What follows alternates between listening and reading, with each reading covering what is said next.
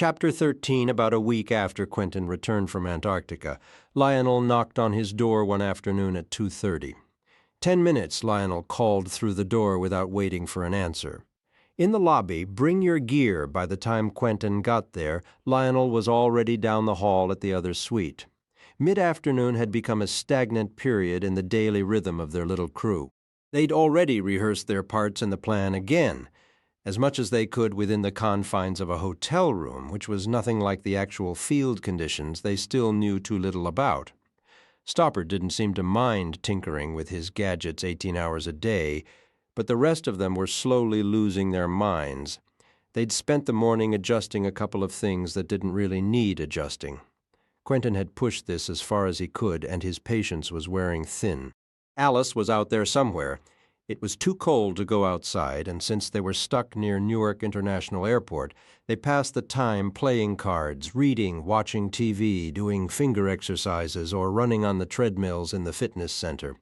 Betsy filled page after page of a thick diary with her scribbles.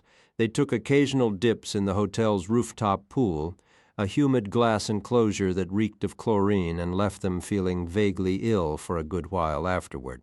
For Quentin, it was a welcome disruption to their usual schedule. Perhaps this was a full-scale rehearsal, a chance to operate away from their base. The group assembled in the lobby, all present except for Pushkar, who was conspicuously absent. Stoppard appeared with 2 rigid plastic cases, one clearly weighed down. Quentin had packed a duffel with every conceivable tool for severing a magical bond, assuming such a thing was even possible, which remained a giant question mark. It wasn't as if they had a spare to experiment on. He felt the weight of Mayakovsky's coins in his pocket. Betsy arrived with nothing. A field trip, she announced with relief. Thank goodness, now I can say it. Are you all ready? Plum snores like a freight train there, it's been said. Honestly, it's a weight off my shoulders, Plum replied. Do you think this is the real thing? Stoppard asked, his voice tense. The actual job? Not a chance, Betsy said, shaking her head. This is a dry run, a shakedown cruise to work out the kinks. We'll rendezvous with the rest of the team on location, Lionel stated, leading them outside to the familiar white limousine. This time the driver stepped out and Lionel himself took the wheel. The others piled into the back. Quentin approved. He was all for winging it in a true emergency, but he vastly preferred being excessively prepared. Maybe the mysterious benefactor had even procured a dummy bond for them to practice on. The limo merged onto the highway, heading north. The intercom crackled to life cardboard box. Lionel's voice instructed. Quentin spotted it in a corner and used a key to slice the tape. Inside were stacks of clothing, sleek black parkas, black jeans, and knit caps. Find your size and change, came the order. The whole affair had a covert, tactical feel. Stoppard dove into the box with glee, eventually holding up a parka that fit. He cradled it in his lap, running his fingers over the fabric. I think I'm in love, he declared. I am genuinely in love with this coat, Betsy, without ceremony, had already shimmied out of her pants, revealing sensible white underwear and strikingly pale legs, and was stepping into the provided jeans. This tapered cut is so aggressively suburban, she commented. I believe I'll wait to change, Plum said quietly. The limousine crossed the Hudson into Manhattan, then pushed north through Yonkers before arcing east into Connecticut.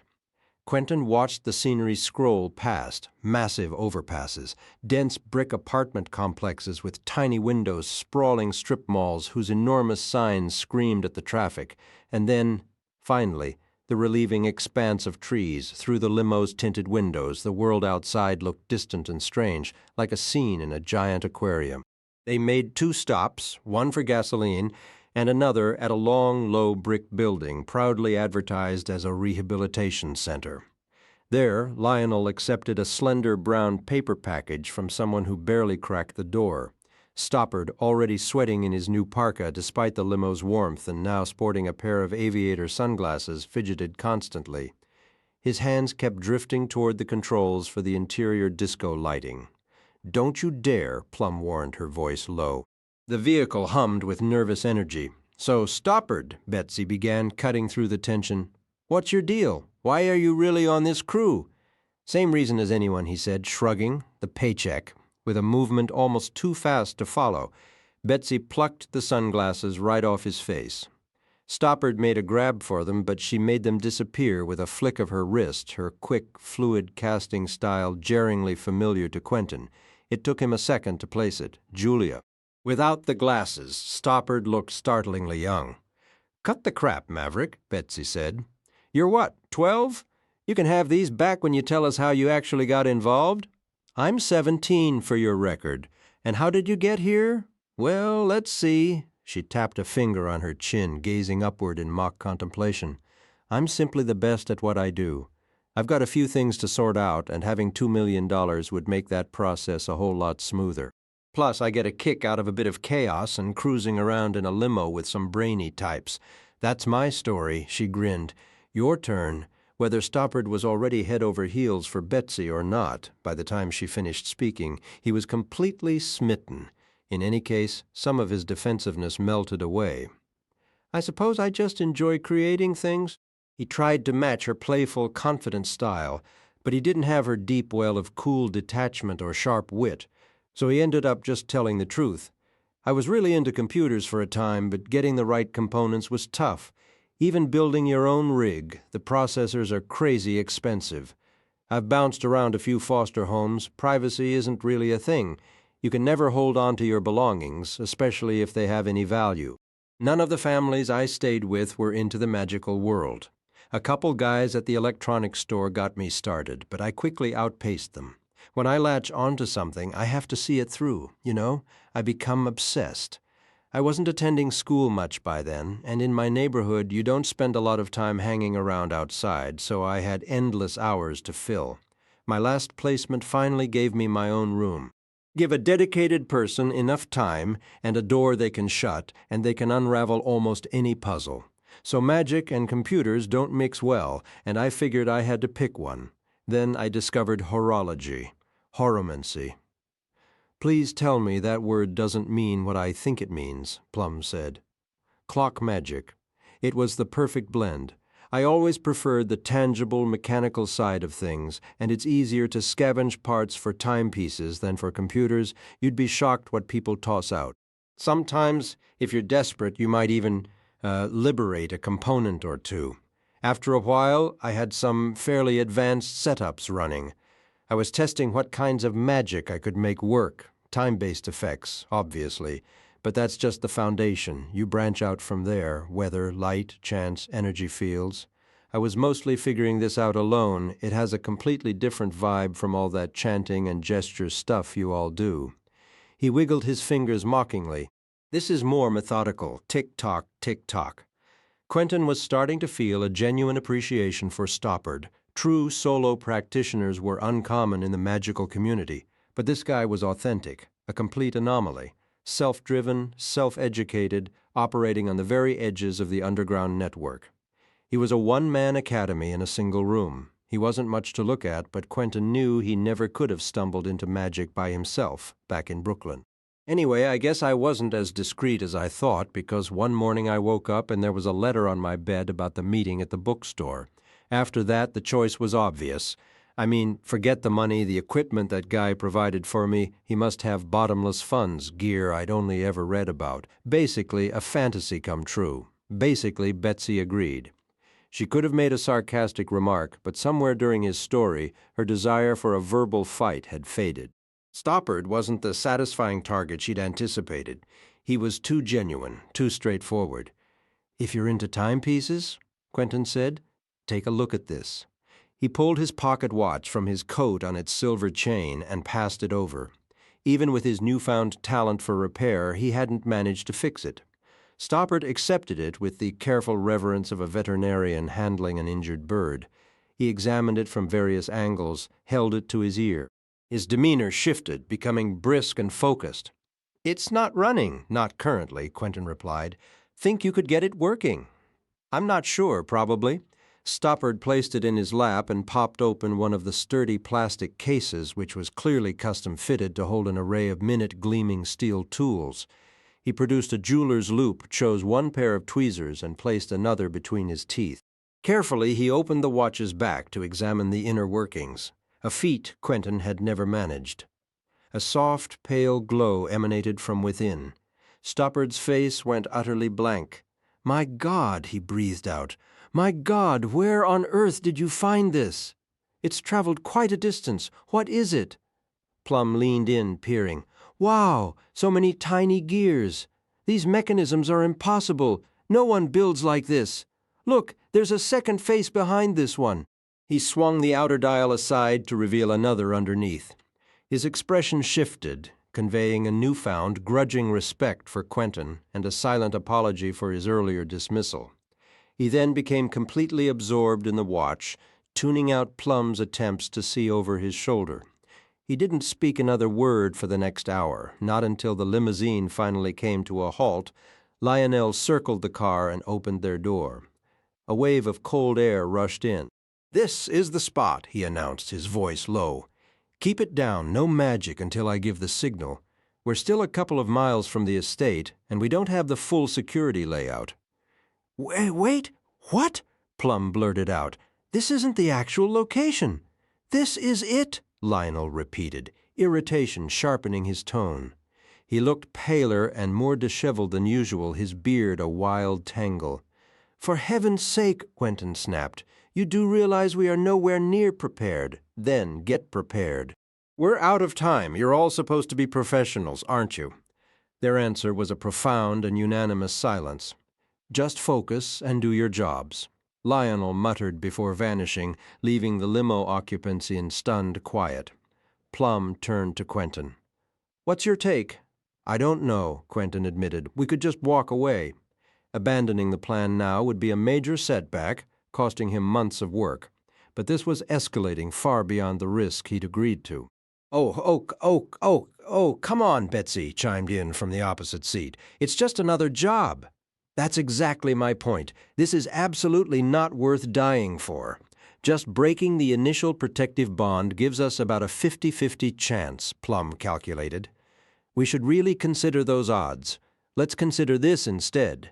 Betsy leaned forward, a conspiratorial smile playing on her lips as if sharing a delightful secret. "If you back out now, I will track you down and end you. I will never stop until I find you.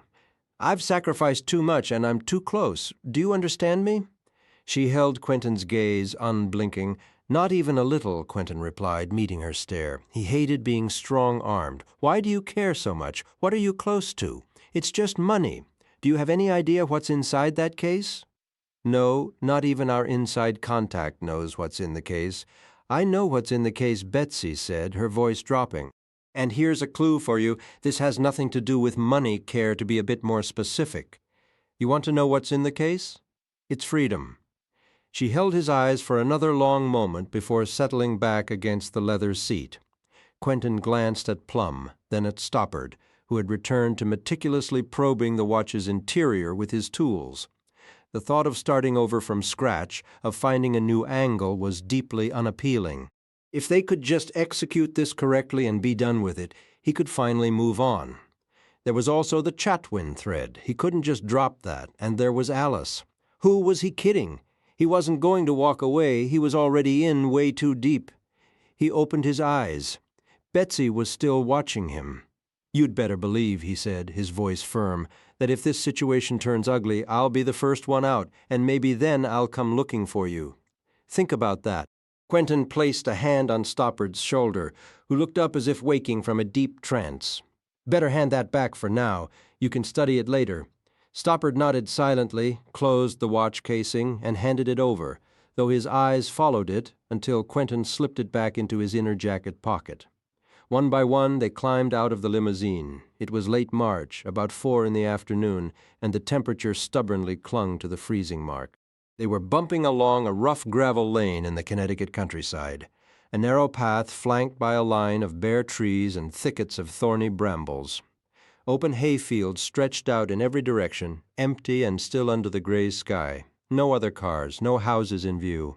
Plum stayed in the car to switch into her gear, and when she joined them outside, they were all dressed in black. Quentin had chosen his heavy wool overcoat. It felt more fitting for a magician than a puffy jacket, and it was black besides. He wasn't sure he'd ever see the town car again, so he might as well wear it now. Tucked safely in an inner pocket were the folded Netherlands page and the pocket watch. Plum zipped up her jacket and looked around.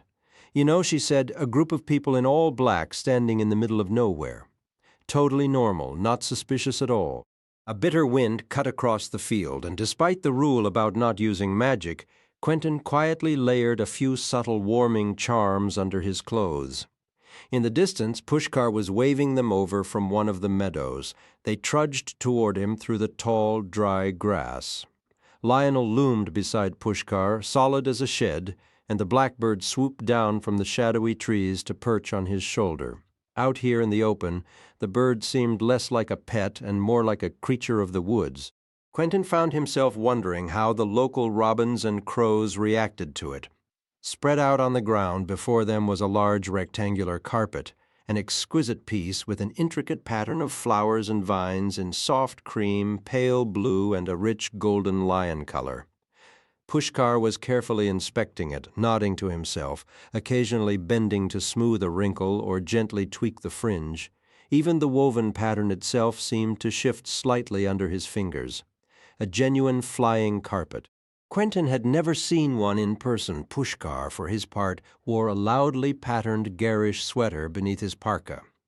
"Impressive rug," Quentin remarked, because it was. "Want to guess the price tag?" Pushkar didn't wait for a guess. 70 grand the bird paid in cash. I saw the whole thing. They gathered around the edges of the carpet, the scene resembling a grim and poorly organized outdoor meeting. The blackbird, now perched on Lionel's head, addressed them. "We located the couple 7 days ago. They are occupying a large estate approximately 2 miles northwest. The property is isolated. We have been observing their patterns this morning. They became agitated. We believe they may be preparing for something, perhaps to depart, perhaps to enhance their defenses. We cannot be certain, but our window is closing. We move tonight. Any questions?" Quentin had none. Plum sniffed against the cold Stoppard hefted his 2 cases. "Mind if I—" "Go ahead," Pushkar said. Stoppard stepped cautiously onto the fabric as if it might slide away, then knelt and opened the latches. One case held an array of tools, the other, heavier one, contained a stout, silvery cylinder, about 1 foot wide and 2 feet long. This was the project he'd been assembling in his room. Quentin had seen the parts, but never the finished device. One end featured a plain white clock face, the other was a cluster of small wheels and dials. Stoppard set up a slender stand, placed the cylinder on it, and began making adjustments from the steel case. Lionel wandered off, wearing just a black sweatshirt, the same one from the bookstore, seemingly unaffected by the chill. At least they had a giant on their side, Quentin thought. Betsy started into a series of methodical stretches. "I feel like we should be doing something," Plum said. "I kind of wish I smoked. Should we run through the spells again?" "Not particularly you." "I would, but I think my brain might actually crack open." So they sat down on the cold carpet, legs crossed, and waited. In his pocket, Quentin felt the solid weight of Mayakovsky's coins. They were a comfort, a tangible bit of confidence. Stoppard produced a small metal crank, fitted it into a socket on the back of the machine, and began winding it vigorously. "Mainspring," he announced cheerfully over the rhythmic clicking, his breath clouded in the air. "Special white alloy. Provides a constant, even kinetic source. It's a tricky business, interfering with magic," Stoppard explained. "What exactly does this device do?" "Primarily security. It generates a protective field around us, making us nearly invisible, silent, and magically undetectable.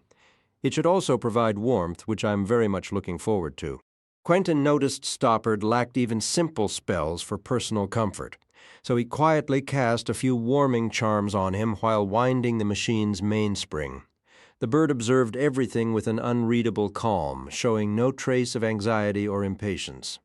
After several minutes of steady ticking, Stoppard removed the winding handle and stored it. He made a few precise adjustments. A soft whirring filled the air like a hummingbird trapped against glass, and the dial's needles began to sweep. 2 clear musical chimes sounded, and a flash of light pulsed deep within its mechanisms like distant lightning inside a cloud.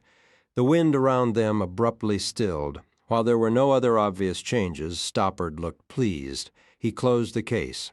Lionel ambled over, gave a scrutinizing frown, and nodded his approval. "Good," Lionel grunted.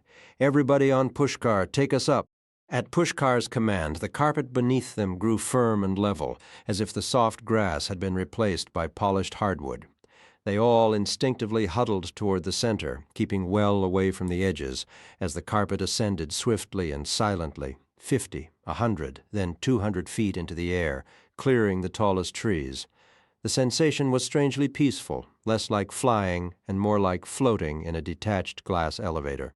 From this new vantage, Quentin saw they were in a lightly wooded, affluent area with large, widely spaced homes, some dark and some glowing with warm yellow light.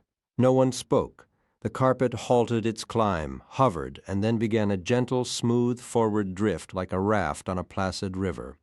Its tassels hung motionless in the still air.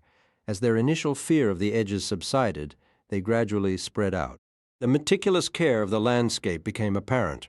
The last person to mow the vast fields had left a neat, looping pattern of alternating dark and light stripes. After about 5 minutes, the birds spoke there. Lionel pointed. About a mile away stood a large mansion with a gray roof. It wasn't flashy, just an enormous fieldstone house with white trim in a Georgian style, though on a colossal scale. Tasteful, Betsy remarked. "Serious money out here," Lionel said. "Bankers and such. I heard Judge Judy has a place around here somewhere." It was almost impossible to picture Lionel watching daytime courtroom dramas. The long shadows of the trees at the meadow's edge stretched and melted as the sun sank lower. When they were half a mile from the house, Pushkar brought the carpet to a stop. A rapid, hushed discussion ensued between him, Stoppard, and the bird as they worked to disarm an invisible but sensitive outer security perimeter. This required delicate, careful tuning of Stoppard's machine, its whirring rising in pitch and speed before settling back down once they were through. Meanwhile, Betsy retrieved a 3-foot section of brass wire from Lionel's bag. She scored it at intervals with a Leatherman blade, then bent the ends with the pliers, forming them into a rough hoop about 2 feet across. Singing a few keywords in an unexpectedly high, sweet voice, the space inside the hoop illuminated with an artificially bright view of the landscape. Holding it up, she turned in a slow, complete circle. She stopped facing east. "Look, Lionel," she said, "big portal over there, 5 or 6 miles. It's a strange one." Lionel squinted through the hoop and frowned. Somebody else's problem, he decided. "Let's focus on our own party." Betsy turned her attention back to the house. The grounds were so perfectly manicured, they looked as if they had been drafted directly onto the gray-green grass by an architect using a compass and ruler. In the fading light, the estate appeared still, but through the enchanted hoop, 6 or 7 guards glowed with an eerie phosphorescent light. "This must be what it's like inside a surveillance drone," Quentin murmured. "Keep it steady."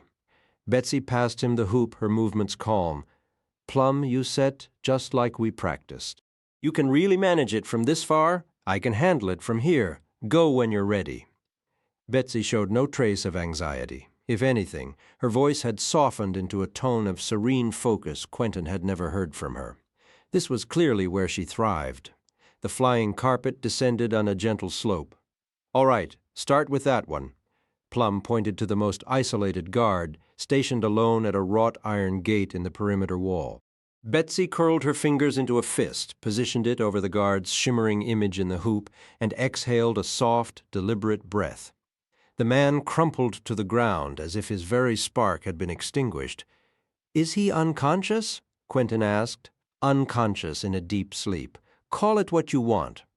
Plum was already deep in concentration, her whispers weaving an ancient spell in a flowing Arabic dialect. "Speed it up," Lionel urged, his voice tight. "Let's go," she accelerated her chant.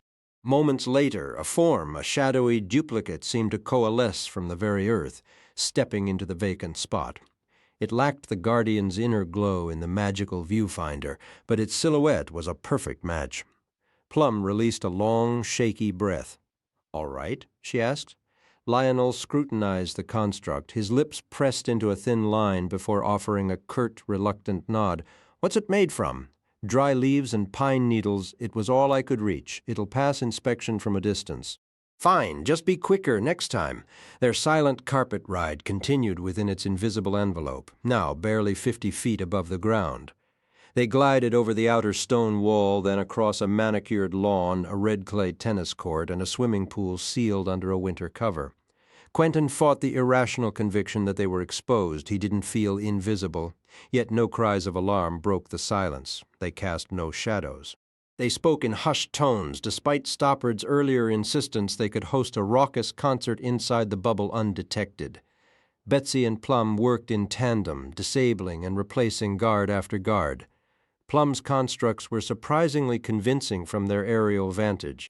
Fashioned from whatever was at hand, clumps of grass, garden mulch, red clay, gathered darkness.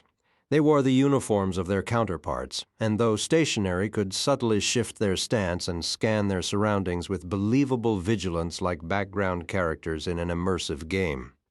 "There," Lionel indicated, his fingers steady. "That window, the right wing top floor, the center one."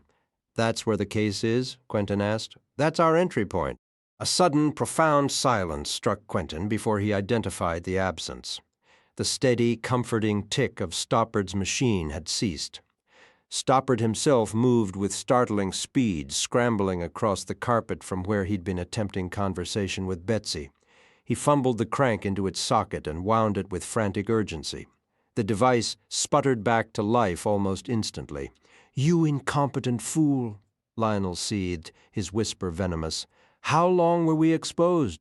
"I don't know." Stoppard didn't pause his cranking. "A few seconds, maybe. I'm sorry, the mechanism just stalled." They froze, a collective breath held, waiting for the inevitable sirens.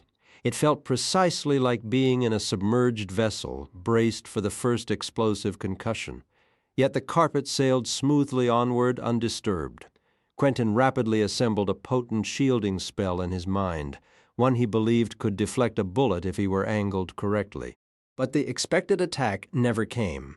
As they advanced, when Stoppard's arm tired, Quentin released the spell and took over cranking, winding until the internal spring whined in protest.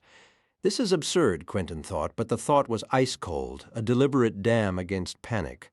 We're improvising every single step. Pushcar gently slowed their progress, initiating delicate maneuvers, a slight drift left, a minor adjustment right, a soft ascent and descent, coaxing his magical vehicle with patient whispers. A seasoned captain guiding a massive ship into a perilously tight dock. They were almost upon the house, gliding above a tiled patio scattered with worn Adirondack chairs, and they could peer into several lit rooms. Quentin saw a woman leaning against a counter, sipping coffee and flipping through a magazine outside. Two men stood smoking, holding their cigarettes in that distinct Eastern European way, like they were about to throw darts. They could have been anyone, anywhere. The flying carpet was about to pass barely 10 feet above them. The invisibility field grazed an oak branch. Instead of slipping through, the branch caught, as if the field were a bubble of sticky glue. It bent and strained. They watched helpless until it finally gave way with a snap, tearing off a clump of leaves. Quentin's toes clenched inside his shoes. But at that exact moment, something fell and shattered inside the house, a coffee cup, by the sound of it. The two men turned. A woman's voice swore sharply. They were distracted. The moment slipped by. That wasn't just luck. Luck isn't that convenient. Someone must have. Yes, Lionel was just finishing a strenuous bit of probability warping magic, breathing heavily from the effort. "Smooth," Quentin muttered. "Shouldn't have been necessary." "It's not on him," Quentin said. "He never even got a proper test run. We're lucky we made it this far." Lionel looked at him, more stunned than angry, as if he hadn't realized Quentin could form sentences. "Shut the hell up," he snapped, turning his attention back to the house. They came to a halt in front of a dark window, the carpet's tasseled edge brushing the white clapboard siding. Stoppard produced a small brass scarab from a case and set it on the glass. It scurried in a large square, leaving a precise cut wherever it crawled.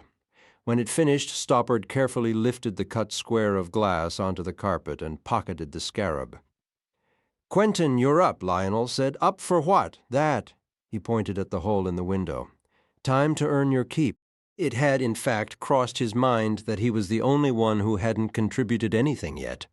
Quentin peered into the opening. It was frightening, but he was relieved the waiting was over.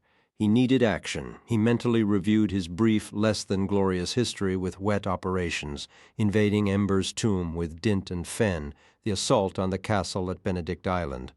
He felt less sheer terror than the first time and less frantic energy than the second. Maybe that was what they called experience. Give me a second. Are spells clear? Lionel glanced at Stoppard for confirmation, then nodded. Quentin closed his eyes, placed 2 fingers on each eyelid opposite hands, so his wrists crossed before his face, and recited the words of an Indian night vision charm. When he opened them, the world seemed to have its brightness and contrast cranked up, all colors muted to pastels. Pushkar shook his head with a look of pity. "Later, we must have a talk about your Hindi pronunciation." Stoppard was tinkering anxiously with his clockwork device. "She's running pretty hot," he noted. "I'd estimate about 15 minutes left." He hushed it gently, as though soothing a sick child. 15 minutes, Plum said. "It'll take that long at the very least just to break the bond. Minimum. Then get going," Lionel ordered. Quentin pushed his head through the hole and saw, with perfect though artificially pastel clarity, a vast, empty guest bedroom, opulently furnished. It was a definite step up from the Marriott. He crawled the rest of the way inside. The bird fluttered through after him and alighted on his shoulder. He flinched, but not as violently as before. Walk out into the hallway, turn right, then left at the corner, left again, and it's the first door on your right. This floor is clear. We'll follow with the device, just stay within its field. As it happened, the device followed on its own. The stand it rested on clambered nimbly through the window on 6 jointed legs, like a giant ant with one unblinking white clock-face eye. The plush white carpet muffled their steps completely. Quentin edged into the hallway, glancing both ways with the giddy nervousness of a child sneaking out at a friend's house. The bird had been correct. The corridor was empty. The walls were conspicuously blank, devoid of any personal photographs, giving the whole place the sterile, temporary feel of a high-end vacation rental. For a fleeting moment, Quentin indulged in a fantasy of success, a house of his own real, dedicated research into Niffins. Could Alice even be summoned, or was she something else entirely now? He'd find a way back into Brakebills, even if it meant begging Hamish for a favor or swallowing his pride for another audience with Mayakovsky. He turned left at the corner and the world instantly warped. The hallway became a whirling tunnel, a carnival funhouse illusion that sent him sprawling onto the carpet. He clutched at the fibers, fingers digging in as gravity seemed to tilt and slide. Seriously, what was he thinking? Barging into a magician's private home. He glanced back, a spike of panic telling him he was utterly alone, the corridor spinning away into nothingness. Then, abruptly, it wasn't. The others were simply standing there, watching him with polite curiosity as he lay prone and grappling with the floor. Plum made a dismissive gesture, and the last remnants of the illusion dissolved like mist. "On your feet," Lionel instructed. "Simple trap," Plum added flatly. "You're perfectly fine." Quentin rose slowly, his hammering pulse already beginning to steady. She was right. He was fine. Another left turn, and there was the door on the right. Quentin couldn't detect the slightest magical signature on it, but Betsy shouldered past him and began methodically disarming a series of nasty, psychically abrasive traps. From somewhere outside came the low, rolling growl of distant thunder. A storm must have rolled in swiftly over the ocean. He looked back down the hall at the others. Pushkar and Lionel had rolled up a section of the heavy carpet and were carrying it draped over their shoulders like pallbearers. When Betsy gave a curt nod, Quentin pushed the door open. It wasn't even locked. The room beyond was a billiards room, long and lavishly furnished. A line of tall windows ran down one wall, opposite a row of deep couches. The effect was one of deliberate, almost stuffy, masculine comfort. Brown leather armchairs anchored the corners, and a massive, pristine fieldstone fireplace dominated one end, looking as if it had never held a real flame. This carefully constructed ambiance was thoroughly wrecked by the chaos of boxes and crates of every description littering the floor, alongside several large, uncrated items. a taxidermied stag, an antique high-wheel bicycle, a vintage Wurlitzer jukebox, and a darkly polished double bass. An older man with thinning blonde hair, not one of the people they were after, was seated on a couch, absorbed in his phone. Looked up, startled, but Betsy, with practiced efficiency, hit him with a freezing spell, followed instantly by a knockout charm. He remained upright, but his eyes were closed. The pool table was a monstrous ornate piece with 8 carved legs and intricate inlay work, accompanied by a massive wall cabinet for cues and scoring equipment. It looked impossibly heavy for an upper floor. One end was nearly buried in teetering stacks of books and boxes. And there, placed squarely in the center of its felt surface, was an old brown leather suitcase. It showed some scuffs and wear, but it was unmistakably the match for the one Lionel had presented at the hotel. A faded oval sticker from the Cunard White Star Line was affixed to its side. "Okay," Quentin said, his voice low. "Close the door. Nobody goes near it yet." Now it was his and Plum's operation. Stoppard knelt, peering at a gauge on his device. 9 minutes, he announced.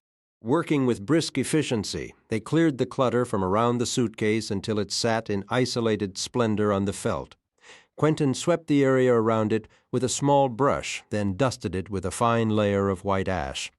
Plum wedged a damp towel against the door's base and lit a small, contained fire in a brazier, which he placed inside the cavernous fireplace. The room began to fill with the sharp, fragrant scent of burning herbs. In the tense quiet of the room, Quentin could hear Betsy's low, steady murmurs as she wove protective wards, preparing for the inevitable moment Stoppard's fragile bubble burst, and the house's true owners became violently aware of their intrusion. She was sealing the space from every conceivable angle, treating the walls, floor, and ceiling like the panels of an impenetrable safe. Nearby, Plum meticulously marked precise angles on the felt around the suitcase with a ruler, her lips moving silently through complex calculations. Quentin worked swiftly, assembling a delicate metal frame around the case, which they then laced with high-tension wires in a chaotic, asymmetrical web. They used violin strings for the purpose, specifically the slender, high-pitched E strings. 2 minutes, Stoppard announced, his voice tight. "We're not ready." Quentin, Plum, and Betsy replied in a ragged, unified chorus. A cold dread settled in Quentin's stomach. They weren't going to make it. Thin tendrils of white smoke began to curl from Stoppard's device, and the air above it wavered with heat. Its steady ticking began to slow and falter, the whole contraption looking seconds from a catastrophic meltdown. "Oh, you can bet the couple is already on their way," Lionel muttered darkly. "Just perfect." Betsy hurriedly shoved a lump of soft red wax into the keyhole, then stamped it with a sigil. Pushkar selected a pool cue from the wall rack. Testing its weight with a few practiced sweeping strikes, he handled it with a grim competence, though the thought that their defense relied on billiard equipment was almost laughably bleak. Abruptly, Pushkar froze. "Something's coming," he said, tapping his forehead. "A flash premonition." "Get the carpet prepped for transport," Lionel barked. Quentin Plum's status update, without breaking her rhythmic chant. Plum held up 4 fingers. Quentin fished a small tuner from his pocket and began carefully adjusting the wires on the cube, striving for perfect fifths that had to be precise within a razor-thin margin of hertz. Betsy, with a ceremonial focus, turned to face each wall in turn, her hands pressed together as she whispered incantations. Each surface flashed with a brief metallic silver light as she completed her work, and a fine mist of plaster dust sifted down from the ceiling corners. Then, with a soft, final sigh, something critical within Stoppard's device gave way. The ticking ceased entirely. The room fell into a breathless silence, broken only by the persistent whisper of Plum's voice over the case. Quentin's fist was clenched around one of Mayakovsky's coins. From the floor below came the distant, harsh sound of shouting, which cut off abruptly with the slam of a door. Pushkar peered through a window, then shook his head. Clear for now. Betsy bounced lightly on the balls of her feet, her fingers flexing, practically vibrating with a fierce, nervous energy. Lionel stood like a grim sentinel before the door, jaw clenched, his blocky hands held up in a defensive posture. The floor beneath them jolted violently once. Then again, Quentin stumbled, catching himself on the pool table as several stacks of nearby boxes tumbled over. Something was trying to break through from underneath. He fought to maintain his place in the chant.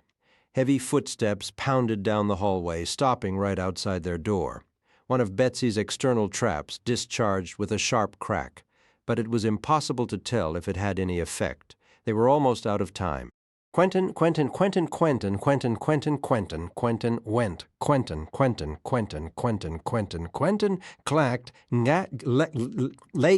Quentin, glack, clack, lack.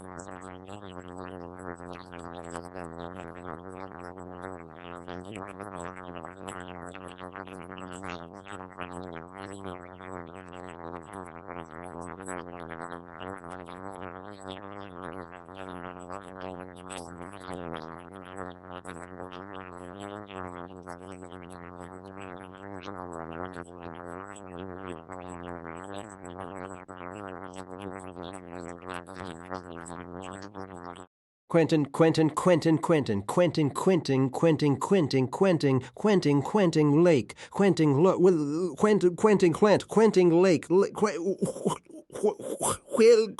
Lake,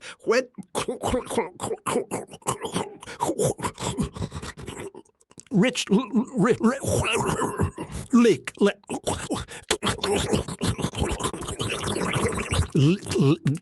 lung. Lick, lick,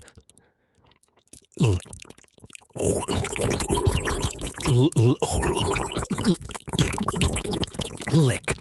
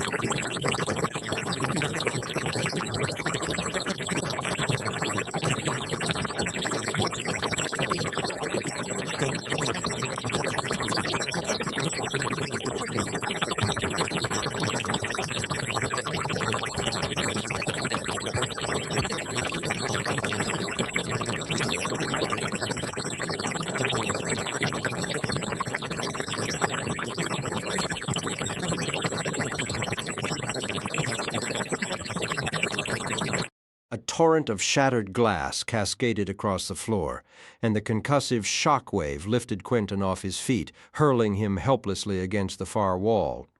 The impact wasn't quite enough to knock him unconscious, but it was sufficient to scramble his thoughts, leaving him dazed and momentarily lost, unsure of where or even who he was kneeling on the rug. His vision swimming, Quentin blinked away the after-images of the explosion.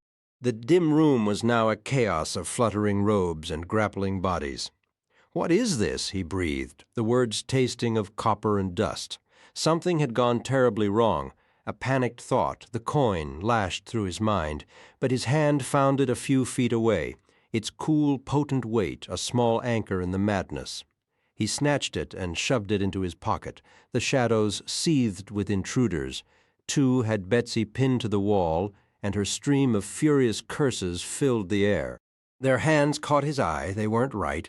They glowed with a faint, pale gold light, slightly see-through, as if made of hardened amber. He tried to rise, but a figure loomed over him, a leather-sandaled foot pressed against his chest, not with great force, but enough to shove him back down. The foot was ordinary, human. There were 7 or 8 of them in total, moving with a chilling coordination in the gloom. Another woman stepped calmly to the display case. From the shadows, Pushkar lunged, swinging a pool cue at the back of her head with a grunt. The cue shattered against her as if she were carved from stone. The woman standing over Quentin flicked a hand, muttering a spell, and Pushkar froze mid-stride before toppling over, rigid as a plank.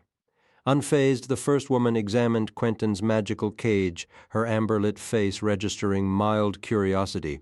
She picked it up and tossed it aside like trash.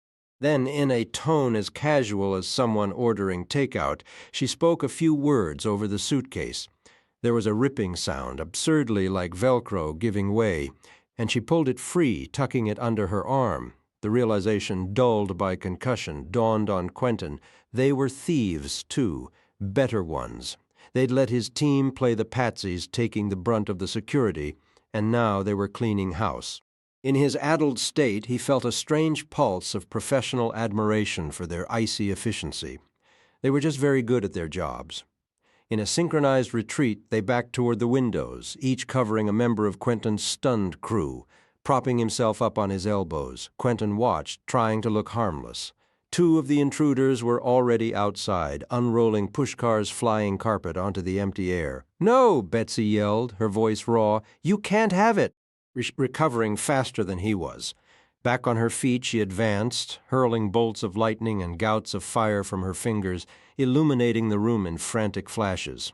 But 3 of the robed figures joined hands, and her attacks dissipated harmlessly against a shimmering, conjured barrier.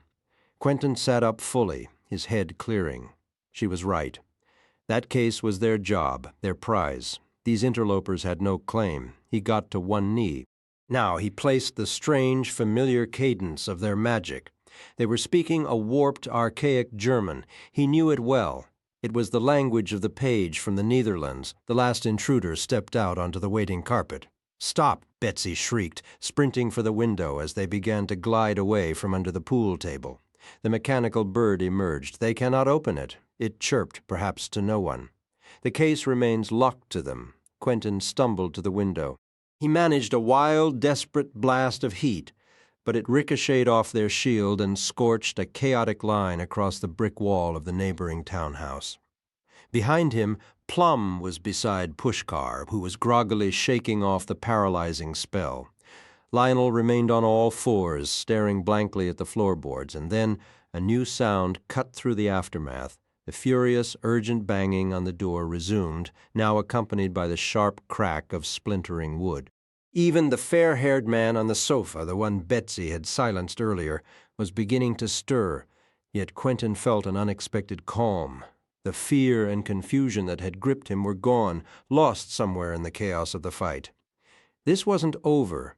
They were going to see it through to the end, even if he had to drag it across the finish line himself. Pushkar. His own voice sounded strange and muffled in his aching ears. He coughed, clearing grit from his throat. "Pushkar! Is there anything in this place that can actually fly?" Still braced against the heavy pool table, Pushkar scanned the ruined room. "Yes," he replied simply. They poured out through the shattered windows like a furious buzzing swarm. Plum and Stoppard were each perched on a heavy leather armchair. Betsy had commandeered a small prayer rug from before the fireplace, riding it standing up like a surfer. Quentin found himself astride an old-fashioned penny-farthing bicycle.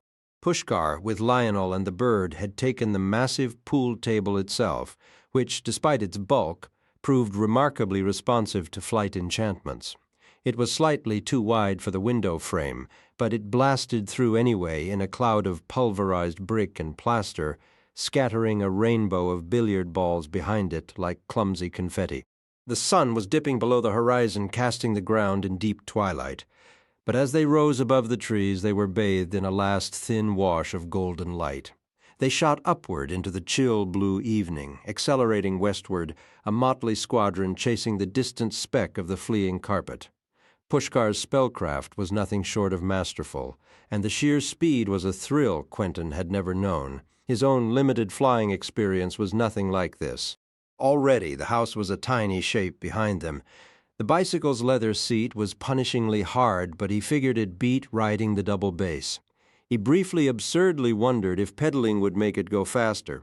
Quentin tucked in close behind the pool table, using it as a windbreak. Through everything, Lionel had somehow kept that long brown paper-wrapped package clamped firmly under his arm. No one spoke.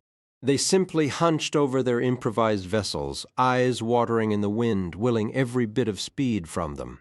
Betsy on her rug had pulled ahead, her short hair streaming back, leaning forward with the fierce concentration of a ski jumper in mid-flight. Inch by inch, they began to gain on the carpet. The other thieves were using Pushkar's own spells, but he clearly hadn't optimized the carpet for a chase. Whatever was in that case, they were getting it back. Mile after mile of wooded Connecticut landscape unfurled beneath them. They might have already crossed state lines for all he knew. The carpet dove, suddenly skimming the pine tops, then rolled and climbed steeply. Quentin mirrored its moves. After 10 relentless minutes, the gap had closed to a few hundred yards. The figures on the carpet hurled a couple of fireballs back at them, followed by something that flashed and popped loudly, but the attacks were easy to spot and avoid. Stoppard rode seated. Plum had turned her chair around and was kneeling on the cushion. Catching them was inevitable. The real question was, what then? Attempt a mid-air boarding? Quentin was riding a wave of adrenaline and danger now. He had to keep reminding himself this wasn't some game where you got extra lives and magic wouldn't regrow a lost arm. Maybe Pushkar could reverse his own enchantment on the carpet, freeze it in the sky. Quentin started to steer his bicycle toward the pool table to shout a plan, but a deep, growing rumble from behind made him glance back. 2 blazing comets were tearing up through the tranquil evening air, trailing smoke and embers. They roared straight through their formation, overtaking him from behind like express trains. One passed so close the shock wave almost blew him from his seat, but he wasn't the target. The twin projectiles hammered into the carpet, one after the other, with devastating force.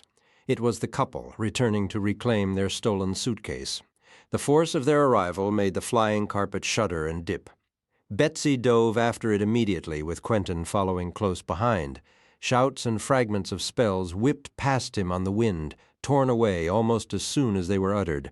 A frantic close-quarters struggle was already underway.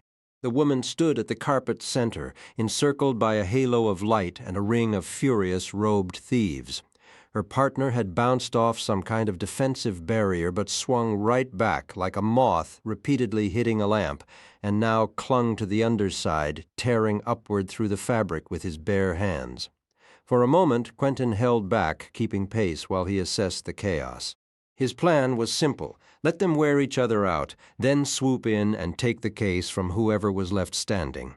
He scanned the darkening sky, spotting the others doing the same, all except Betsy, who had already vanished into the fray. Below, a lake glinted between the trees before they plunged through a veil of low cloud. The sheer amount of magical energy crackling around the fight was staggering. The couple must have been armed with powerful artifacts because their power levels were off the charts.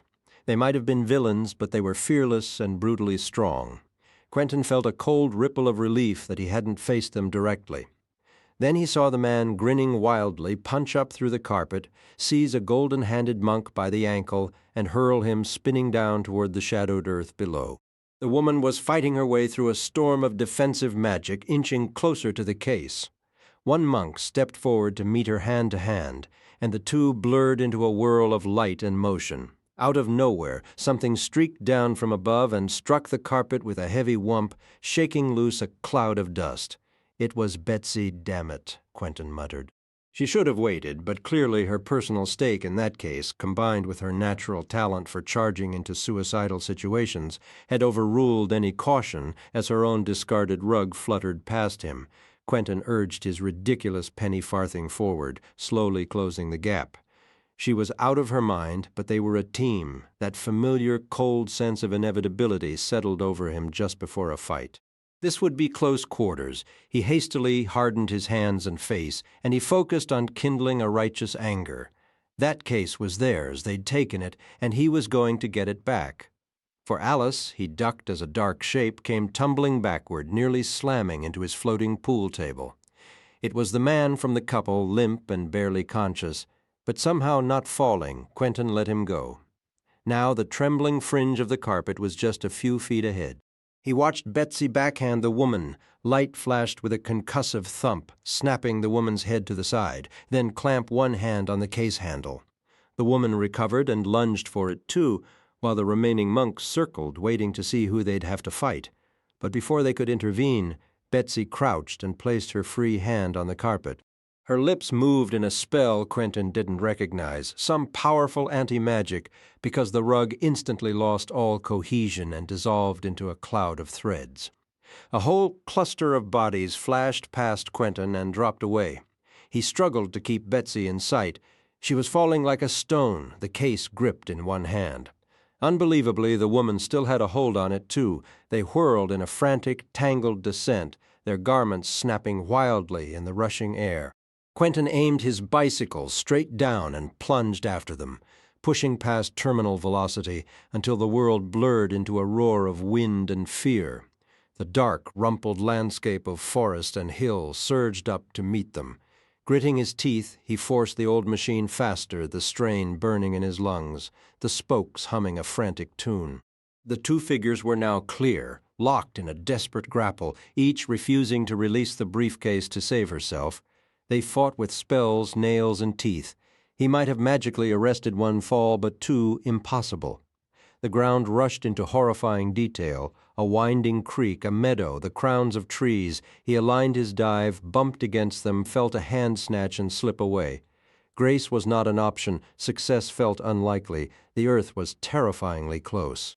His knees trembled violently, and the frail front wheel gave way with a shriek. He slammed into them again, and this time both clutched at him with desperate strength. A scream tore through the air. No, it was laughter, wild and unhinged, and fingers twisted in his hair. He tried to slow, panicked at the proximity of the ground, and braked hard, a pine tree transformed from a distant toy into a clawing giant of branches.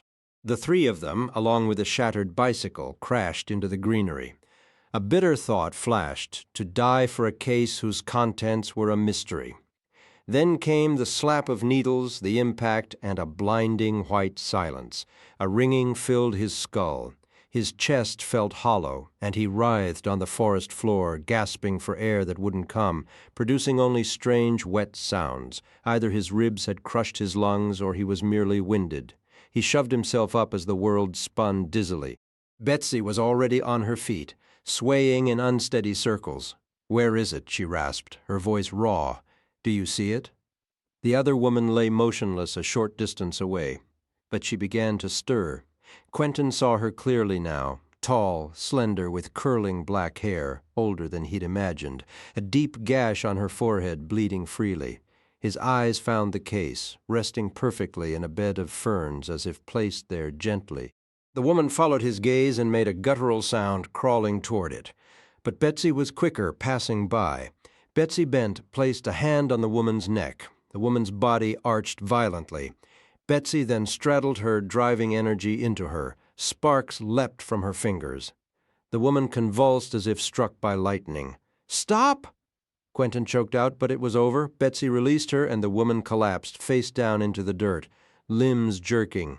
The scent of seared flesh reached Quentin. "I stopped," Betsy stated flatly. She walked on, picked up the case, turned it over in her hands. It seemed absurdly light. Quentin crawled toward the fallen woman, but hesitated to touch her, fearing residual magic. Thin smoke curled from her hair. It was far too late. Betsy watched him, then spat onto the ground. "I'll kill you as well if you stand in my way." The woods were hushed. Early spring had left the underbrush thin and patchy, still trembling from winter's harsh departure. Only a few crickets offered their sparse chorus. That woman had been a killer.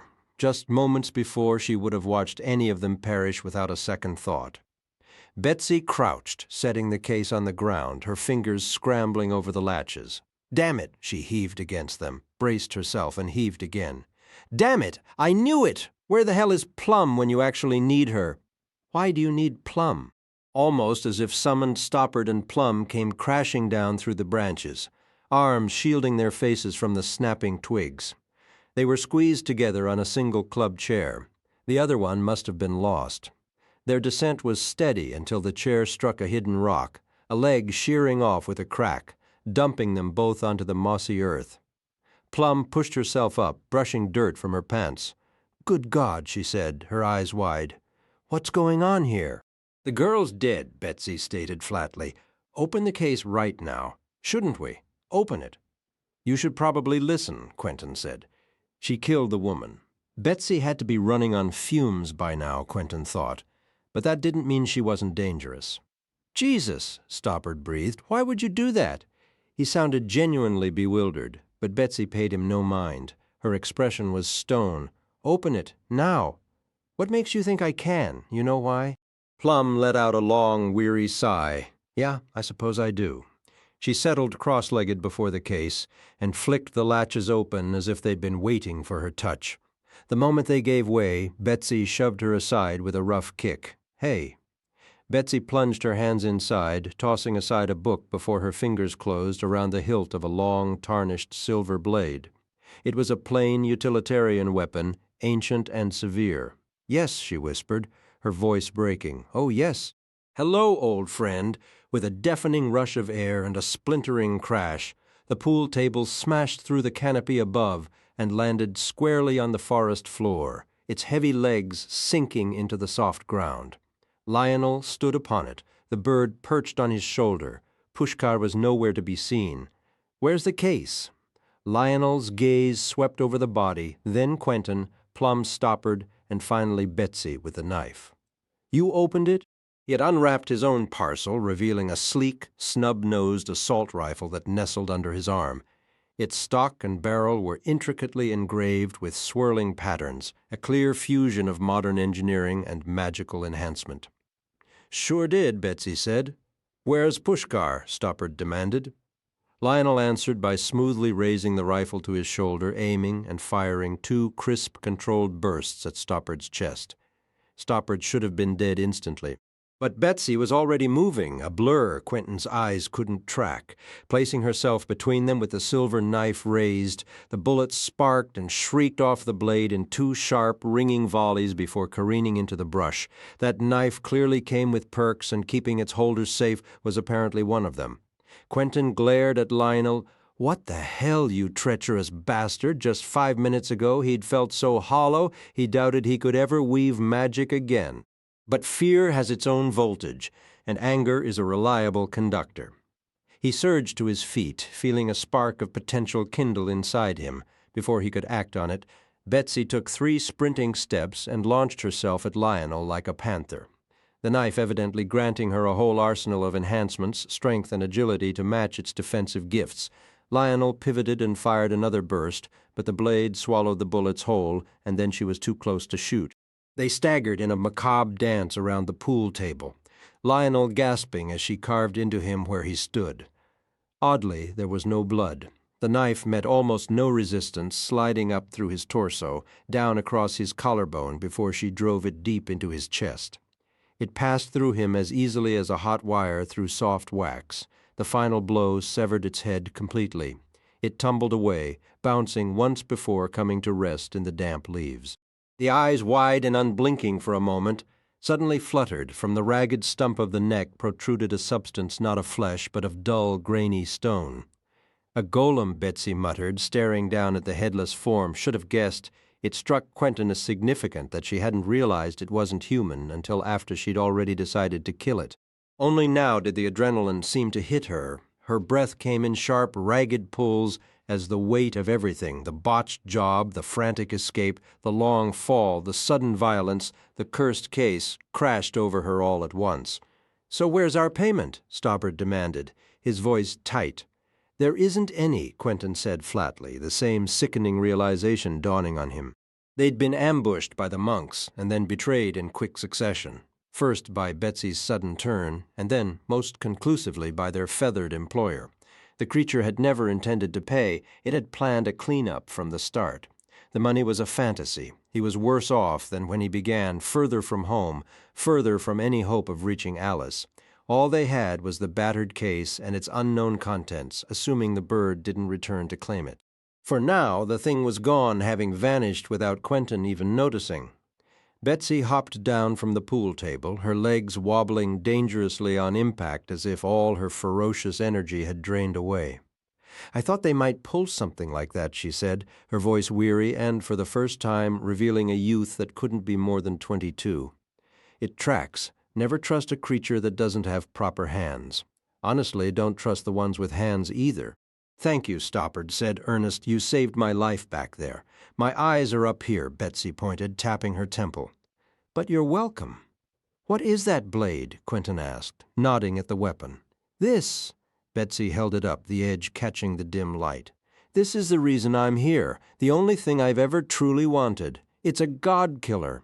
Why would anyone want to kill a god? Have you ever actually met one?" She shot back, a bitter laugh in her throat.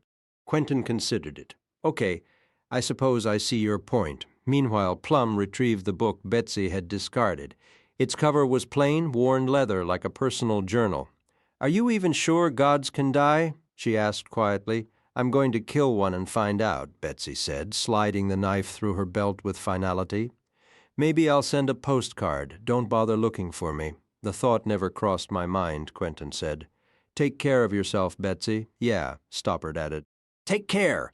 "The name is Asmodeus," she corrected, a sharp grin on her face. "And if you run into Julia, let her know I've gone hunting for foxes." Without another word, she turned and melted into the shadows beyond the door, leaving them in the heavy silence of the ruined bar. After a much-needed rest in Berrien, Elliot and Janet crossed the Great Salt River. A vast, shallow expanse, half a mile wide but only ankle-deep, a sluggish, gray-brown stream cutting through the vibrant green hills like a forgotten spill. They passed a low, rounded hill where an immense figure was carved into the earth. The turf had been scraped away in clean lines to reveal the bright white chalk beneath. It depicted a simplistic, cartoonish man holding a staff aloft. He was usually in that general area, though he had a tendency to wander. Seeing him there today, steadfast, felt like a small, familiar comfort. They rode on through open country, following trails worn into the grass like threads in an old tapestry. They crossed sun-drenched meadows, divided by ancient, crumbling stone walls, picturesque and almost untouched. From every angle, the Philorian landscape arranged itself into perfect painterly layers. Ridge-lanes and tree lines, near, middle, and far, each successive layer a softer, paler shade of green and blue, gently rolling to the left and right. A massive bank of clouds rested heavily above the distant horizon, motionless, its edge sharp and clear against the sky like a paper cutout of a frozen wave. "Just look at all this," Janet said, sweeping her arm across the vista. "Look at it. You could almost believe the world isn't ending." "Almost?" Elliot echoed. The sheer beauty made it feel unreal, a glittering distraction. It was too easy to forget that Fillory was a realm in its death throes.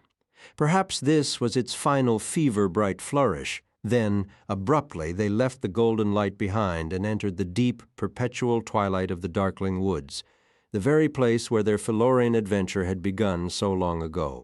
The forest they found themselves in now was even less orderly than Queenswood had been. Only a handful of the trees here possessed any awareness, and those few were solitary, grumpy sorts who couldn't be bothered with community spirit.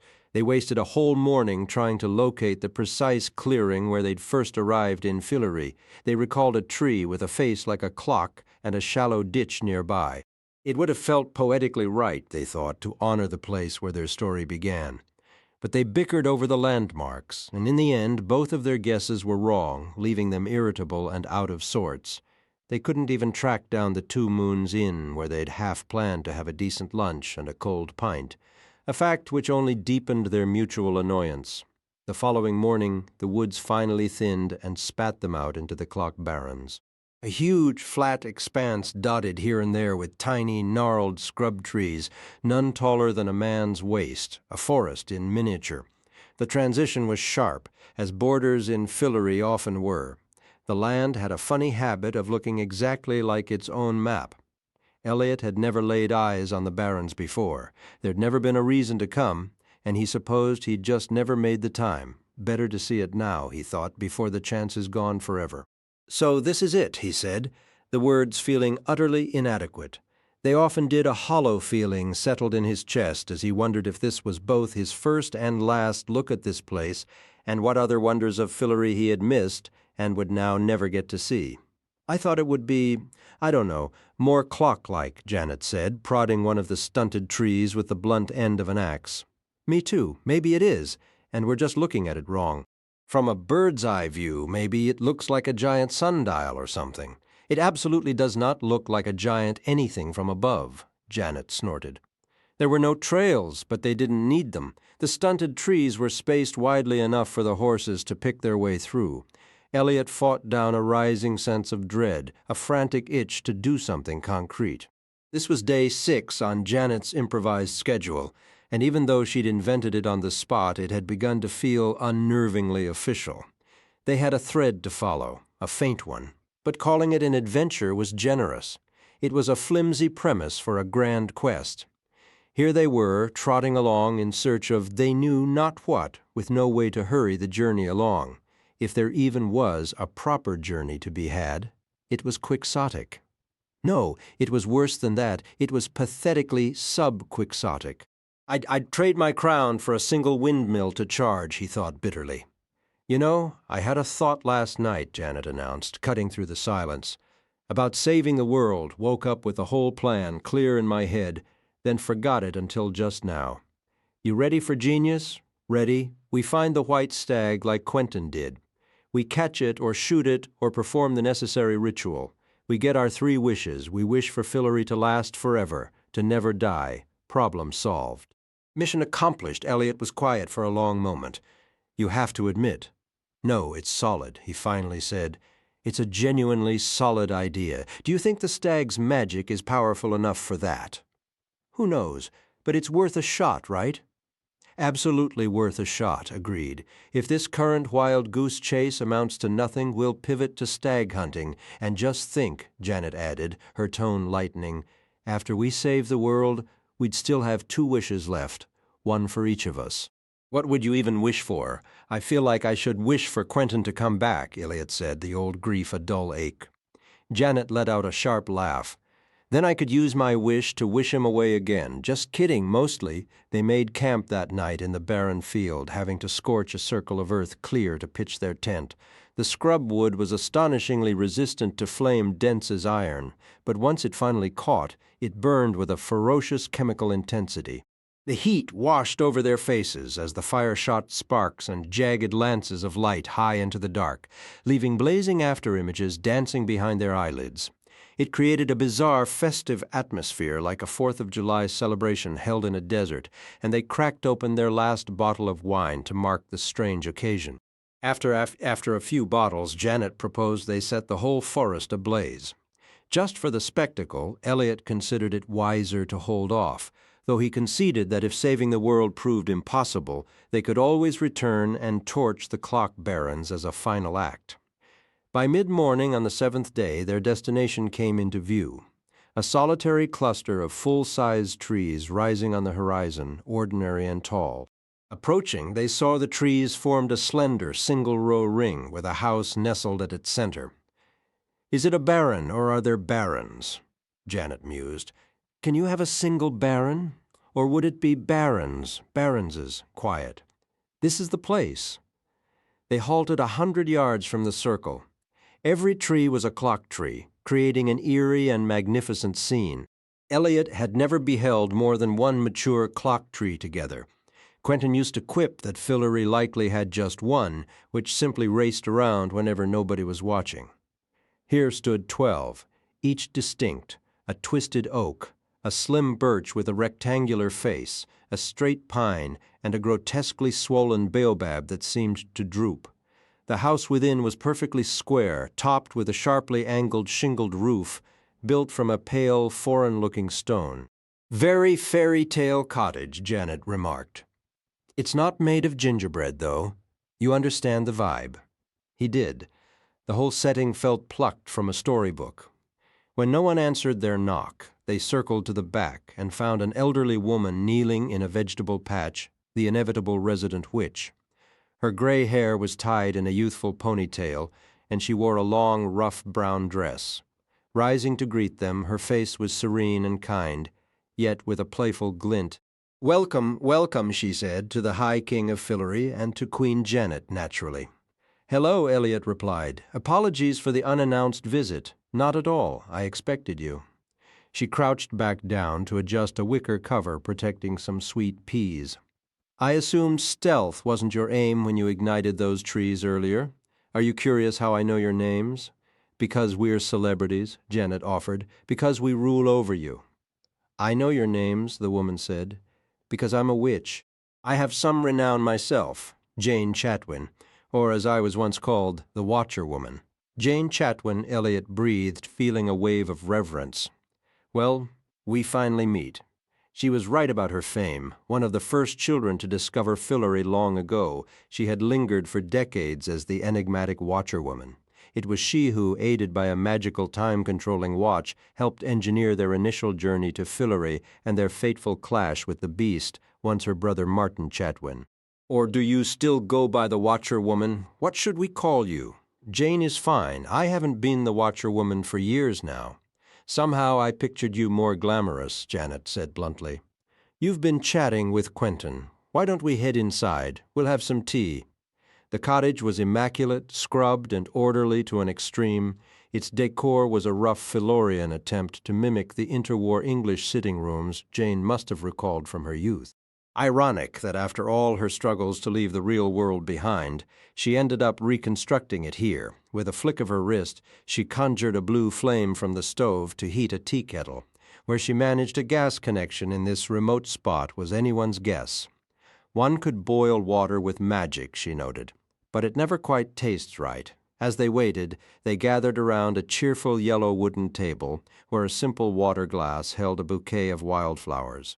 Eliot decided to hold off on his major inquiry for a moment. "How long have you been out here?" he began instead. "We had no idea you were still in Fillory." "I never went away," Jane replied. "I've stayed for years, ever since that whole mess with you and Quentin and Martin, since I destroyed my watch.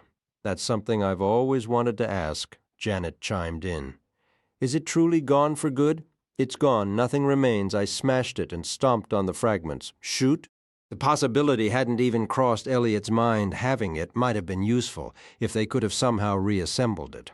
Though he wasn't certain what they would actually change if they went back. Perhaps they could just loop through the same few years indefinitely. Was that even how it functioned? The whole concept was baffling and pointless now. "Not that I don't regret losing it," Jane said. "As it happened, it was the only thing preserving my youth.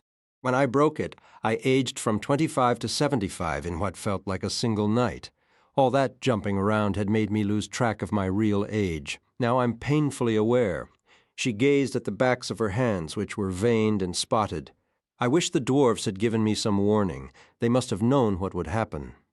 "I'm sorry," Eliot said. He sipped his tea. It was sharp and left a faint, fizzy sensation on his tongue. "Fillory is in your debt. We're all indebted to each other in some way. I always assumed you must resent me for how I manipulated you all." Janet gave a casual shrug. "You did what you thought was necessary. It's not as if you came out unscathed. Your brother died, and without your intervention, we might never have found Fillory in the first place. Let's call it even, though I did wonder where you ended up. What on earth are you doing way out here in the Barrens?" "I study with the dwarfs now. They're teaching me clockwork mechanics." "I didn't realize there were dwarfs in this region," Elliot remarked. "I thought they only lived up in the mountains." "Dwarfs are everywhere. They're like ants. For every one you spot, there are 50 more hidden. This group lives underground." She tapped her foot on the floorboards. "There are tunnels running all throughout the Barrens. You're actually sitting right above one of the entrances." "Interesting." Janet had the wrong fairy tale reference. She should have said Snow White. Elliot fought the impulse to peek under his chair. The idea that Fillory might be honeycombed with dwarf passages made him vaguely uneasy. They'd never caused any harm so far, but honestly, they were like termites, though it did explain how a gas line had been run to her cottage. "There's a whole city down there I would show you, but the dwarfs are very protective of their secrets. They're exceedingly polite, but they'd invent some excuse to keep you out." "Why do they let you in?" Janet asked. "I've paid my dues, plus I've done them a few favors over the years, such as saving Fillory. A subtle competitive tension settled in the room, a quiet rivalry between the first generation of Fillorian royalty and the second." Jane Chatwin didn't appear particularly ruffled by Janet's directness. Based on her demeanor, it was difficult to picture Jane being ruffled by much of anything. "We saved Fillory," Janet stated. "Twice," Elliot added. "But who's keeping score? It's a decent start," Jane said. Once they finished their tea, she led them into the adjoining room, which carried a clean scent of mineral oil and freshly cut metal. The walls were lined with hooks, and from each hook dangled a pocket watch. There were brass watches, steel watches, and others in silver, gold, and platinum. Some had white faces with black numerals, others black faces with white numerals, and a few even had clear crystal faces that revealed the intricate movements inside. Some simply told the time, while others were crowded with tiny subdials displaying temperature, the season, and the positions of celestial bodies. Some were as plump as softballs, others were no larger than cufflinks. "Did you actually make all of these?" Janet said, her voice full of genuine admiration. "They're incredible." You could tell she sincerely meant it. Elliot also sensed that Janet wanted one but wasn't quite bold enough to ask. "Most of them," Jane Chatwin answered. "It keeps me occupied." "Oh my God!" Janet exclaimed, a sudden realization dawning. "You're trying to rebuild the watch, aren't you? The one that could travel through time. Aren't you?" Janet pressed. "You're going to figure it out, reverse engineer the whole thing." Jane gave a solemn shake of her head. "I'm afraid not." "Well, I wish you would," Janet sighed. Elliot cut in. "If they don't actually control time, what's their purpose?" "They tell time," Jane stated simply. "For some, that is more than enough." Once the tour concluded, they stepped back into the garden. The late afternoon light painted everything in gold. Behind the neat flower beds, nearly swallowed by the tall grass, lay the rusted skeletal remains of what Elliot assumed was the watcherwoman's legendary Ormolu clock carriage. Finally at rest. A question about it rose to his lips, but he felt the visit winding down from Jane's perspective. He couldn't leave without their answer. "What are the dwarfs even doing way out here?" Janet asked, gesturing at the barren landscape. "Why dig a maze of tunnels under absolute nowhere? I'll show you." Jane grabbed a spade leaning against the cottage wall and drove it into the earth with a solid thump. She turned over the soil, and something within it caught the light. "Did the name Clock Barrens never make you wonder?" "I suppose it crossed my mind," Elliot admitted. With a soft groan, Jane bent and plucked a few of the glittering objects from the dirt. She opened her palm. Resting there were 2 miniature, flawless gears, a brass wheel as delicate as a leaf, and a fine coiled mainspring. "Clockwork," she announced. "It occurs here naturally. You should see the massive deposits they mine from the deep. You could build a cathedral clock from it for all I know someone already has." She tossed them dismissively back into the grass. Elliot fought a sudden, irrational urge to scramble after them. This precise brand of inexplicable wonder, this random, embedded magic, made the need to save Fillory feel more urgent than ever. Also, they appreciate the dwarfiness of the trees, she added, almost as an afterthought. Jane, Elliot said, steering them back.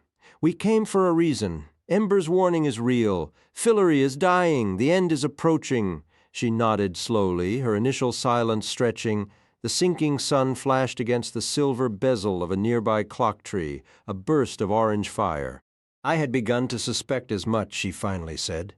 Did you notice the clocks? They've fallen out of sync. They once kept perfect, unified time. Now look at them. Their hands are pointing everywhere, a chaotic mess. It's as if they're in a panic. Silent little things. She frowned at the fairy ring of clock trees as if they were misbehaving students. Elliot supposed they were the only children she'd ever have. What does it mean? Difficult to say.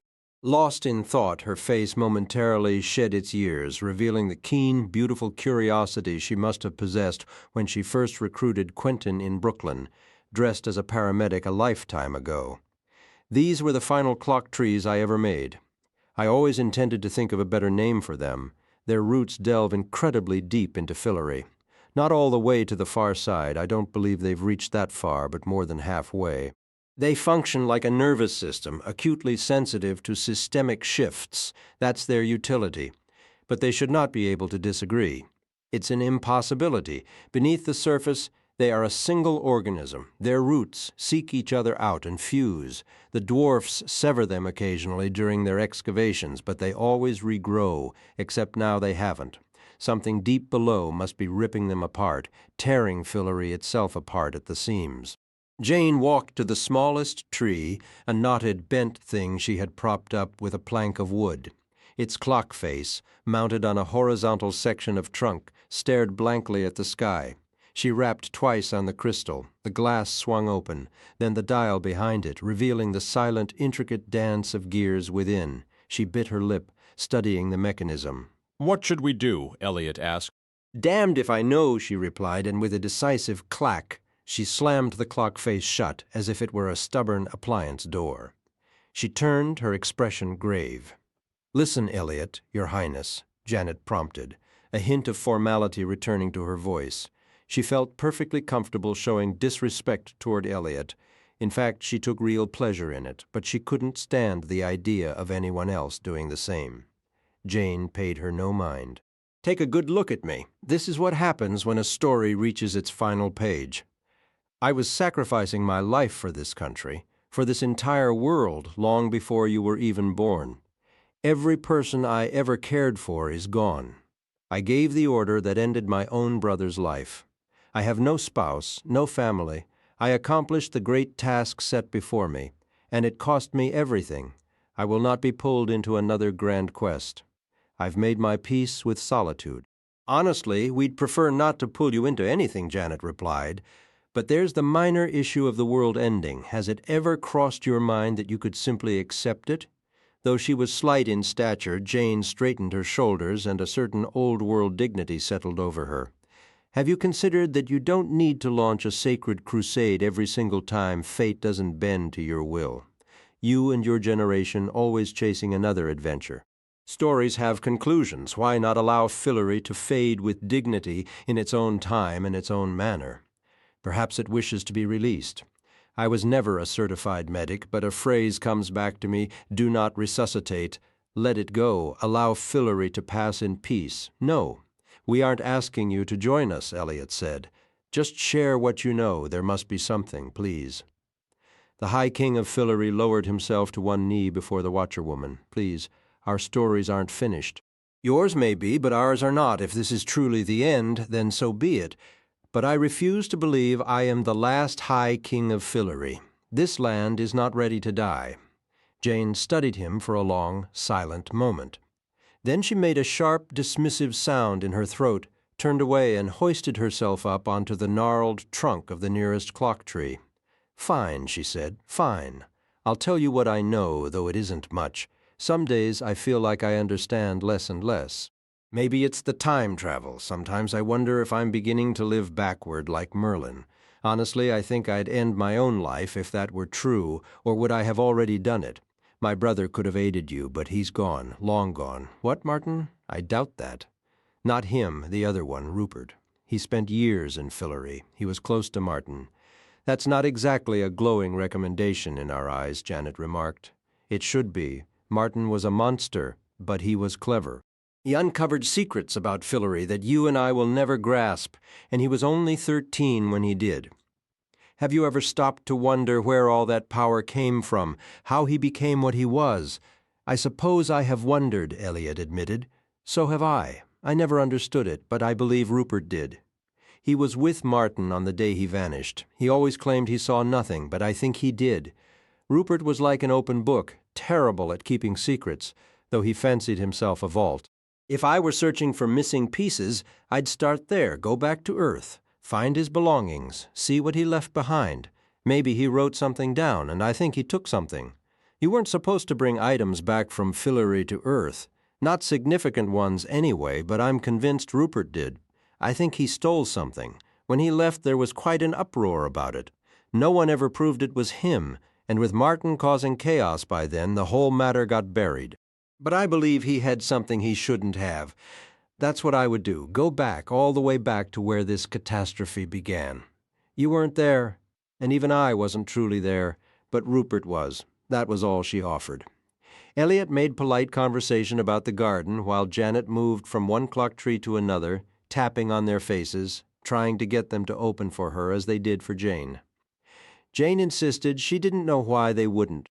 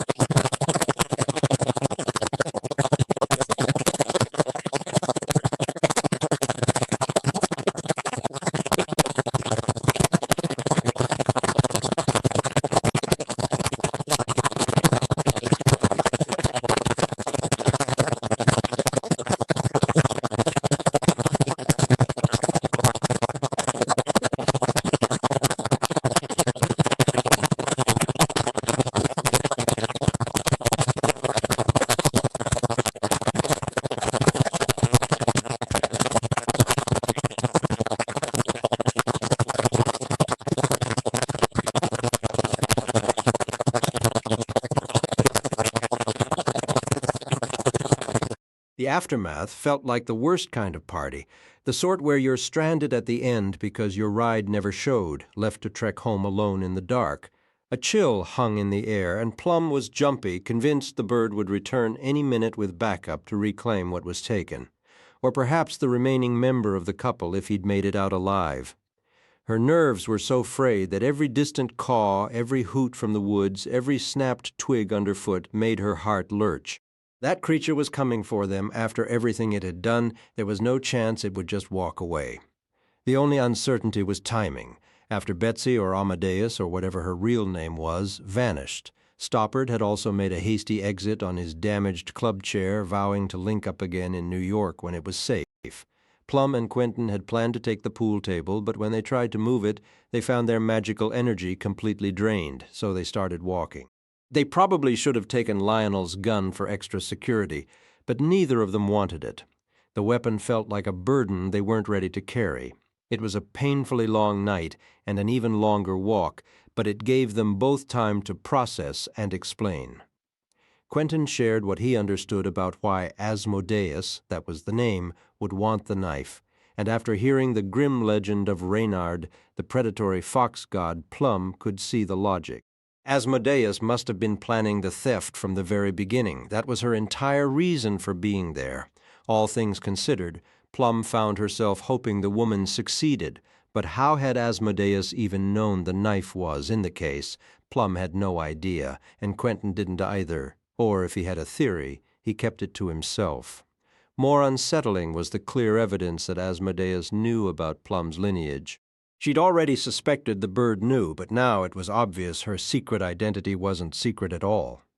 Being a Chatwin meant she was already a character in other people's narratives, threads in a tapestry she was only beginning to see. She decided to tell Quentin everything. She felt a strange safety with him. She'd nearly confessed back at the hotel bar, and besides, he'd asked why she could open the suitcase when no one else could. Of course he wouldn't let that detail slide. The answer was simple. Her great-grandfather had sealed it, ensuring only a family member could break the lock. She could have invented a story, but exhaustion had stripped away her ability to lie, and honestly, what was the point anymore? For the record, Plum found it darkly amusing that Quentin was linked, however indirectly, to someone as formidable as Betsy. But he was proving to be plenty formidable himself in his own quiet way, far more so than her first impression had suggested. Everywhere she looked, connections were snapping into focus, revealing a web that had been there all along, with Plum caught right in the middle. It was an alarming pattern.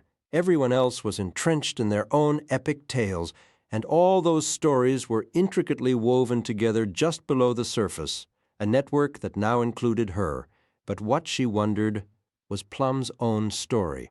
As dawn approached, they'd recovered just enough strength from the previous day's magical excess to attempt some cautious, low-altitude flight, skimming just above the treetops. They had no clue where they were.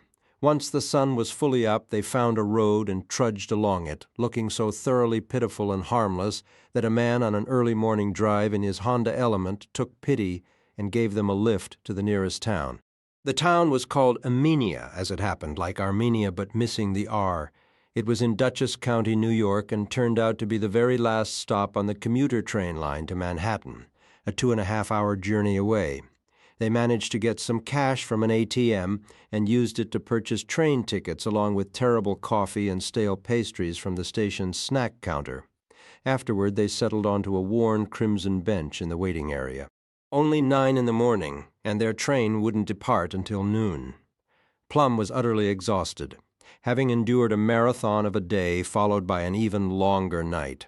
She desperately needed to sleep, hoping that in dreams she might start to make sense of everything, the vision of hooded figures with gilded hands, Betsy looming over a body killed by electricity, Lionel shooting at Stoppard, and then Asmodeus, who was once Betsy, using a blade to cut down a Lionel who no longer seemed human. Remembering it all made her tremble. Events had spiraled far beyond anything she could have anticipated, leaving her mind feeling bruised and overwhelmed. This was not how she pictured her final term at Breakbill's unfolding, nor was it the adventurous rogue's life she imagined after graduation. The moment she discovered that letter on her bed the night the ghost appeared, She knew she would accept the job.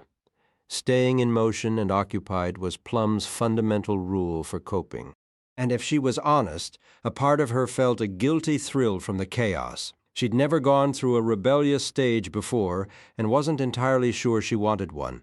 Yet here she was, plunged headlong into the weirdest, most disreputable version of it imaginable.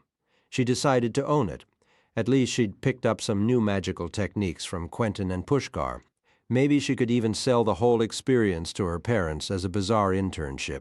What she truly longed for was something to feel passionate about, something that could capture her heart the way Breakbills once had, but now she doubted she'd ever find it. Even after their intense earlier revelations, she and Quentin had eventually lapsed into silence.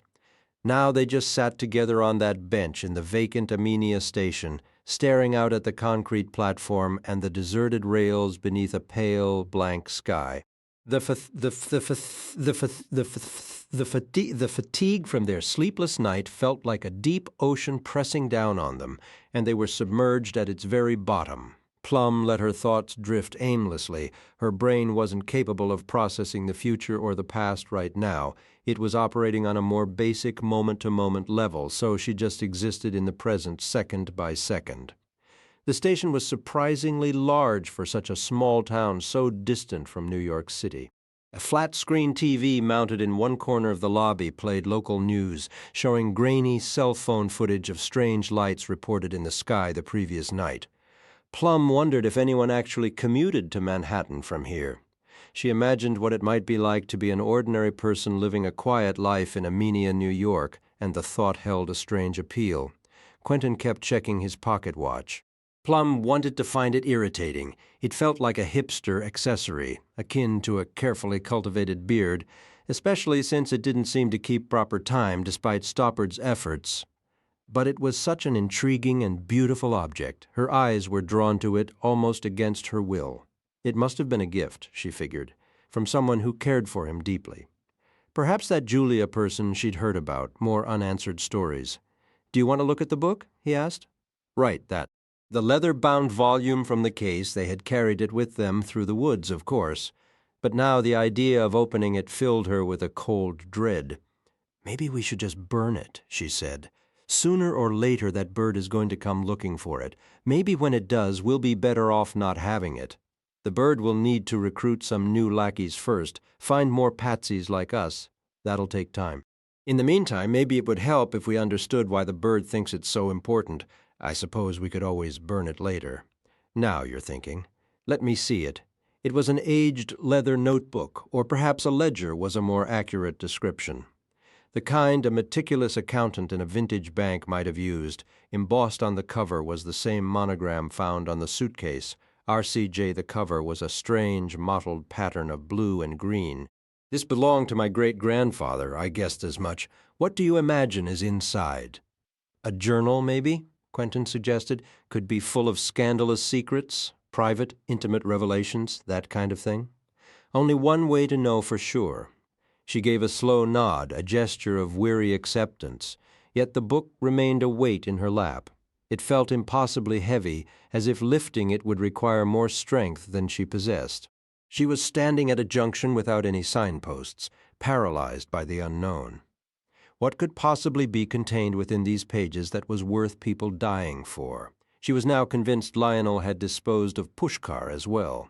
A part of her wondered if in the future she would regret ever opening it. That was the irrevocable nature of books. Once the words entered your mind, they could not be erased. She could sense Quentin practically vibrating with anticipation beside her. What an absolute nerd, always so relentlessly enthusiastic. Then, without warning, a crushing wave of exhaustion, both physical and emotional, slammed into her. Plum desperately wanted to be absorbed in a story, any story, rather than sitting in this desolate train station foyer, staring at blank cinder-block walls. She was too drained to process any more feeling. She needed a book to perform its magic, to erase the world, to gently push it aside for a while, and to let her be, please, just be somewhere else, someone else. She was ready to plunge, to truly descend into the dark, silent depths where all of this began. "All right," she sighed. Down the hatch. Cheers to that. His toast only made her wish for a stiff drink instead of this terrible coffee. She opened the cover.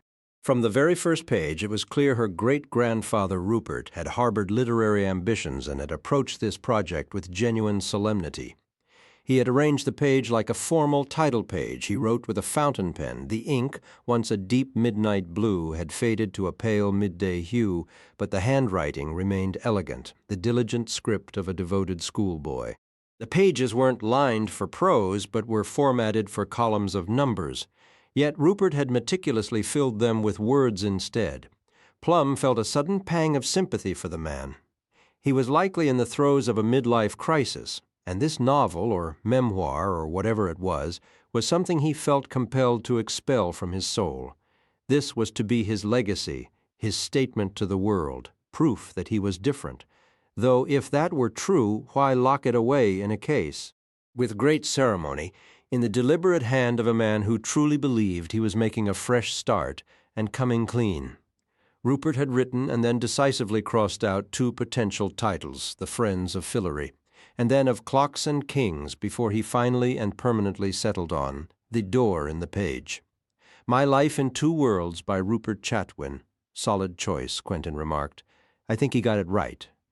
3rd time's the charm. She turned the page. The next one began.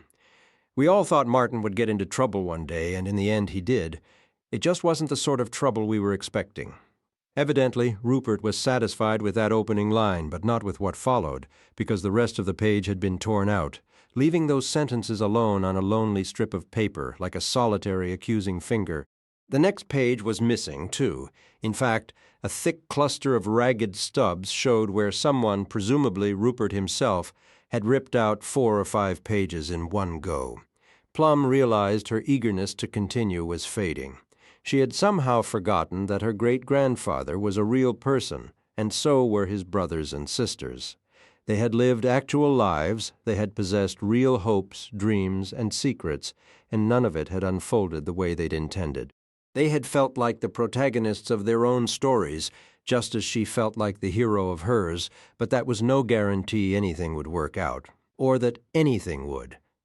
After that aborted beginning, Rupert's writing became quick and fluid, with minimal punctuation and only occasional corrections. Plum got the impression he'd never even reread it after he began. It was at one of Aunt Maud's parties that it happened for the first time. In those days, Aunt Maud hosted frequent gatherings with a level of extravagance that some felt clashed with the wartime austerity expected of the king's loyal subjects. To us children, her world might have appeared glamorous, but it never felt that way. We were 5 in number, steeped in the universal childhood state of wide-eyed ignorance, understanding nothing of the adult theater unfolding around us. Yet we observed it all with a thief's keen eye.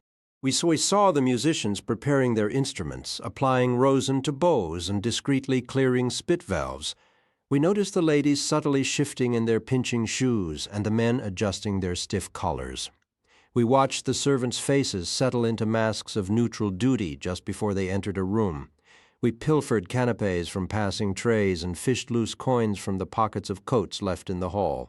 The endless talk of the war bored us, as did the vapid, flirtatious chatter that seemed to be the only other topic. Whether the party glittered, as such events are so often called, was irrelevant. Its shine was entirely lost on us. The only adults who acknowledged us were the parade of indistinguishable young men vying for Aunt Maud's favor, a strategy as futile as it was transparent. In her view, a fondness for children was a mark of sentimentality and weakness. Once the dancing started, Aunt Maud would eventually drape herself languidly across the piano to either the pianist's dismay or amusement. Our official bedtimes came and went unnoticed, and we Chatwin children would finally retreat, tired and irritable, to the upper floors and back corridors of Dockery House. Aunt Maud disliked the name, deeming it stuffy and Victorian, a quality that naturally endeared it to us. On one such evening, my brother Martin became fascinated with an old grandfather clock standing alone in a dim hallway. He had a mechanic's curiosity and could never leave a complex mechanism untouched. As the other boy, I might have been expected to share his passion, but I did not. I was not a child of clear, fervent hobbies apart from books. I had few enthusiasms and no talent for sports, music, art, or arithmetic. It's little wonder, as I later learned, that Martin saw me as weak, akin to those hapless suitors trailing after our aunt. Yet in a bitter twist of fate, the disaster that followed would ultimately claim the strong and spare the weak. I recall Fiona warning Martin to stop before he broke it, while Helen rushed to his defense. She was quick to scold the rest of us, but Martin could do no wrong in her eyes. I remained indifferent, reasoning that Aunt Maud seldom ventured to this part of the house. If the clock stopped, she might not notice for years and would likely assume it had always been broken. She was that sort of careless person. Jane, as usual, stayed silent, speaking only when directly addressed, and sometimes not even then. Once he had the clock's cabinet open, Martin began muttering "bloody hell" under his breath. Even Helen hushed him when he swore, a habit he'd picked up since our father left for France in 1915. Father was a lieutenant in the Artists' Rifles, a regiment whose poetic name belied the grim, brutal battlefields of the Great War that awaited it. I had wandered down the hall to study an intricate spider web in a corner of the ceiling, but hearing Martin's curses, I drifted back. If I'm honest, a small, petty part of me hoped it might spark an argument between him and Helen. The clock loomed like a strange beast, its broad brass face crowded with dials and ornate symbols that gave it the appearance of a frowning, complicated visage. Martin pulled a stool closer, positioning himself to stare it down. A cool, damp draught sighed from within the cabinet, like breath from a deep cavern. Just then, the mechanism whirred and chimed 9 in the evening. Little Jane let out a tired yawn. Martin glared at the clock with intense frustration, his hair becoming mussed from his habitual head-scratching. Whenever he was annoyed, he jumped off the stool. "For heaven's sake," he muttered, "Roops, stick your head in there. Tell me what you see." I leaned forward to peer inside, and Martin promptly grabbed my arms, trying to shove me in completely. It was his usual brand of humor. He was always nudging me into tight spaces or down steps when boredom set in. "Stop it, Martin," Fiona said, though her tone lacked any real force. We wrestled, causing the clock to teeter precariously. He had strength, but I had leverage, and I finally wedged my shoulders in the opening so firmly he couldn't push any farther. Sometimes I still think about how everything might have changed if he'd managed it, but seeing the fun was over, he released me. I stood there flushed and panting, my collar twisted to one side. He strutted in a little circle, a gesture meant to show it was all in good fun. "Seriously, look," he insisted. "There's no mechanism, no pendulum. What's making it run? None of us were particularly captivated by the mystery." Jane picked at a loose piece of wallpaper. Fiona leaned against the wall and gave a theatrical eye roll, a clear commentary on boyish antics. "Fine," Martin announced. "I'll go in myself." Martin was set on wringing some amusement from this hollow clock, one way or another. As the oldest, he seemed to feel a duty to keep us entertained. He started squeezing himself into the wooden cabinet. I doubt he thought he'd actually fit. His shoulders were already broadening, and I recall his puzzled expression when he reached an arm inside and couldn't feel a back panel. He ducked his whole upper body in. It looked like a magic trick, one of those illusionist boxes with a hidden exit. I saw him pause, but only briefly. He placed one foot inside, then the other, and then he vanished. Fiona, Jane, and I exchanged glances. Fiona, annoyed by the suspicion of a prank, went next. Only 7 and small for her age, she barely had to bend down. She disappeared as well. Helen and I stared. "Jane," I called. She was still preoccupied with the wallpaper. It seems incredible now, but she couldn't have been more than 5. "Jane." She trotted over, not particularly curious. "Where's F.I.?" she asked, which for her was quite a speech. At that moment, Martin and then Fiona tumbled back out of the clock. Martin was furious, sputtering with anger, while Fiona wore a distant, almost blissful expression. The first thing I noticed, even before their clothing, was that they both looked sun-kissed and healthy, their hair noticeably longer. They carried the scent of fresh-cut grass. Time moves differently in Fillory. For them, a full month had passed. Just like that, Martin and Fiona had experienced their first adventure there, which Christopher Plover would later recount in The World in the Walls. That moment was the beginning of everything for us Chatwin children, and in many ways it was the end of everything too. Much of what happened next has already been recorded by Christopher Plover in his beloved Fillory and Further series for children, and he told it well enough as far as it goes. I don't quarrel with his work. I've come to terms with it, but as you'll see, his account was not the complete story. One distinction I must emphasize above all else is that what Plover innocently presented as fiction was, save for a few embellishments, entirely factual.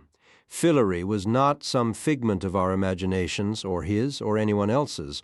It was another world, a real place, and we journeyed to and from it, spending a significant part of our childhoods there.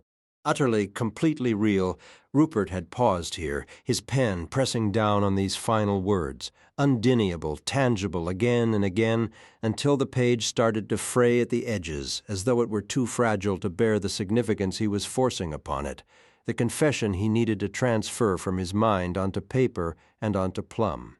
Initially, Plum couldn't quite identify what unsettled her so deeply about his account. Then it struck her. She had anticipated Rupert's memoir to be a cheerful, boisterous tale of a privileged English upbringing, sprinkled with insider glimpses into the creation of the Fillory novels. Instead, she was realizing with growing dread that Rupert intended to maintain the charade. He was committed to his narrative, and that narrative insisted Fillory was real. Perhaps this was the Chatwin inheritance. Outright delusion-insanity ran in the bloodline. Plum rested a fingertip on the damaged paper, feeling its ragged texture. She wished she could mend it, but that was beyond her power. All she could do was continue.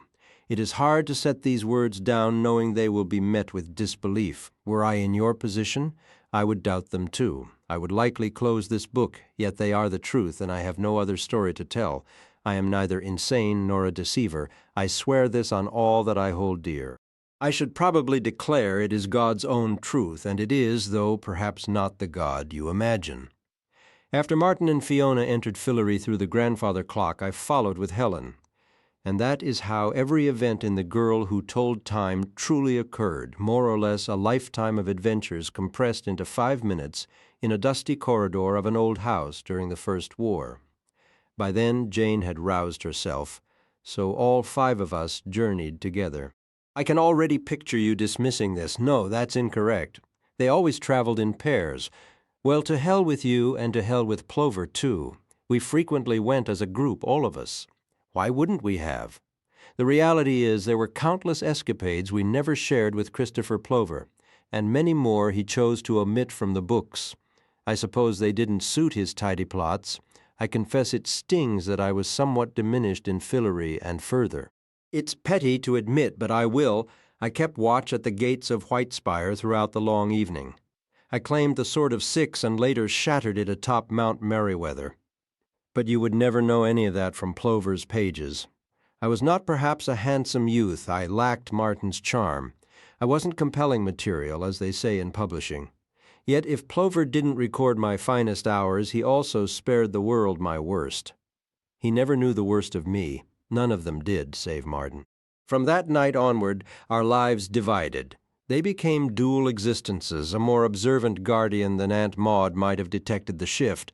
The hushed conferences, the sun-browned skin and untrimmed hair, the extra inch of height we'd bring back from an extended Fillory visit. She noticed nothing. People are stubbornly committed to seeing only what they can rationalize. Anyone who has lived a hidden life, spies, outlaws, runaways, those entangled in affairs, understands that maintaining a facade is arduous, and some manage it better than others. As it happened, I possessed a certain talent for misleading adults. I've sometimes wondered if I was excluded from certain journeys precisely because I could be trusted to concoct alibis for the others. I lost count of the times I had to invent elaborate yet mundane stories to explain why a brother or sister missed Mass or lessons or tea. We were perpetually rushing to change out of our Fillorian garments before they could be found. Our martial exploits often left us scraped and bruised, injuries that demanded plausible explanations too. Martin's leg was badly wounded by an arrow while tracking outlaws near Corian's land, and he needed a full month of recovery in Fillory. One of the hardest parts was pretending we didn't know things we'd learned there. I can still picture Fiona, the famed huntress of the Queenswood, putting on an absurd show at the archery range, fumbling clumsily before finally landing on her backside while trying to handle a flimsy child's bow. We eventually gave up the act. Jane simply lost patience with the deception. One afternoon she broke away from her riding lesson, shouting wildly in centaur tongue as she leaped the stone wall at the meadow's edge and vanished into the woods. After that, none of us bothered hiding any more. If people wanted to be astonished, so be it. Often, when the path to Fillory was shut and we had tired of Aunt Maud's house, her library, her staff, and the grounds, we would cross the lane and slip through a break in the hedge to Mr. Plover's home. I understand now he couldn't have been past 40, but his gray hair made him seem ancient to us.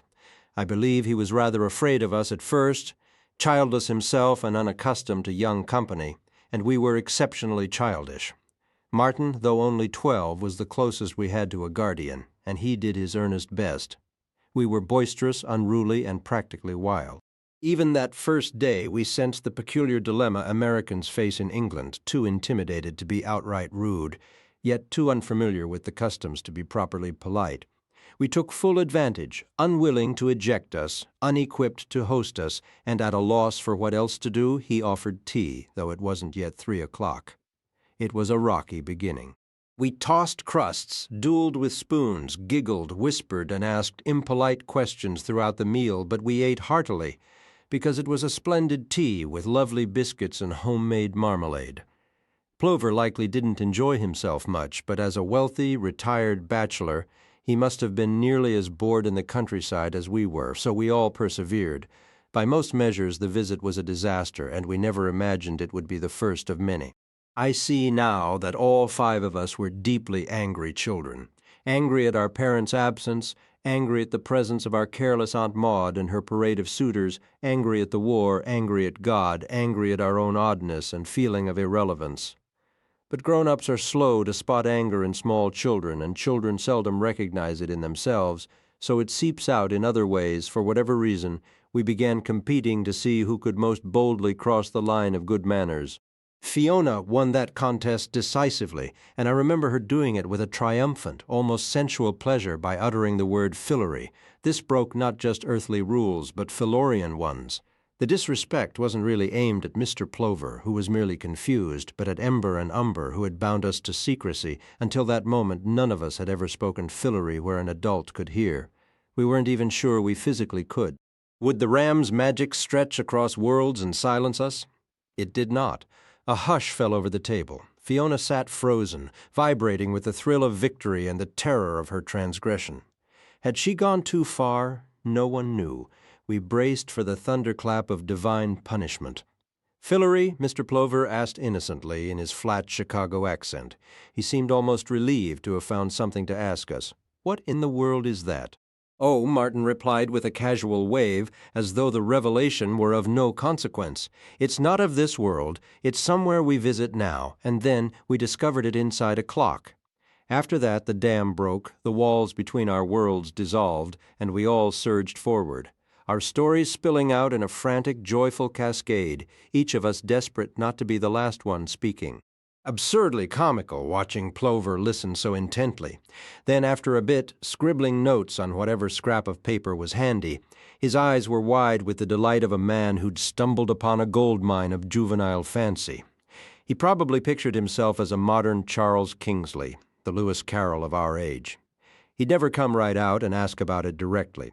Instead, he'd meander toward the subject with polite, roundabout chatter, observing all the social graces. But inevitably the moment would come. He'd fish out a notebook, he always had one on him, cross one leg over the other, lean in with that odd, unplaceable accent of his, and say, "So what's the news from Fillory, eh?" Having someone to tell, even a nobody like Plover, changed things for us. It made Fillory feel more substantial, less like a mere pastime. We finally had an audience. Sometimes we'd invent pure nonsense, howling with laughter at the thought of what Sir Hotspots or the Stump King would make of our tales about leaf birds or cloud-eating giants, absolute rubbish. Helen was especially terrible at that game. Her imagination seemed to run on a single track, producing an endless parade of hedgehogs. Sea hedgehogs were hedgehogs, a hedgehog of fire. It was the one extravagant idea her mind could conjure. Yet Plover absorbed it all without judgment. The only stories that gave him pause were the ones about the enormous, velvety, cozy horse, and those happened to be the true ones. We eventually badgered him into recording those too, if only because we couldn't stand the thought of hurting the poor creature's feelings. Looking back, I can better see the pressure we were under constantly straddling two realities.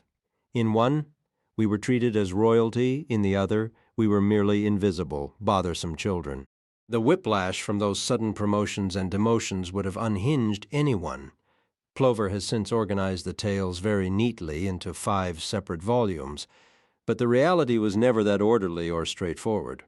He conveniently has us visiting Fillory only during summer holidays, except for that one time in The Girl Who Told Time, but in truth we went year-round. It was never our choice, not after that first night. We went whenever Fillory decided to call us. We never knew when the door would open, summer or winter, day or night. Sometimes months would drag by without a portal appearing, and we'd begin to wonder if the grand hallucination was over, as if one of our senses had gone numb. We'd grow increasingly irritable, snapping at each other, everyone blaming someone else for ruining it, for offending Ember or Umber, or breaking one of their sacred laws and spoiling it for the rest. During those long silent stretches, I'd sometimes suspect the others of sneaking off to Fillory without me, freezing me out of the game. Then, without any warning, it would all start up again as if it had never paused.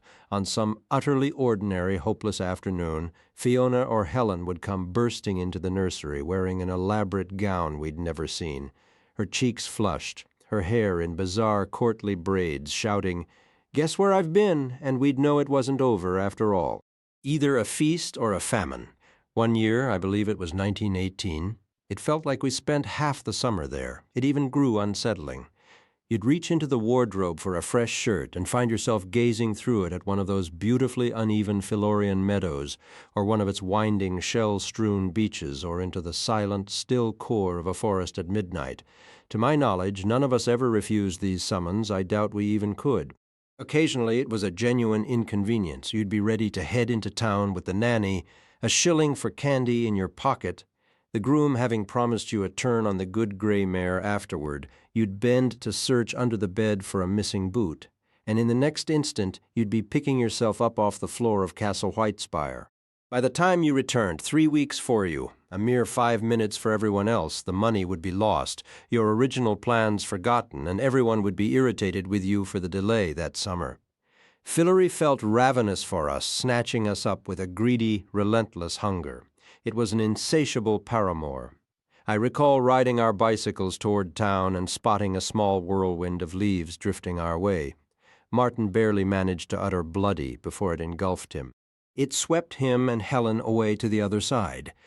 That became the adventure of the Hog Night, which I'm not sure Plover ever recorded. The memories blur together now, and here in Africa I don't have the books to check. I do remember the bicycles never came back. Even Aunt Maud was annoyed about that. In some ways Fillory bound us together, but in many others it drove us apart. We fell into fierce arguments over the silliest things. Fiona once claimed that Umber had taken her on a private journey, just for her, to the far side of the world. He showed her a miraculous garden where every thought and feeling ever experienced existed as living plants, blooming lush and green as they flourished in people's minds and hearts, then withering to a dry, brittle brown as they faded from memory, some destined to bloom again in another season, others lost forever. A beautiful tale, and it must have been true. Fiona lacked the imagination to invent it, yet it left a bitter aftertaste for me. Why her and not the rest of us? Why not me? We began to bicker privately about Ember and Umber if we believed in them, and we certainly did. Was it not blasphemous to attend church in the real world and recite prayers to a God who had never shown us a hidden magical garden, a castle of our own, or even a single Pegasus? Did each world possess its own deity, meaning one should simply worship the god of whichever world they were in, or were all gods ultimately one, different faces of the same being? Nonsense, Jane would snap. I've never heard such rot. We had furious, hissed quarrels over this, eventually splintering into the Ramsians, Martin, Helen, and Jane, who worshipped only the rams Ember and Umber, and the more pragmatic anyone-ists, myself and Fiona, who prayed to the twin rams in Fillory but still acknowledged God back home. After that, Helen constantly invented excuses to skip church. Jane, with the zeal of a martyr, would attend on purpose, cause dreadful scenes with her loud laughter, and have to be escorted out. Martin remained stoic and grim wherever we were. Of all of us, I believe he may have loved Fillory the most, but his was a fierce, watchful, almost resentful love, perpetually braced for betrayal. I don't mean to defend Martin, but I think I understand him. When our parents left, it was Martin, more than anyone, who stepped into the void in our lives. He was the one who picked us up when we fell and sang us to sleep at night. But who filled that void for Martin? It could only have been Fillory. And she proved a fickle, unreliable guardian. One thing we never argued about was why, among all the children in the world, we had been given the gift of Fillory. Why us and no one else? Why did Ember and Umber and all of Fillory show us such singular favor when in our own world we were utterly ordinary? Of the 5 of us, I think I was the only one truly unsettled by our situation. At 10 years old, I felt the weight of it in a way the others didn't. A deep, quiet worry had taken root in me. I was convinced a serious error had been made. I knew my own limitations. I wasn't the strongest, the cleverest, or even the most virtuous. I was certain I hadn't earned a place in Fillory. The looming dread was that when the truth was inevitably uncovered and the whole wonderful fantasy fell apart, the punishment would be severe. Our suffering would be a direct, painful reflection of all the joy we'd been given.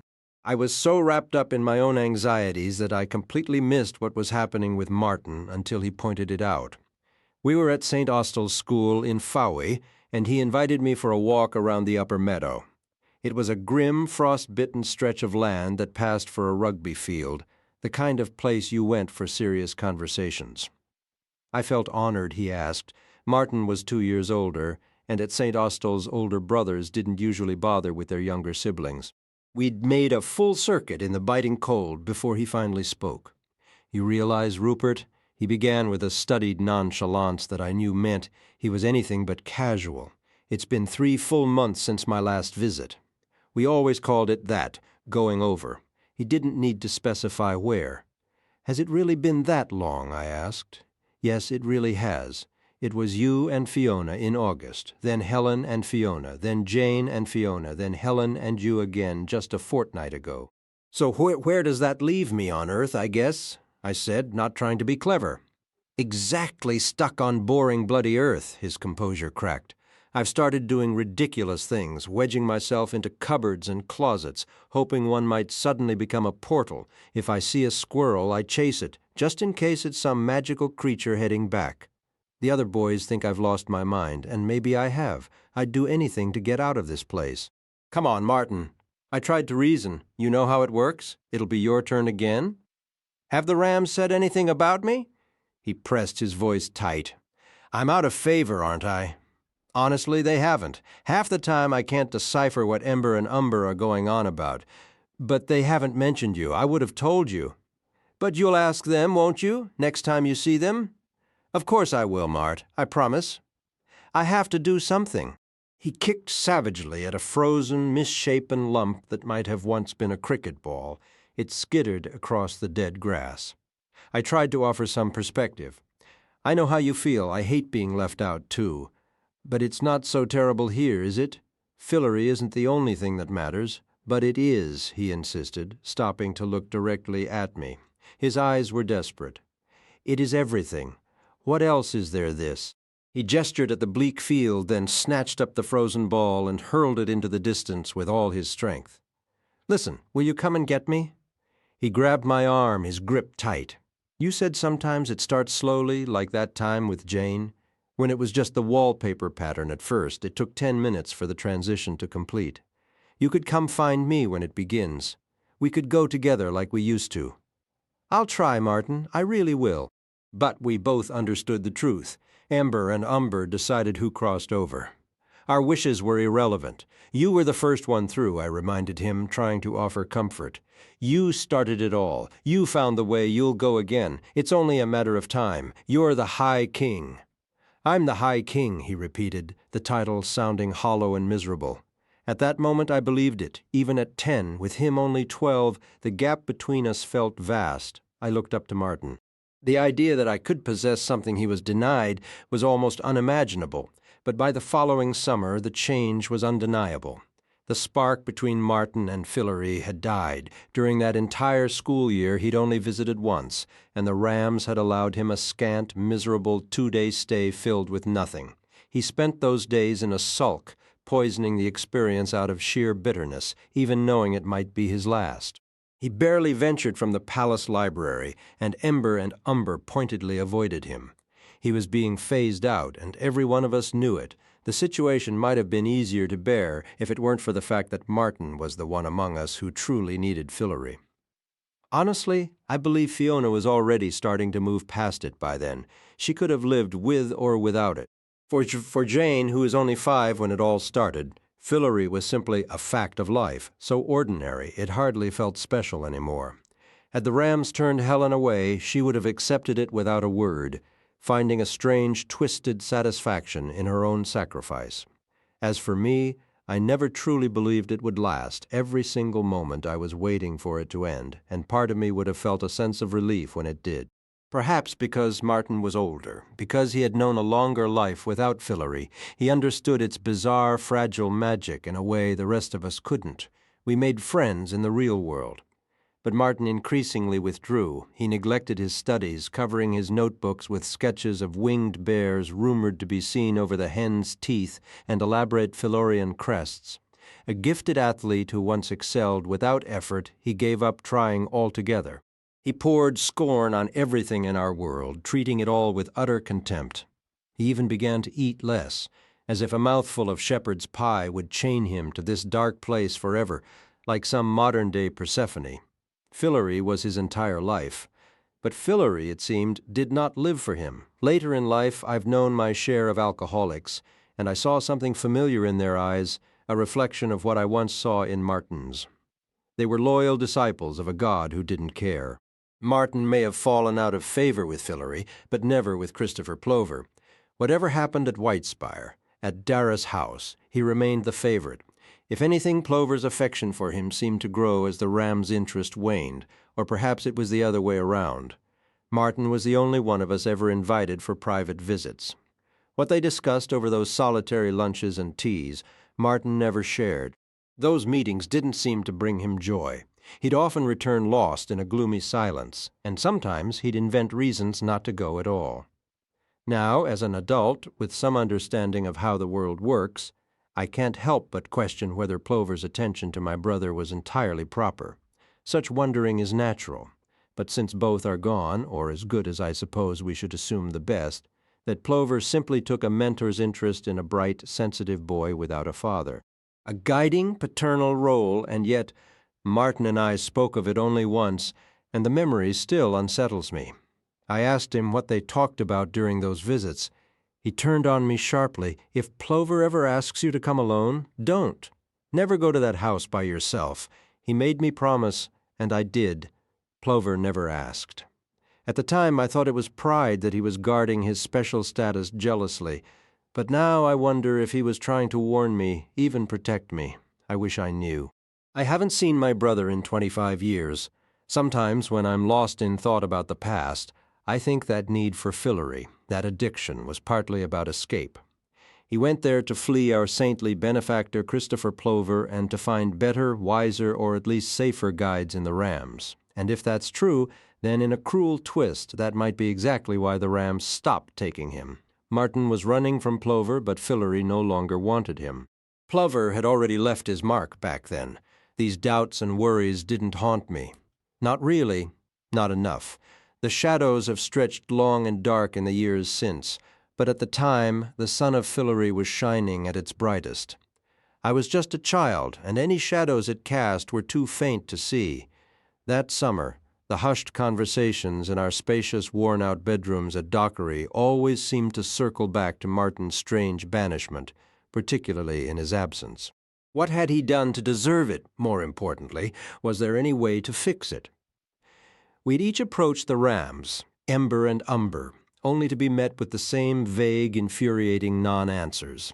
His time is not now, they'd intone. When he is meant to return, he shall. It was all so much mystical nonsense. Helen, ever devout, felt it was a pity, but insisted it was the ram's will, and not for us to question, a stance Jane reluctantly supported, though I suspect she later wished she hadn't. Fiona was hesitant to oppose the rams directly, but she argued that if we banded together and made a formal appeal, they might relent or at least reveal his crime and offer a path to redemption.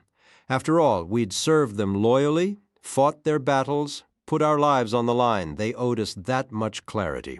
To Martin himself we poured out our sympathy, and it was genuine, but let's be honest, a part of that worry was for ourselves. Martin was getting older, teetering on the edge of a change we barely understood, but knew led straight to adulthood. And what place did adults have in Fillory? We felt in our bones that Fillory thrived on innocence, consumed it like fuel, and Martin's supply was dwindling fast. Helen would be next, then me. We were scared children, selfish in our fear, and I hope that shed some light on the terrible choice we made. Martin carried out his plan, but we were his accomplices. We wanted him to succeed because we were terrified of what his failure meant for all of us. We swore a secret oath. The next time any of us felt the call to Fillory, we would fight to hold the doorway open and shove Martin through. We would hijack the bridge between worlds and force a crossing. It was a blatant violation of the enchantment's rules. But magic can be surprisingly literal sometimes, as Humpty Dumpty said. It's all about who is to be master. This was one story we never shared with Christopher Plover. Some days a portal's approach was something you could feel in the air. To everyone else it might be a perfectly ordinary day, but to us five the atmosphere would grow thick and electric, like the charged silence before a thunderstorm. The world felt like it was winding a spring too tight. We'd exchange a knowing look, tug on an earlobe, our secret signal, and from that moment we were useless for anything else. A restless frenzy would take hold, making it impossible to sit still or concentrate on lessons. Nothing mattered until one of us vanished and the unbearable tension finally snapped. Other times Fillory caught us completely off guard. You could be having the most mundane day, utterly unprepared for an adventure, when suddenly the world would split open and all you could do was surrender as it ripped you away. One of those surprise days, a sluggish Saturday where the summer sun seemed to have sucked all the vitality from the earth, leaving us draped over furniture in a state of profound boredom. The idea of mustering the energy to go visit the bulging-eyed goldfish in the garden pond felt like a monumental task. Fiona and I were languishing in the library, a pleasant two-story room whose chief merit was the two rolling ladders. If you sent them crashing into each other at full speed, they produced a tremendously satisfying bang. As for actual books, the place was mostly a disappointment. The books were sealed behind cabinet doors with metal grilles, their spines visible but untouchable, like a secret fortress concealed within a wilderness. To my knowledge, no one could access them. The keys had vanished long ago. The library held only a single volume you could actually open, a massive catalogue of seashells, so heavy I struggled to lift it. Its spine gave a sharp, startling crack when opened, like the report of a gun. The photographs inside were mostly black and white, but every so often a page would burst into hand-painted color, those shells glowing with an almost magical vividness. They felt like something from Fillory itself. That humid morning, Fiona and I were slowly turning its thick, glossy pages, which stuck together in the heat, their surface almost rubbery, like leaves from some enormous tropical plant. We were debating, as we often did, the beauty and potential dangers of the various shells when Fiona suddenly went still. She had slid her hand beneath the next page, hoping for another colored illustration, but her fingers met only empty space. It was as if the book had gone hollow inside. She glanced at me, tugging at her ear. Then, without any touch from us, the page flipped over, lifted by a sudden gust of wind that came from within the book itself, from Fillory. The portal was set right into the enormous page, and it opened onto a coastline I recognized immediately, the shore north of Whitespire, with its elegant natural stone bridge arcing toward a nearby island. We were looking down from above onto fine white sand, and the temptation to climb through was instantly overwhelming. Fiona didn't hesitate. Forgetting our brother Martin and the promise we'd made, she stepped from her chair onto the table and slipped through the page as smoothly as if she were diving into a deep pool. I held back, with a tremendous effort. Feeling as though I were tearing myself away, I ran to find Martin. Alone in a spare room, meant to be sketching a vase for an art lesson, but instead just staring blankly as the wind pushed a window blind in and out. He stood the moment I entered. No explanation was needed. He knew exactly why I had come. I was certain the portal would have vanished, but when we rushed back into the library together, it was still there, waiting, it seemed, for me. From a distance, the view of the beach through the open book played tricks on the eyes, a visual paradox that warped my sense of depth. As Martin approached, the book shifted on the table, attempting to snap shut as if offended, caught in a private moment. But Martin was prepared. He pointed 3 fingers at it and shouted a phrase I didn't recognize. It might have been dwarvish, full of harsh, scraping sounds. Until that moment I hadn't realized he'd been studying magic. Maybe he hadn't just been moping in the library at White Spire after all. The book shuddered, straining to close. Watching Martin struggle against it, against Fillory itself, was terrible, because I loved them both. He gripped the massive volume with both hands and pulled, grunting, as if trying to rip it in too to stop it from closing. It was too sturdy, its binding too strong, so instead he forced it back open like someone wrestling a large reptile, pinning it down. He climbed onto the table and, with clumsy determination, worked his feet, then his legs and hips through the opening in the page. As he did, the book let out a low, agonized groan, as if the violation caused it physical pain. Once he was fully through, I expected it to slam shut, but it merely fell open again, limp and defeated, like something forced to swallow a meal it never wanted. Ashamed, I quickly climbed through after him and dropped onto the warm sand below. I glanced back to see Jane standing in the library doorway, our eyes locking across that impossible divide, but it was already too late for her. The book had endured enough chat-winds for one day, and it snapped shut above me. The gateway dissolved, the tide had retreated, the wind died to nothing, and the sea lay still as a tucked-in sheet. It looked to be mid-morning. Martin was already halfway up the sandy slope. He'd spent ample time planning his Fillory agenda, knowing this was borrowed time he wouldn't squander. "Hey!" I yelled. "Wait up!" Fiona watched him but didn't move. The adventure had crossed a line for her. "He isn't heading for White Spire," she murmured. "He's not, Martin!" I shouted. "Where are you going?" "You should go with him," Fiona said. "Somebody ought to." Martin had stopped at the dune's crest to look back at us. "Well, come on then," he called. "If you're coming?" I went. Fiona stayed behind later. Plover's account would be pure fiction, all that nonsense, with Sir Hotspots in the flying forest. The truth was just Martin and me. I was the only witness. Martin marched with a stubborn, determined tread, and I had to jog every few steps to match his pace. "Where are we headed?" "I'm not going back," he stated. "What?" "I'm not returning to England, Roops.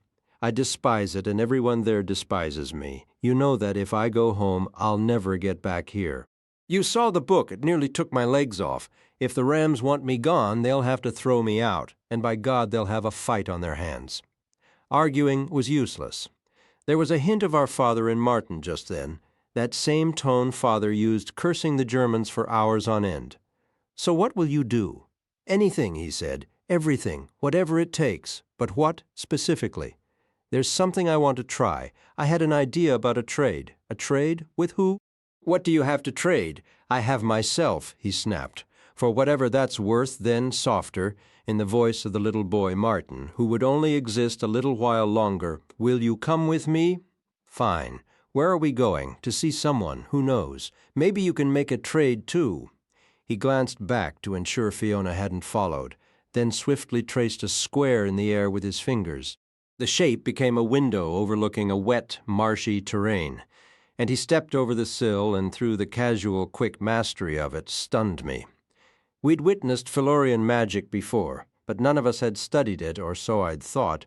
Martin must have been practicing in secret for months, living a whole hidden life within our hidden life. I followed him through. "Where is this northern marsh?" he said. "Keep up." The ground was boggy, but Martin navigated it with a scout's confidence. I tried to step where he stepped but lost my balance, plunging one hand into cold black muck. Soon our shoes were waterlogged, the marsh greedily tugging at them with each step. I wasn't dressed for this. Having shoes on at all was a minor miracle. After what felt like 15 minutes, I clambered onto a rounded rock, a solid island, and halted ahead. Lay only black pools, reeds, and then open water. "Mart, stop!" He turned and waved. Then he scanned the horizon one last time, pressed his palms together as if in prayer, and dove headfirst into a puddle. The water looked shallow enough to wet his ankles, yet it swallowed him as smoothly as an ocean. I watched the surface settle, reseal, and go glassy again. Only then did real fear grip me. "Mart!" I left my shoes behind on that rock. They might still be there for all I know, and pushed forward through the murky water to where Martin had vanished. I plunged my arm deep into the puddle up to my shoulder and felt nothing solid beneath. Taking a sharp breath, I ducked my head under. My balance vanished instantly, the world tilting wildly. And before I could steady myself, I tumbled forward. A sickening, weightless moment later, I was sprawled on my back on damp earth, gulping air like something washed ashore. Slowly, my senses realigned. I was lying on the swamp's underside, the inverted reflection of the muddy plain I'd just been crossing. Gravity had flipped. Looking down, I saw up through shimmering puddles to Fillory's blue sky. Looking up, there was only dense darkness overhead. Night ruled this hidden world beneath the northern marsh, and ahead, across a flat expanse of black mud and sky-lit pools, stood a fairy-tale castle carved from black stone. Its towers speared downward, as did everything here, myself included. This was something entirely new. Martin had led us somewhere profoundly strange. Fillory was a realm of marvels, but this place felt unnervingly wrong. A location off the map, a square where no game piece should ever land. This wasn't some grand tale in the making. Another story for the chronicles. I knew right then that Plover would never write of it. This was happening off the record. I could have turned back, but turning back meant losing my brother forever. I also understood with a cold clarity that whatever was happening to him would eventually happen to me. I had 2 years left, maybe 3. I wasn't ready for the game to end. I'll keep my distance, I decided, and watch what Martin does. Perhaps he's discovered an exit from the labyrinth. Fighting a wave of dizziness, I stood. Martin was waiting for me before the castle's massive door, soaked through and wearing a faint, melancholy smile.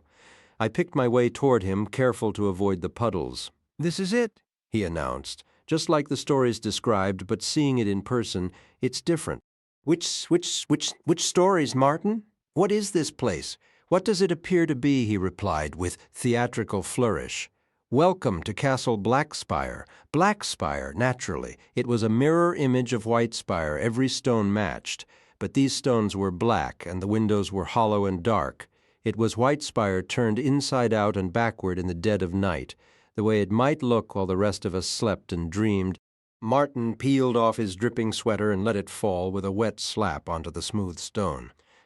"But who lives here?" "I'm not certain," he admitted.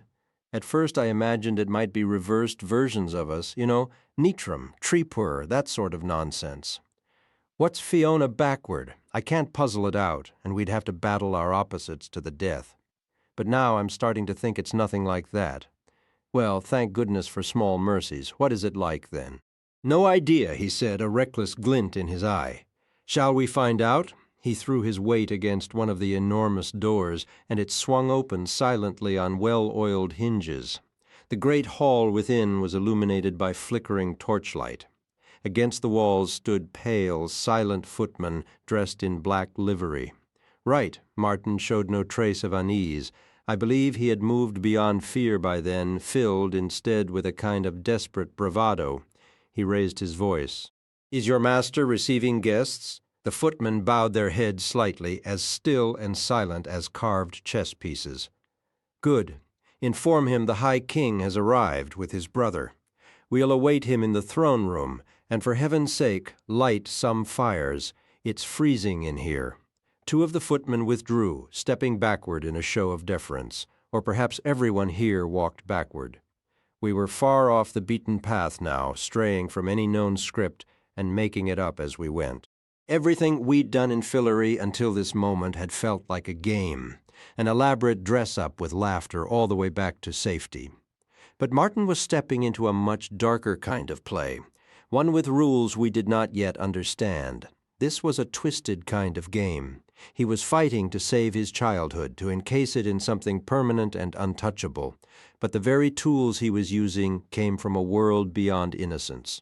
Using them would stain him, leaving him with even less of the purity he was trying to preserve. What did that leave you as? Not a child, not a grown-up, not innocent, but not wise either. Maybe that's the true definition of a monster. I had no desire to follow him down that path. My own wish was simple, to stay behind, to cling to being a kid for just a little bit longer. Yet the thought of losing him was unbearable. He guided me further into the castle's heart. We both knew the route by memory. I shuffled my feet, reluctant, while he marched ahead with the eager stride of someone heading to a celebration. He was determined to finish this, whatever the cost, and his impatience was palpable. A glow of grim relief seemed to radiate from him. "I don't like this, Mart.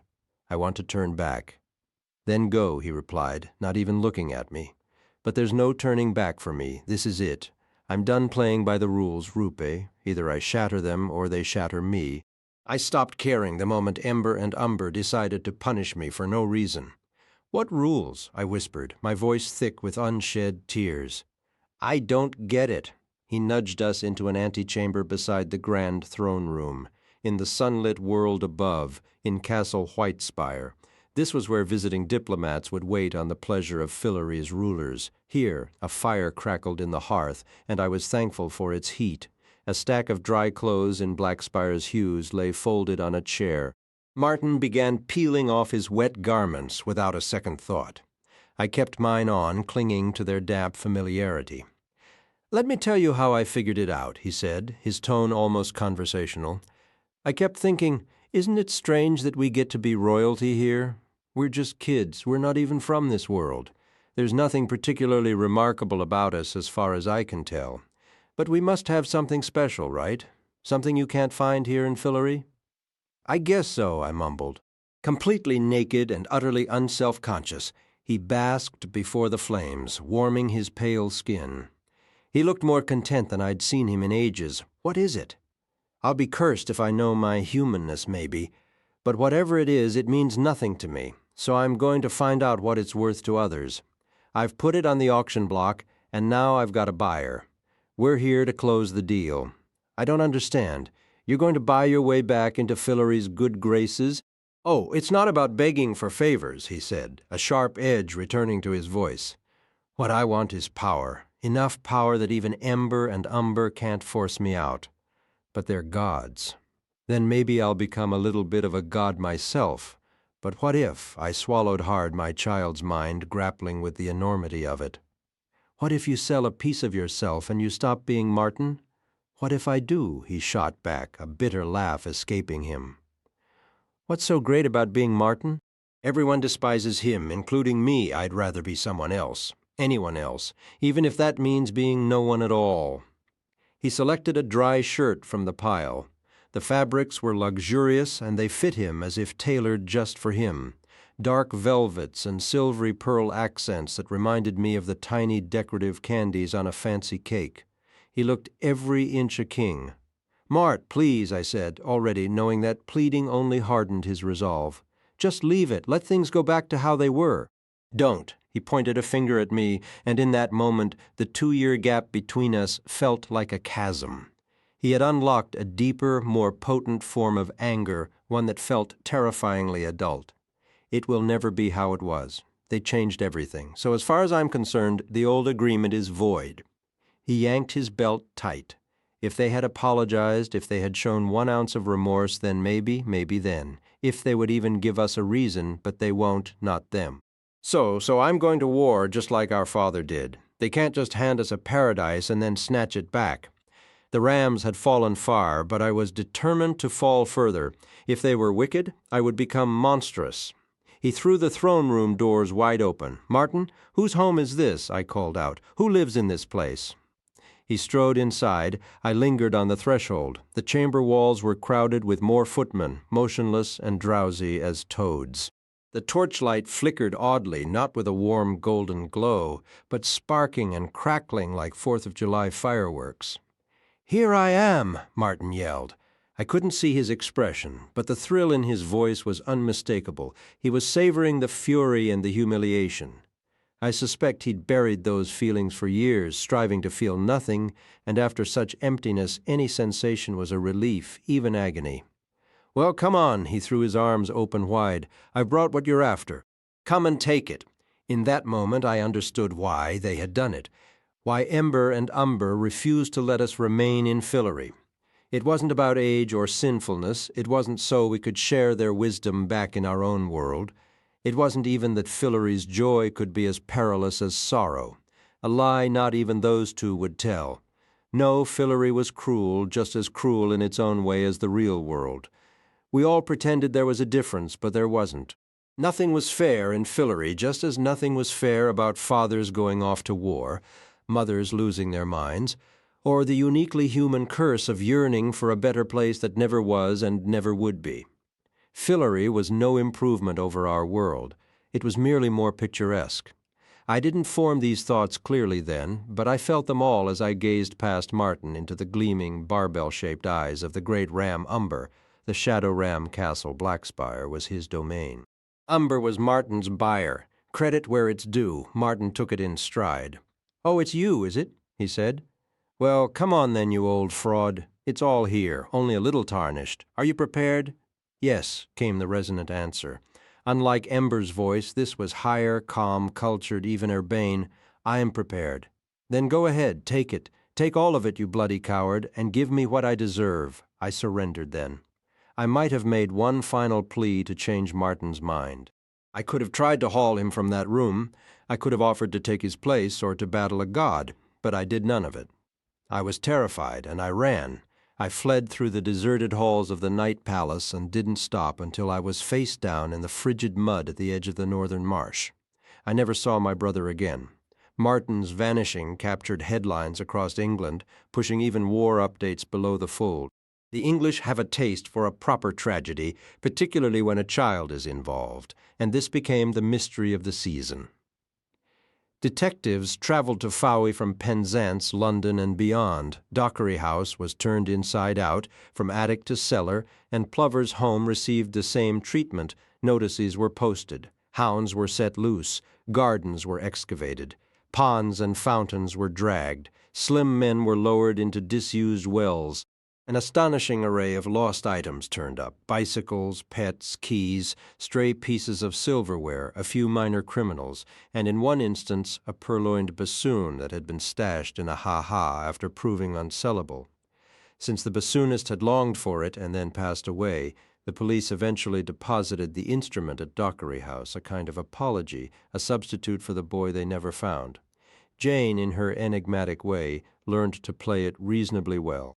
Suspicion clouded Christopher Plover for a time, but it gradually lifted, as clouds do, drifting on to darken a few less savory locals in turn, though never conclusively. Truth be told, Plover was somewhat heartbroken when Martin disappeared. There was no evidence, and no one was ever arrested. We kids had a pretty good idea where Martin had gone, more or less, but I kept certain details to myself. I never shared with the others that it was Umber who had accepted Martin's bargain. I simply couldn't bring myself to say it. The grown-ups sensed we were hiding something, but their clumsy attempts to uncover the truth never quite landed on it. It was our collective secret, though we didn't all share the same opinion about his choice. Helen, ever the devout Ramsayan, was particularly harsh, condemning Martin for what she saw as a direct defiance of Ember and Umber's will. Yet I believe that deep down we all grasped his reasoning and even felt a flicker of admiration for it. I certainly did. It must have required tremendous will and cunning to seek out Umber, negotiate a deal, and then follow through. Martin was many things, and heaven only knows what he's become, but he was neither a fool nor a coward. Of course, it was hard to square Martin's escape into Fillory with the wreckage he left behind in our world. One of the lessons he must have learned beneath the northern marsh was the art of selective indifference, and there was a terrible power in that, the power to act as if your choices cast no shadow. We were the ones left standing in that shadow, and it was a grim place. Our mother's delicate nerves finally shattered for good after Martin vanished. We saw her less and less, and on those bleak visits in one sterile institution or another, she would always accuse us of hiding her son from her.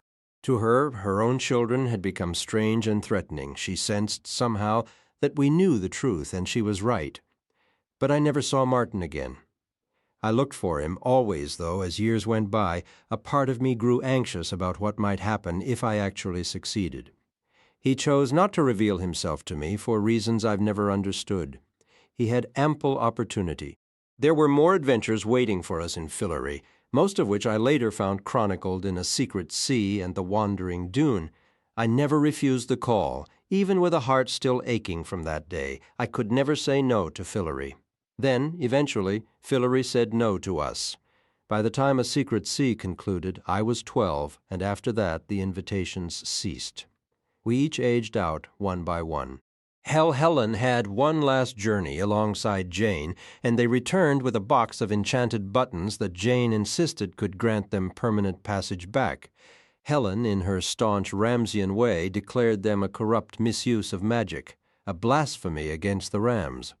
She destroyed them immediately and refused to ever reveal where she'd hidden the remnants. Her arguments were pure Ramsian doctrine, and everyone turned against her, even Jane. That rift fractured us. We Chatwin children were never as close again, and our little tribe lost what cohesion it had left. Perhaps the oddest fallout from Martin's disappearance was that it prompted Plover to start writing. Whatever transpired between him and Martin, when it ended, the writing began. He surprised us one day with a privately printed book titled The World in the Walls. The cover featured his own quaint, amateurish sketch of Martin and the grandfather clock. It might sound odd, but after the initial shock, the book held little interest for us. We gave it a perfunctory glance, poked fun at the illustrations. Plover had the most absurd, sentimental notion of what a dwarf looked like, but we already knew every story within. People often describe the Fillory books as magical, but to us, they felt like a faint echo. When you've witnessed real magic, the books are just a pale imitation. Plover's words were like pressed flowers, brittle and faded, trapped flat on the page, while we had known the living blossoms in full wild bloom. All I see now is how he made everything sound so straightforward. Reading the Fillory books, you'd think that if you just act honorably and bravely, everything will turn out perfectly fine in the end. What a curious lesson to instill in the young. What a peculiar method of preparing them for the life ahead. Each of us, in our own way, learned to carry on without Fillory. The real world lacked its fantastical, vivid hues, but it offered a relentless stream of distractions. While there were no Pegasi or giants, it was positively swarming with girls who felt nearly as enchanting and perilous. Fillory was a sweet dream, but this world was a savory, complex feast. Letting go of Fillory became effortless when every football game, every scholarship exam, every stolen kiss whispered the same advice: stop struggling, forget it, let it be, move forward. Our conversations about Fillory grew sparse. Our visits to Plover's house dwindled, and the entire grand affair began to feel like a fading mirage. Around this time the book started selling, and a miraculous shower of money began to fall upon us. We never would have voiced it, not even in our private thoughts, but it felt as if we had bartered Fillory itself, or more precisely, we had traded its reality, demoting it to the status of a mere children's fantasy. In exchange, we received regular and astonishingly large deposits into bank accounts we would control at 21. By the time I was 17, sweating through an entrance exam for Merton College at Oxford, I'm not entirely certain I believed in Fillory at all anymore. Jane, however, never lost faith. She kept searching for the buttons Helen had hidden, and when she vanished at 13, I'm convinced she found them. But she was wise enough not to try and bring me along, and the rest of us made no attempt to follow. When she did not return, I could only assume she had walked the same lonely path as Martin. It has been years now since Helen or Fiona or I have spoken of Fillory to one another, except in dry discussions pertaining to our royalties. We do not speak of Martin or Jane in their own way. They have become as mythical to us as the cozy horse. Without those shared anchors, we find we have very little left to say to each other, and I would gladly pay any sum to be spared another moment of Helen's wide-eyed, American-tinged prattle about her newfound faith. It is as if we three are the sole survivors of a cataclysm, like a city shattered by bombs, much like London is being pounded to rubble now, and to even whisper of the past feels like risking another aerial assault to finish us off for good. I would not have committed even this much to paper were it not for the global calamity of the past 3 years. These events have pushed me to depths of desperation I never imagined possible. The outcome of this war is utterly uncertain. There is a very real chance the Germans will overrun England itself before it ends. Perhaps help will arrive. Perhaps Martin, from wherever he is, can perceive our world and will return. If he cannot be bothered, I would think Jane might. If they are powerless to intervene, perhaps Ember or Umber could. What a welcome sight that would be, my long-lost siblings and the 2 great rams of Fillory, radiant with power, striding side by side toward Berlin to flush Hitler from his bunker like a cornered rodent. But they have not come. And I'm starting to believe they are not going to come. That is the true reason for these words. This book is a memoir, a secret history, but it is also a deliberate act of provocation.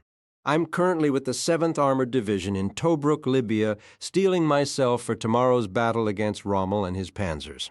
I, Rupert Chatwin, a king of Fillory, who once rode a griffin against the armies of the Whispering King, who defeated the White of the West in single combat and shattered his spine, will fight the Germans from within an obsolete Crusader tank, reeking of my fellow soldiers and myself crawling with lice and trailing a slick of oil across half of North Africa. If I survive, I will send this manuscript home with instructions for its publication 6 months hence, unless word arrives from me to stop it. The revelation that Fillory truly exists will be front-page news across every British publication, unless you consent to return me and my family. Yes, I speak to you directly, Ember and Umber, Martin and Jane. If not me, then rescue my wife and my son, your sole nephew. That is all I ask. Surely such a thing lies within your capabilities. Surely you can summon some compassion. Yet, if that remains insufficient, I present an exchange. I withheld the full truth earlier when I departed Castle Blackspire that day. I did not leave empty-handed. Blackspire mirrors Whitespire, and I recalled the location of the vault and the means to unlock it. Even consumed by terror and sorrow, I remained selfish and bitter enough to loot whatever I could manage. I lacked Martin's skill, yet even I could sense raw power when confronted with it. I took a sword and an incantation, and I believe them to be immensely potent. They are artifacts of ancient craft, the most formidable kind. You may attempt to seize them, but I doubt you will succeed. Instead, I offer them freely if you will grant this request, in the name of all you hold sacred, Ember and Umber, Martin and Jane. If these words reach you, bring us home to Fillory. For every betrayal, I plead for your mercy. I will atone in any manner you demand if you will only open the portal one final time for my family. Once I was a king of Fillory, but I would return as your humblest servant if you would merely turn the key. I'm begging you now, when I turn this page, I need you to open the door. The book concluded there. Plum let it rest open on her lap, feeling as though it weighed 1,000 pounds. She couldn't bring herself to glance at Quentin. She didn't wish to share this instant with him perhaps later, but not now. They never came. They didn't save him. And Rupert's pilfered treasures remained stolen, and he perished alone in that desert. Yet his wife and child, Plum's own grandfather, had survived regardless. The blade, that must have been what Betsy took. Plum briefly wondered about the spell, but it was there too, carefully excised and bound into the notebook's final pages on uneven parchment, slightly smaller than the rest, covered in dense, unfamiliar script. Then everything blurred as Plum's eyes flooded with tears. She had spent her whole life denying any of it was real, but not anymore. Not after this, and not after what the girl in the mirror had revealed. It truly happened.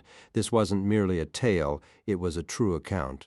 It had sought her out, pulled her into its narrative, and now it was her turn to assume a role. Fillory had devoured her ancestors and discarded them. Now it was hungry once more, and it was coming for her. She would have to find a way to meet it. Burying her face in her hands, she let more tears fall right there in the Amenia train station lobby. After several minutes, she rose and went to the snack counter for napkins to blow her nose.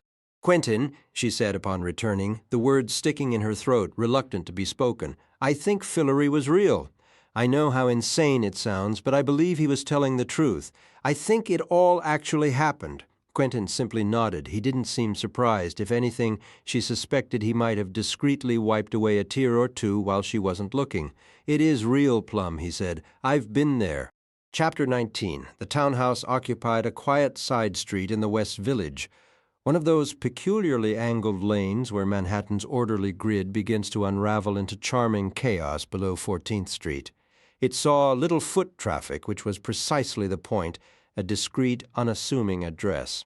Plum explained she'd purchased it with funds from her grandparents, her portion of the Fillory royalties placed in a trust, originally meant as a crash pad for her envisioned post-graduation life in New York.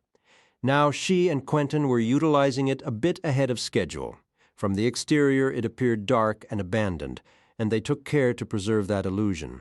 Many people were after that suitcase, and Quentin had no idea who would be targeted first, him and Plum or Asmodeus. Sooner or later they'd come, and the softer target was definitely not Asmodeus. For now they'd vanish into the vast anonymity of the city. The house had been untouched since the last owner left.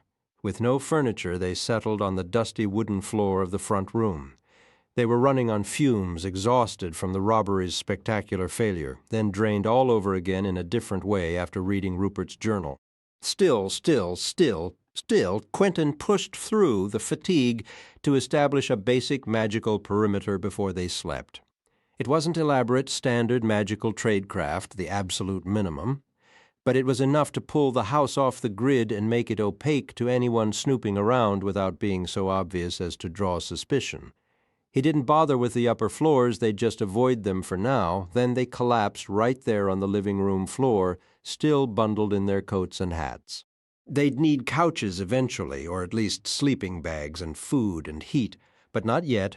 Quentin hadn't slept the previous night, and he'd thrown his back out during the fall, the pain now becoming a serious, grinding presence. This had happened a few times before. Until he was about 25, his back had been a seamless, self-regulating machine. Now it felt like a broken gearbox someone had filled with gravel. Lying on the hard floor actually dulled the ache.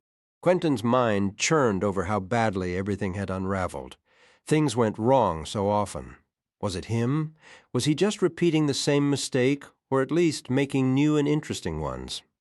He liked to think his failures had variety. Plum, meanwhile, had already fallen asleep on the floor, her face buried in the black parka from the limo she was using as a pillow. Quentin stayed awake. The journal had hit them differently. For Plum, it was a reckoning, a massive correction that forced her to accept Fillory was real and that she was inescapably a part of it. On the train, he'd told her his whole story there as the landscape blurred past. Bridges, stations, other trains, lots full of idle municipal snowplows, and backyards with overturned swing sets. He told her about Alice, about Julia, about everything, but for him it was different.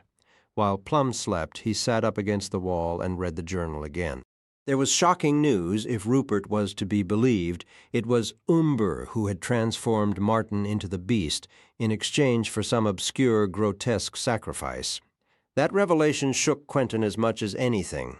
It meant something was deeply wrong with one of Fillory's gods, or at least there had been, and if Umber helped Martin, why would Martin have killed him, as Jane Chatwin claimed? It made no sense. None of it brought him any closer to Alice either, or not that he could see.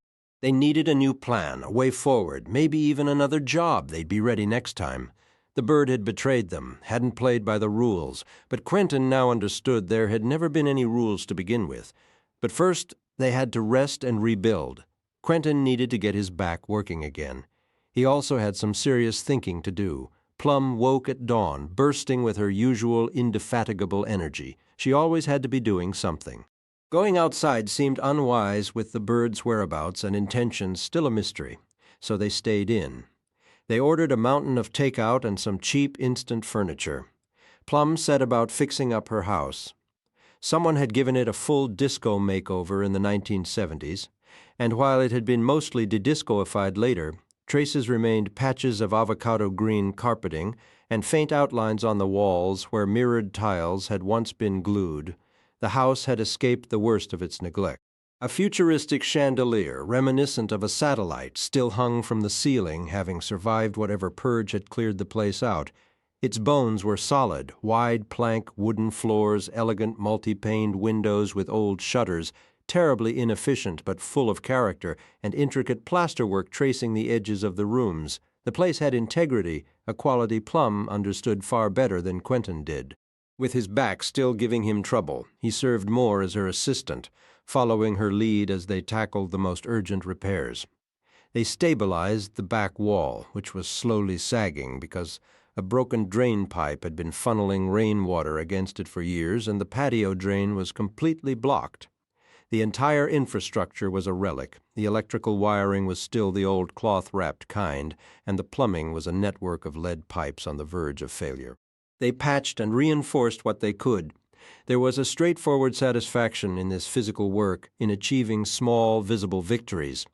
They cast every cleaning charm they knew, banishing decades of grime, dust, and nicotine stains from the surfaces until they had essentially conjured a new house from the old filth. They restored the furnace and got the gas and water flowing again. Yet even as his hands were busy, Quentin's mind was elsewhere. Every venture he'd ever cared about lay in ruins. By all rights, he should have been crushed. Instead, with it all stripped away, his father gone, Mayakovsky's coins a weight in his pocket. He felt an unexpected, almost giddy sense of liberation. It was time for a reckoning. The top floor of the house had been gutted long ago, all its interior walls torn down, leaving only 4 brick columns standing like lonely sentinels, bits of plaster still clinging to them, creating one long, empty hall. Plum, in her overalls and gloves, was a whirlwind of focused repair elsewhere in the house, and she didn't need his help. His back was still a sharp, persistent agony anyway, so he retreated upstairs to think, finding a piece of children's sidewalk chalk in a locker under the stairs. Quentin began drawing on the broad wooden floor. From memory, he sketched out a classical labyrinth pattern, the ancient Lemnian design. Getting the geometry right took several attempts, but the focus required was its own form of meditation. The path coiled and looped around the 4 brick pillars. This was old, subtle sorcery, ideal for replenishing depleted magical reserves. When the chalk lines were complete, he draped sheets over the windows. The effect was shabby, but it produced a soft, diffuse light that felt disconnected from the outside world. He began at the entrance and slowly, painstakingly walked the path over and over. The rhythmic walking loosened his thoughts and curiously eased the ache in his back. His thoughts drifted to Rupert Chatwin's journal and to the mysterious spell bound into its back pages. As far as Quentin could tell, Rupert had never cast it, nor had he deciphered its purpose. It was a treasure looted from Fillory's darkest corners. It had to be significant. There was a feeling of fate in how it had come to them. What had Rupert called it? One of the old workings. Perhaps it was war magic, something to use if the bird ever found them, or maybe, just maybe, it was something profound and powerful enough to help Alice. He fetched the journal and began to read the spell as he walked the labyrinth. Soon he could navigate the turns without looking up from the page. His brutal work on the Netherlands page hadn't been wasted. It had honed his ability to parse dense, archaic magical rhetoric, even in languages he barely understood. It had been years since he'd tried to read classical Fillorian, let alone its intricate system of magical notation. But the further he went, the less the spell resembled anything he had anticipated. The structure was alien, the intent obscured behind layers of metaphorical language that felt less like instruction and more like a strange, compelling dream. He was expecting something with a military application, a devastating weapon, perhaps, or an impenetrable shield, maybe even a cloaking device or some kind of apocalyptic storm generator. But this didn't fit any of those categories. The structure felt off. For starters, the incantation was absurdly long. Most spells could be written out in a few pages at most, but this one sprawled across 20. The opening section was loaded with formal, ceremonial-looking gestures, but in magic you could never be sure what was truly optional, so every step had to be performed. It also demanded a small mountain of rare and exotic components.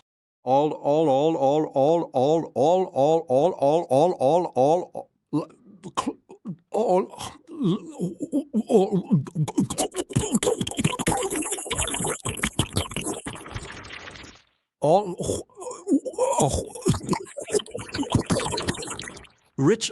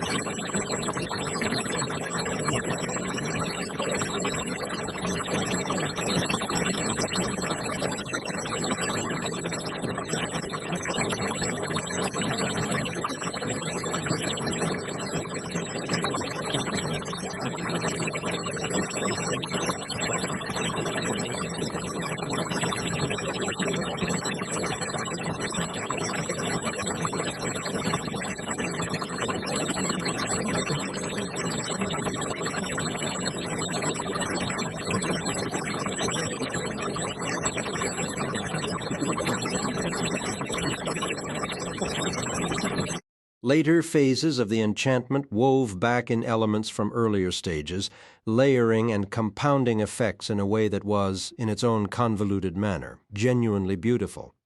For a time he considered whether it might be a summoning, similar to the one Fogg used to gather his cacodemons, or the catastrophic ritual Julia and her crew had attempted at Mers. But that didn't feel right either. This was unlike any magic he had ever encountered. Something about the written lines made his fingers itch, as if the spell itself were restless, eager to be cast. He left the chalk-marked room and went to find Plum. "I've been studying that spell," he said. "The one from your great-grandfather?" "Mm-hmm."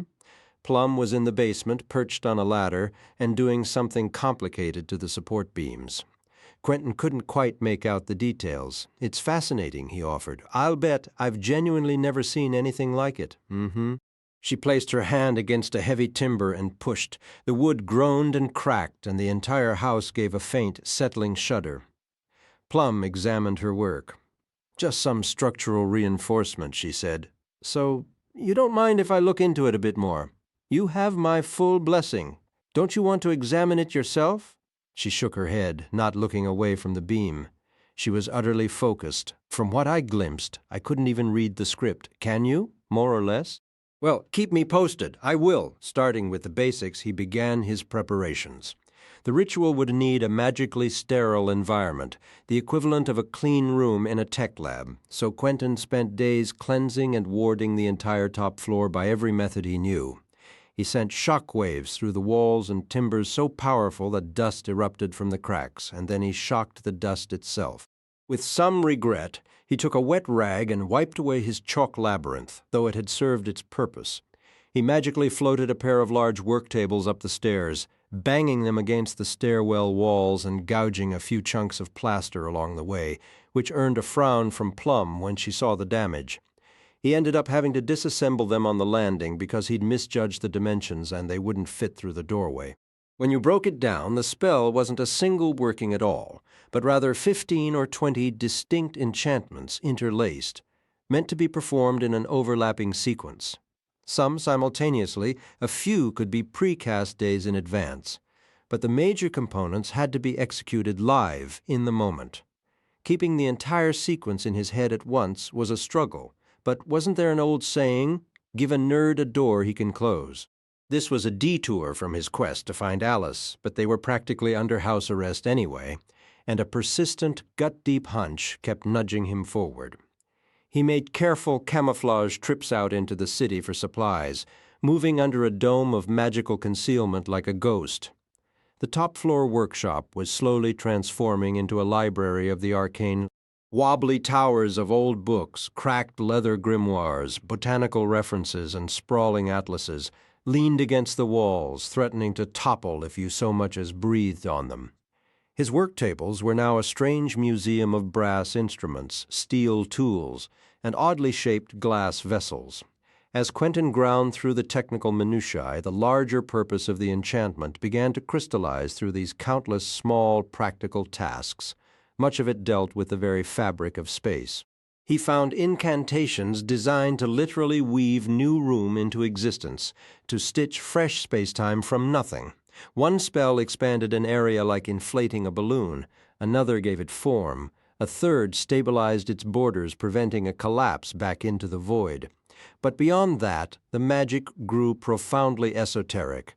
There were rituals to summon matter from emptiness. One component siphoned entropy away, forcing chaos into order.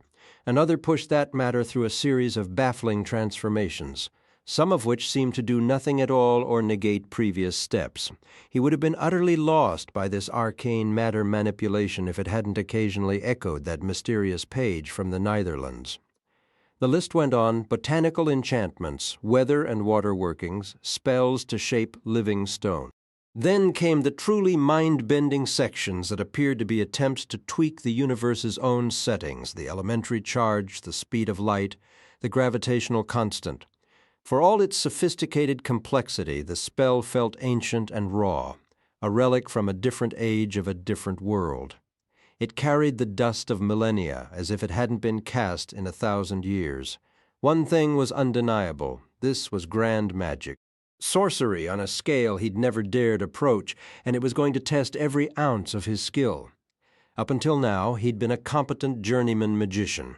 Success here wouldn't just prove him a master, it would forcibly remake him into one.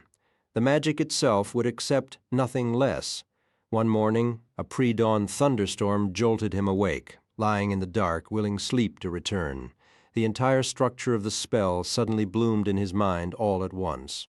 It assembles itself spontaneously, as if it had only been waiting for him to stop overthinking and finally get out of the way. There it hung in his imagination, shimmering and complete, all its disparate parts interlocking. The realization was almost laughable. This wasn't war magic. It wouldn't shield you, hide you, or kill for you. It certainly wasn't going to bring Alice back, but it did something astonishing. This was a spell of creation. It was a ritual for making a land. Actually, barked a laugh into the quiet room. The idea was so absurd, so wonderfully insane. Yet now that he saw it, the vision was indelible. He could trace its logic like a story woven through the spell's clauses and subsections, a double helix of intent and power. This working was designed to craft a little world. It was ruthlessly ingenious. It wasn't some cosmic, thunderous act of genesis. It was far more subtle. A seed, a dry, teardrop-shaped germ of a world, so small it could vanish into a sidewalk crack, yet containing within it the compressed potential of sand, rain, stars, physics, and life, all flattened into words on a page. Cast correctly, it would expand and unfold into a place hidden away from the real world. A secret garden. Quentin could already see it in his mind's eye, fresh, new, and utterly undiscovered.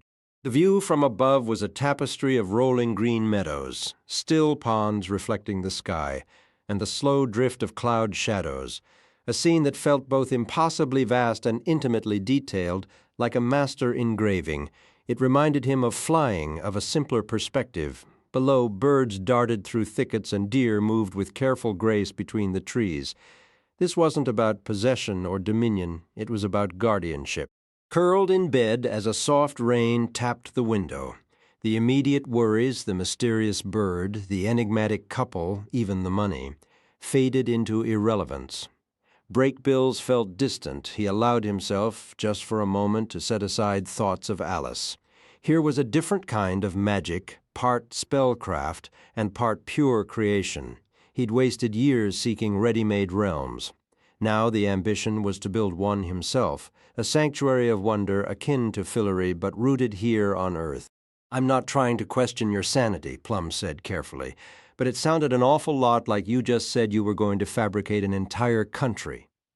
"That's the idea, or we are. We could. That's what Rupert's ritual is designed to do." Plum's brow furrowed. "I don't follow. You can't just conjure a landscape out of thin air. It sounds more feasible if you don't phrase it quite so bluntly. You're talking about actual geography, with soil and rivers and ecosystems, precisely." "Wow, wow," she leaned back, then propped her chin in her hands. They were seated at their sleek new IKEA table, morning light filtering in. "Just wow, that would be one hell of a working great-granddad. Might have been a terrible author, but you have to give him credit for ambition. Do you honestly believe it's achievable? I think we owe it to ourselves to try. But why? I mean, it's conceptually amazing, but it also sounds like a monumental headache." The reasons were difficult to articulate. Sure, a private land would be a perfect refuge from the bird if needed, but that was secondary. This meant something more profound. It would be like Prospero's Island, but reinvented, not a prison of exile, but a crafted world, a secure and serene private haven, a true magician's domain. Plum, being exceptionally observant, recognized his resolve was fixed. She let out a long breath. "All right, say we pull this off? What does that make us?" "The deities of this place, I doubt it," Quentin replied. "I imagine this land wouldn't come with pre-installed gods. We'd probably have to invent those separately if we wanted them at all." With Plum reluctantly acquiescing, if not fully enthusiastic, their progress accelerated. Quentin tracked down a notoriously shady practitioner in the South Bronx who sold him a warm, faintly vibrating metal case. The man swore it contained a stabilized sample of Ununoctium element 118, the final entry on the periodic table. Its existence was mostly theoretical. Only a handful of atoms had ever been synthesized, decaying almost instantly. These atoms were supposedly chronologically arrested or dramatically slowed. The purchase took a significant bite from the bird's initial payment. "Do you believe it's actually in there?" Plum eyed the box with deep suspicion. Unclear? Quentin admitted. We'll discover the truth soon enough. And how do we do that? The old-fashioned way, trial and error. For the project, Quentin commissioned an exorbitantly expensive, strikingly elegant staff crafted from Pernambuco, the dense, nearly grainless tropical wood used for cello bows, banded and inlaid with silver.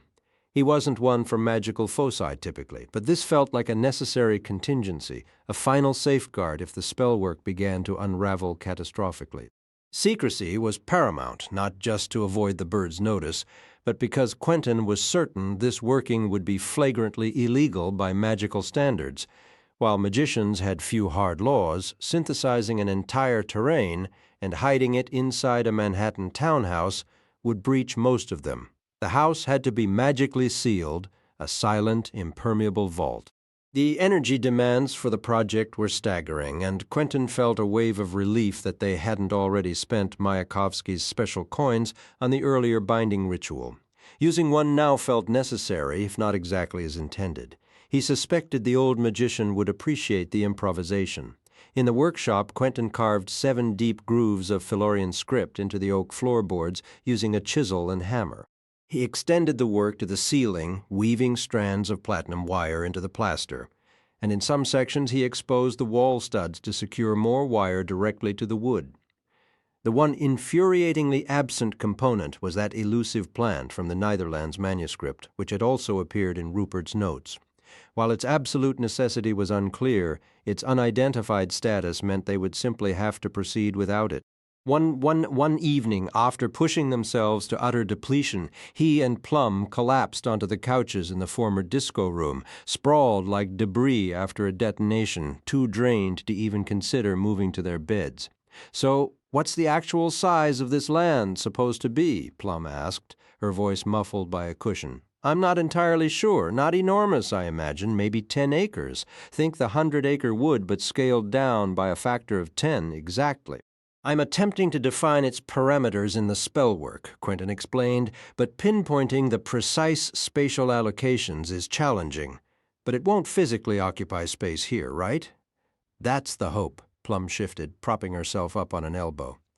"Quentin, what's the real point of all this?" He felt the weight of the question, even as fatigue threatened to pull him under. "What do you believe magic is for? Come on, don't dodge with another question." "I've spent a lot of time on this," Quentin said, his words slowing. "It's not straightforward like in stories. In books, there's always a clear mission, a dark lord rising, a prophecy, a ring that needs tossing into a specific volcano. Some wise figure shows up to hand you the map and the moral imperative, but in reality that guide is never around. He's off giving lectures in another dimension here. Nobody has a clue. We're all just fumbling in the dark, equally lost and full of it, and you have to choose your own path. And the cruelest part, you'll never get a grade. You'll never know if you chose the right volcano or if your actions made things better or worse. There's no answer key to life." Silence stretched so long Quentin thought Plum had fallen asleep. So she finally said, "You've chosen magic is for crafting pocket dimensions?" "No." Quentin sighed, closing his eyes. "I still don't know what magic is for. Maybe you just have to pick a purpose for yourself, but you absolutely have to pick something. It's definitely not for inertia. I've tested that theory thoroughly. Does any of this sound coherent? You stopped making coherent sense about an hour ago. I was worried about that. It might make more sense when you're older. You're, what, 22? 21, right? Well, I'm 30. "That's not ancient," Plum retorted. "Don't be condescending." "Point taken. So, what's your vision for this land?" "I don't have a fixed image," Quentin admitted. "It shifts. Sometimes I see open meadows. Other times, it's an endless orchard of apple trees. Maybe it morphs to match what you need it to be."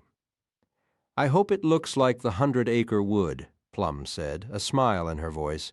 "You should focus on that." Chapter 20. Plum desperately needed an evening to herself.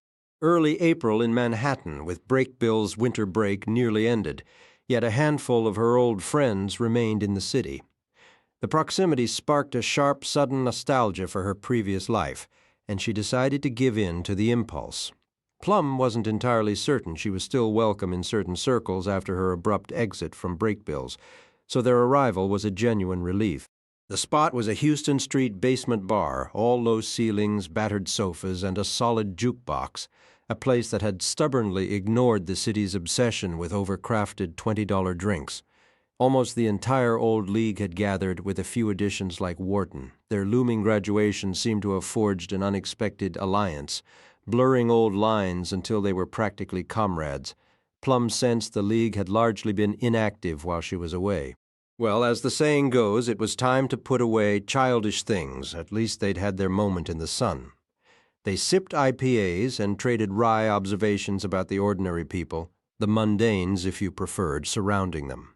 They placed bets on what strangers were feeling, and then Holly, who had a real talent for it, would skim the emotional atmosphere to see who guessed right. She couldn't pick up words or pictures, just the general emotional tone, but that was usually plenty. Bars were ideal for this. Alcohol acted like a solvent, making minds strangely translucent. Plum knew the conversation would inevitably turn to Breakbills, and she knew it would sting in a way that sting was part of why she came. She wanted to test her new self-image, someone who had moved on, who had sampled the real world, even if that world was proving to be a bitter, acquired taste. Thankfully, when the ache came, it was a dull, manageable throb. Hearing updates from that candlelit, insulated universe helped her grieve for the simpler, more hopeful version of herself who had once lived there. Tonight would serve as a quiet funeral for that other Plum, the one who had never attempted that idiotic, life-altering stunt. May she rest in peace. She pressed them systematically for news, and they were overflowing with it. With graduation on the horizon, the fifth years were shedding all restraint. Everyone who had spent 5 years holding their breath was finally exhaling. Even the most rule-respecting, socially cautious students were suddenly experimenting with bold, borderline reckless behavior. That gilded bubble was on a direct collision course with the harsh, rocky planet of actual adulthood, and the impact was going to pop it for good, and it was all happening without her. Plum felt prematurely born, a frail, underdeveloped preemie next to a nursery of robust, full-term infants. Most already had plans lined up. Darcy had secured a position working for an aide to a judge in the Magician's Tribunal. The archaic term wizard still clung to legal jargon. Lucy would be assisting a possibly dubious but undoubtedly famous artist who crafted vast, invisible, magical installations in the city's skyline. Wharton was headed into environmental conservation. Holly had joined an intense, quasi-vigilante collective focused on predicting and preventing violent crimes among the non-magical population. The others were cheerfully planning to dedicate themselves to hedonism or, failing that, to glorious laziness. Life was already slotting them into neat categories, ready or not. All they could do was gaze awkwardly at each other across the growing divides. Plum found herself placed into a unique makeshift category of one. No one felt at ease asking about her life after what they saw as a career-ending and essentially life-ending catastrophe. So she offered unprompted that she was currently collaborating with former Professor Quentin Coldwater on a truly riveting research project, the precise details of which were confidential. All heads swiveled toward her. This was gossip of the highest caliber, pure, uncut, pharmaceutical-grade rumor. "Oh, my God," Darcy gasped, her hand flying to her mouth. "Oh, my God. Please, please, please, please tell me you're not sleeping with him. Lie to me if you have to. Just say the words." Chelsea pressed. "I am not sleeping with him. What is wrong with you?" Plum didn't have to fake her disgust. Quentin felt more like an overbearing older brother than anything else. "What kind of person do you think I am? So you're just living and working around the clock with this mysterious, moody older guy," Chelsea said slowly.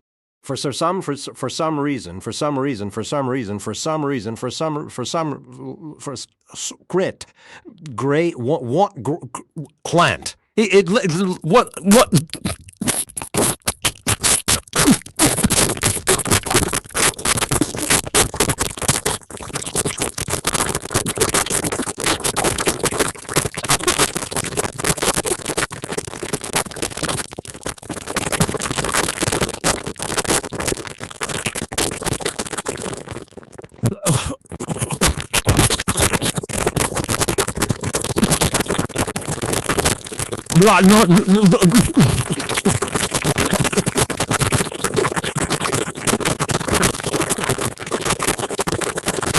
Wait.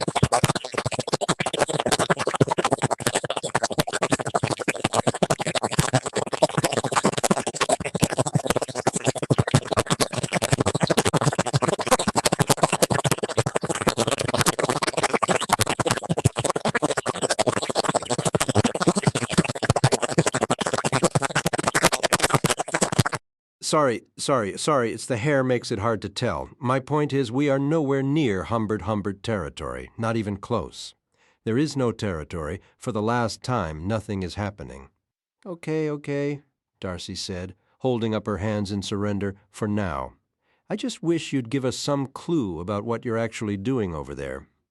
Plum had reached her limit. Something in her wanted to rise to the challenge, to defend not just herself, but Quentin too.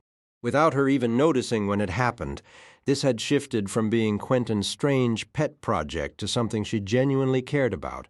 She wanted it to succeed. Look, she said, I know how it sounds, and I totally respect what all of you are doing. I really do. Even if that means getting high and projecting light shows on the ceiling all day. Chelsea flashed a peace sign with both hands. Those are your paths, and they're great, Plum continued. Mine is just different. It's a path, too, but I don't know where it leads yet, what Quentin is working on. I don't want to get into specifics, but it's actually brilliant. He's chasing something real, taking a huge risk. I admire that someday. I think I might want to do something like that, too. She finished her beer in the quiet that followed. Everyone seemed a little thrown that Plum had given a sincere speech, one that wasn't self-deprecating or packed with jokes. Well, so be it, she thought.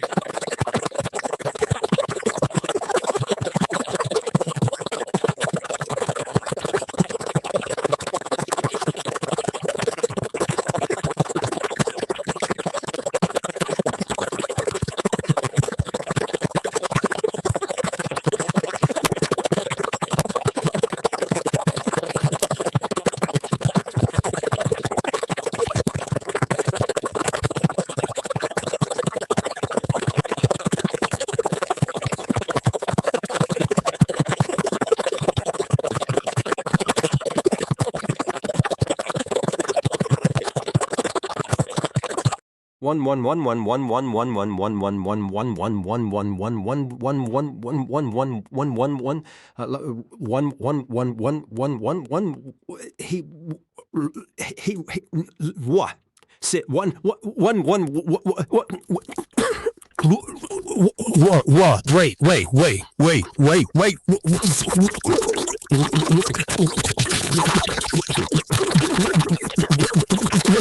Wait.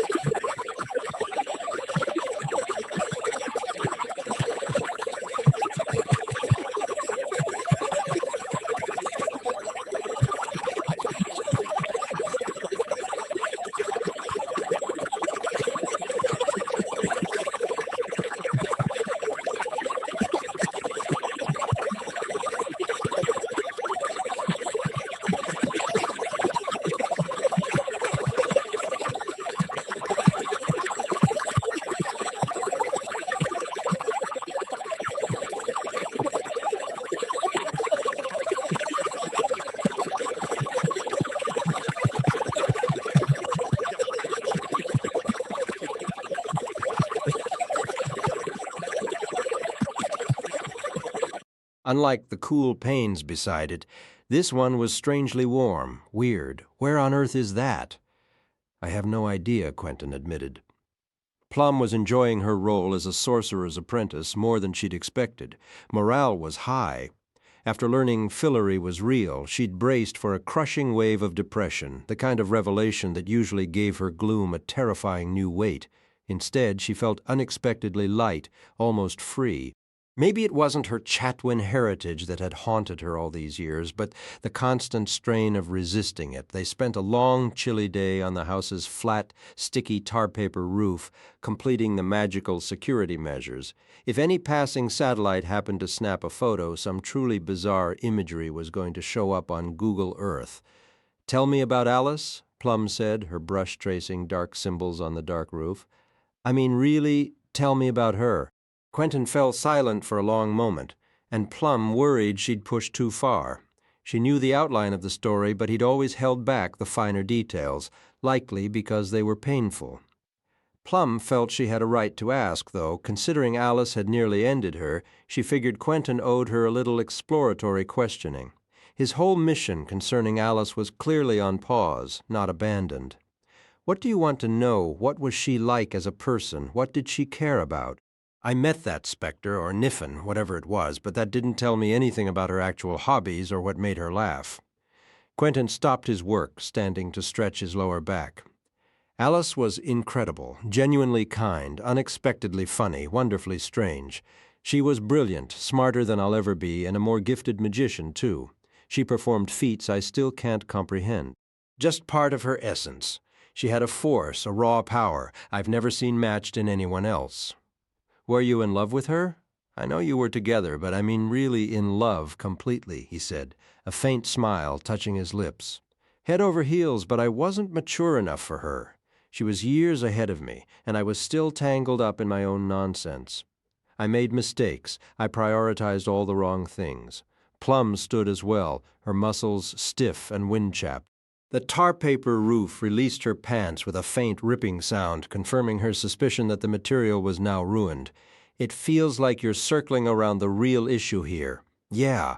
Well, the issue is I cheated on her." Plum immediately regretted asking, but Quentin continued.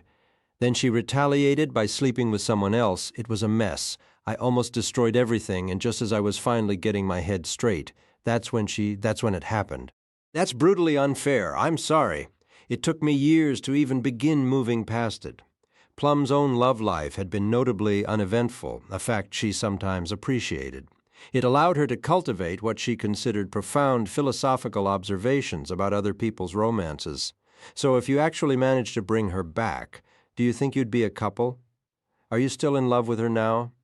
"I don't even know her anymore, Plum. It was a lifetime ago. I'm a different man now, or at least I'm trying to be. We'd have to meet as strangers and see what happened. So you'd begin from scratch. Only if she wanted to, but it wouldn't feel like starting over. It would feel like we were finally beginning for the first time." The setting sun cast thick amber beams through the hazy city air, heavy with pollution and dust. Plum's knees ached as she shifted her weight. "Here's what confuses me. If you were such a mess, if you had so much growing up to do, why do you think she loved you in the first place?" Quentin returned to stirring his pungent chemical mixture. "I have no idea," he admitted quietly. "I never figured that one out. Maybe solve that puzzle before you resurrect her, huh?" The following morning was dedicated to the dress rehearsal. They deconstructed the complex enchantment into its individual spells, practicing each one in isolation, then in careful sequences, meticulously avoiding any combination that might spark the magic into a volatile, active state for spells requiring rare components or posing physical risk. They simply pantomimed the motions. At one point, Plum's focus lapsed, and she uttered a phrase she was meant to skip. A searing flash of light and heat erupted in the room, intense and shocking, like amplifier feedback screeching in a silent hall. "Damn it!" Quentin yelled, darting from the room. She heard the sink faucet wrench on in the bathroom. He returned moments later, his fingertips still emitting faint wisps of steam. "My fault," Plum called out, her face flushed with embarrassment. "I'm sorry. Don't worry about it," he said, though the tightness in his voice betrayed his irritation. Let's begin again from the top. Magic was a funny thing, she reflected, in how profoundly messy and flawed it truly was. When people claimed something worked like magic, they imagined a process that was effortless and flawlessly obedient. Yet real magic couldn't perform the impossible. It couldn't resurrect the dead, it couldn't manufacture happiness, and it certainly couldn't gift you with better looks. Even within its realm of possibility, the results were never guaranteed. There was always a price, and the system was wildly inefficient, never sealed tight, always spilling energy uselessly into the world as stray sounds, heat, ghostly light, and sudden gusts of wind. It buzzed, it hummed, it glowed, and it sparked with chaotic, purposeless beauty. Magic was, without question, imperfect, but the truly amusing part, she decided, was that its very flaws were what made it so compelling. If it were perfect, it would be sterile and utterly boring. They had agreed to commence at noon on the big day, but as with any complex group endeavor, be it a band rehearsal, a softball game, or launching a model rocket, the preparations swallowed up about 5 times the hours they'd allotted.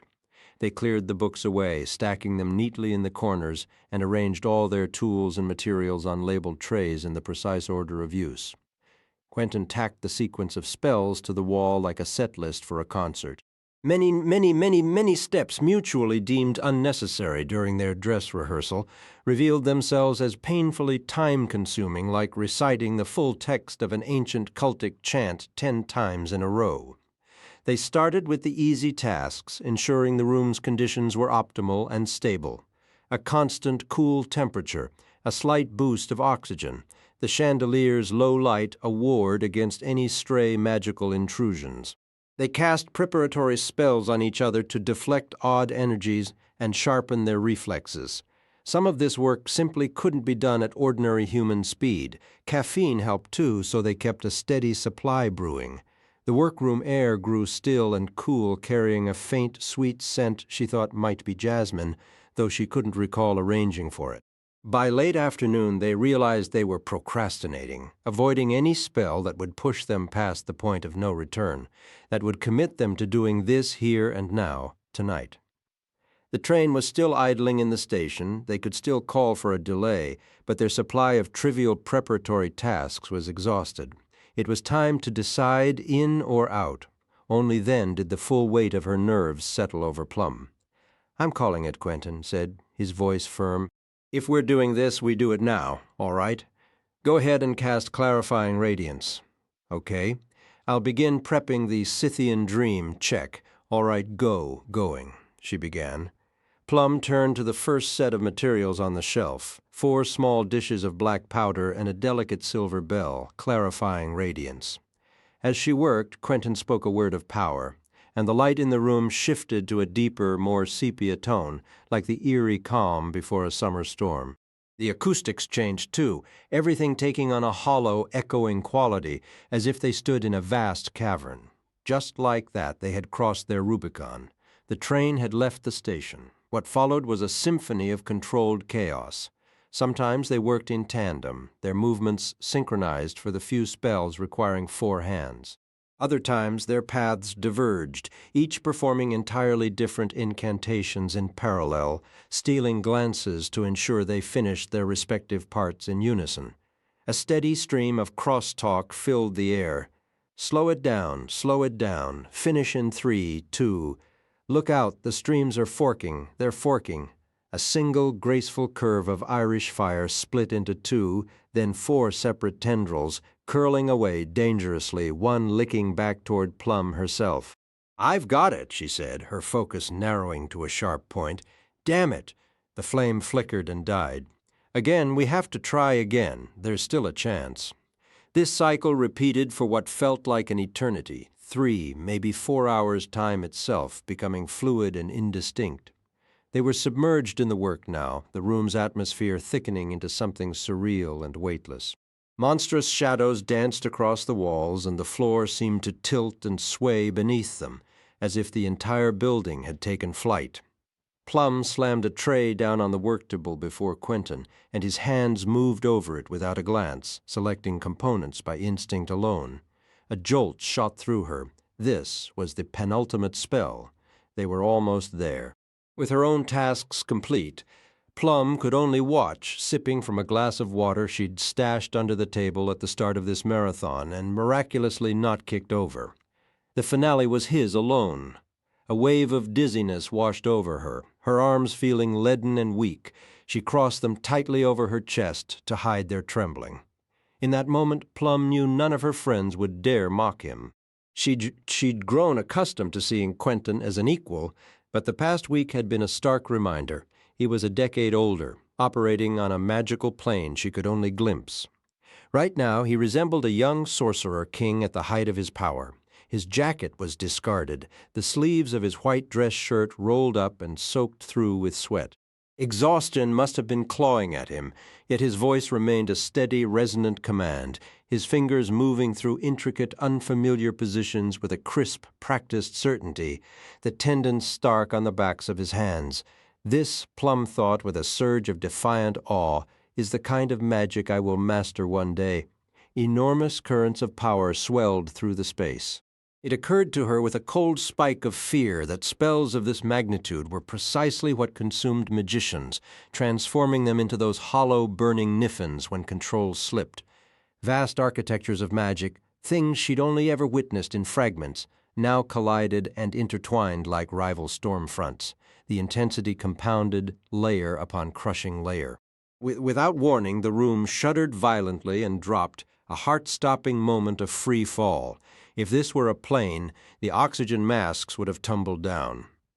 Quentin's voice boomed with an unnatural, amplified depth, and his body began to shake with the strain of holding the chaotic energies together.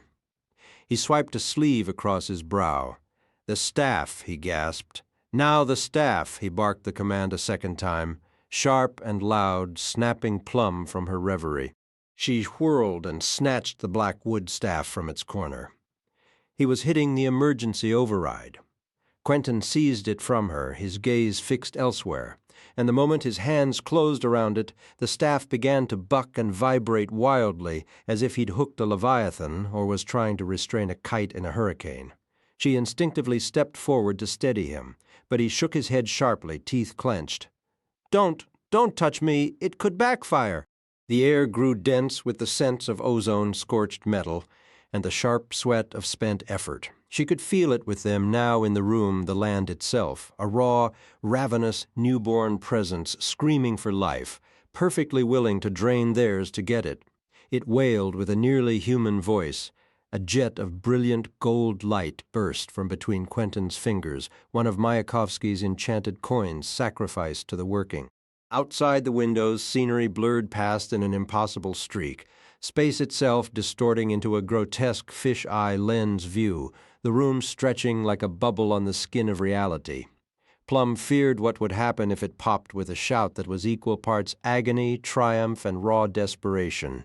Quentin cried out, "No thung!" He whirled the staff and slammed its silver-capped end against the floorboards with a report like a gunshot. The impact jarred up through the soles of Plum's feet.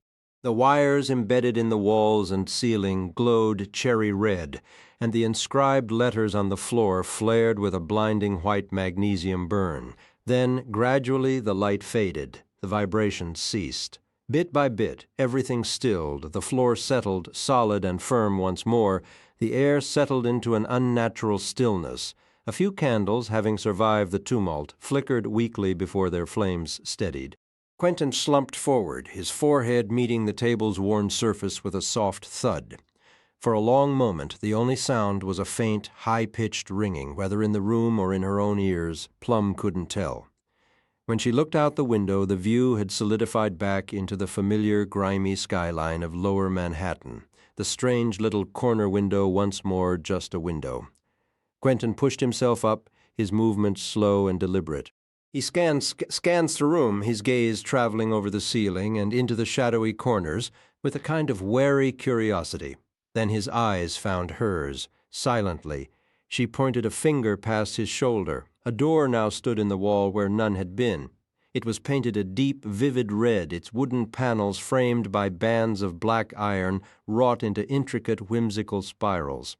Quentin let the staff fall from his grasp. It hit the floorboards with a clatter that seemed too loud for the quiet room. He moved toward it slowly, each step measured with disbelief, pausing as the last motes of dust settled and the ringing faded completely. Plum felt utterly spent, shaky and hollow as if she'd pushed her body far beyond its limits. Yet she couldn't look away from that red door. "We actually did it," Quentin said, his voice low and filled with a solemn awe. "It worked. We built a new world." The door had a single brass knob, positioned dead center. Quentin reached out, his fingers brushing the cool metal before he fully grasped it. He hesitated, as if bracing for a jolt or expecting his hand to pass through an illusion. But the knob was solid, unyielding. He turned it and pushed nothing. He pulled instead, and the door swung inward without resistance. A draft of cold air sighed into the room, cooling the sweat on Plum's brow but sending a deeper, more unsettling chill through her core. "Quentin," she said. He didn't respond, frozen on the threshold. She moved to stand beside him. "Are you going in?" He blinked, looking at her as if surfacing from a deep sleep. In a second, he held up his palm, studying it. "I was convinced I'd have a scar here from Mayakovsky's coin, like in Raiders of the Lost Ark. It felt like it was burning a brand into my skin, but there's nothing." Plum had no clue what he was referring to, but she kept quiet. This didn't seem like the time for questions. She peered past him through the doorway. The land beyond wasn't the 100-acre wood, it wasn't an orchard or even outdoors. The view was disorientingly familiar. It was precisely like the room they were standing in, except they weren't in it, and everything was mirrored. "Through the looking-glass," Quentin murmured, a note of wry amusement in his voice. This was not what she'd pictured. He picked up a long-handled spoon from the worktable and tossed it underhand through the doorway. It clattered and skidded across the floor of the other room. It seemed perfectly ordinary. "What is this?" Plum asked, her voice barely above a whisper. "I think it's our land, but why does it look like this?" She pressed, a thread of frustration weaving into her confusion. "Is this what it's supposed to look like? I have no idea. Was this what you were expecting? I thought you were aiming for an orchard. Is this what you were trying to make?" "No." "Then why would anyone create a world that's a perfect copy of the one they're trying to leave?" "Excellent question." With a shrug that seemed more resigned than brave, Quentin stepped through the doorway and into the duplicate room. Plum watched him turn in a slow circle, taking it in. She had to admit he wasn't panicking. He just looked like a guy checking out a very strange new apartment. "Classic," he announced, a dry, almost sarcastic edge to his voice. "It's a perfect mirror image. Opposite land, you've got to appreciate the nod to tradition, I guess." He spread his arms wide in the empty space. "Come on in if you want. Seems stable enough." Plum crossed the threshold. It was profoundly bizarre. It felt like the house had grown a silent, conjoined twin, connected only by this impossible red door. A heavy sense of anticlimax settled over her. "It kind of worked," she offered, the words feeling inadequate. "I mean, we did make a land, technically." Quentin gave a slow nod. "Or a house, at least. Let's stay sharp, Plum. This feels off." The quiet was the first thing she noticed. Their original house was magically soundproofed, but this was different. This silence was absolute suffocating. As if the walls were lined with thick acoustic foam, the air felt dense, heavy, and there was something else, a creeping sense of confinement she couldn't quite define until she turned and saw it, plain as day, literally staring her in the face from the opposite wall. "Look at the windows," she pointed out. "Every single one, they're not windows anymore, they're mirrors." It was as if the house itself had lost its sight. "Interesting. I wonder what the mirrors are hiding. That was the real question." There was one in the small powder room off the landing. Bracing herself for a scene straight out of a horror film, she cautiously peered inside, stranger and stranger.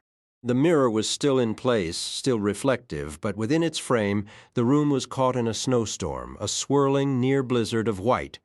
Snow was beginning to pile up on the tiled floor, dust the towel racks, and cling to the edge of the sink. It even frosted her hair and lashes in the reflection. Yet when she instinctively touched her own hair, it was completely dry. The snow existed only in the glass. Quentin materialized behind her. "Yikes," he remarked. Clearly, they were processing this bizarre reality in very different ways. They wandered through the rooms like the uneasy royalty of this unsettling new kingdom. Most things were present, more or less, except when they simply weren't. The furniture, the curtains, the silverware, the dishes, the doors opened and closed like ordinary doors. But there were no computers, no phones. The bookshelves held volumes, yet every page was blank.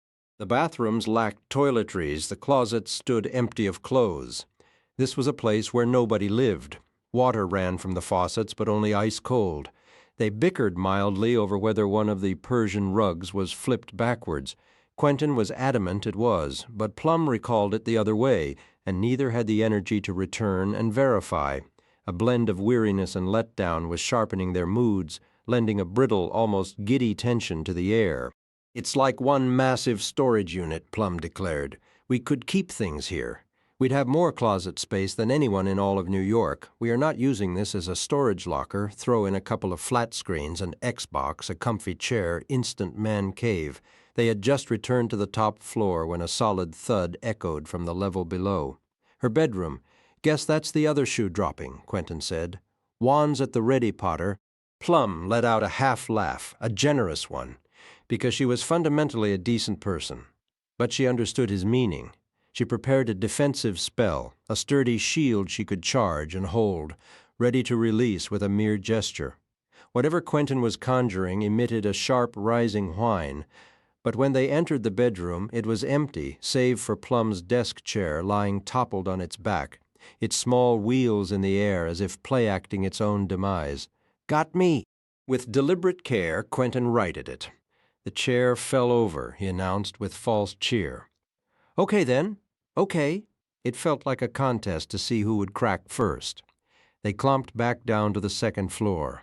Another oddity, all the color photographs had faded to monochrome. I wonder if Quentin began, but was interrupted by the same heavy clunk from above them. The chair again. Neither wanted to go investigate. "What do you suppose is outside?" "I don't," Plum stated flatly, "and I double dare you not to look."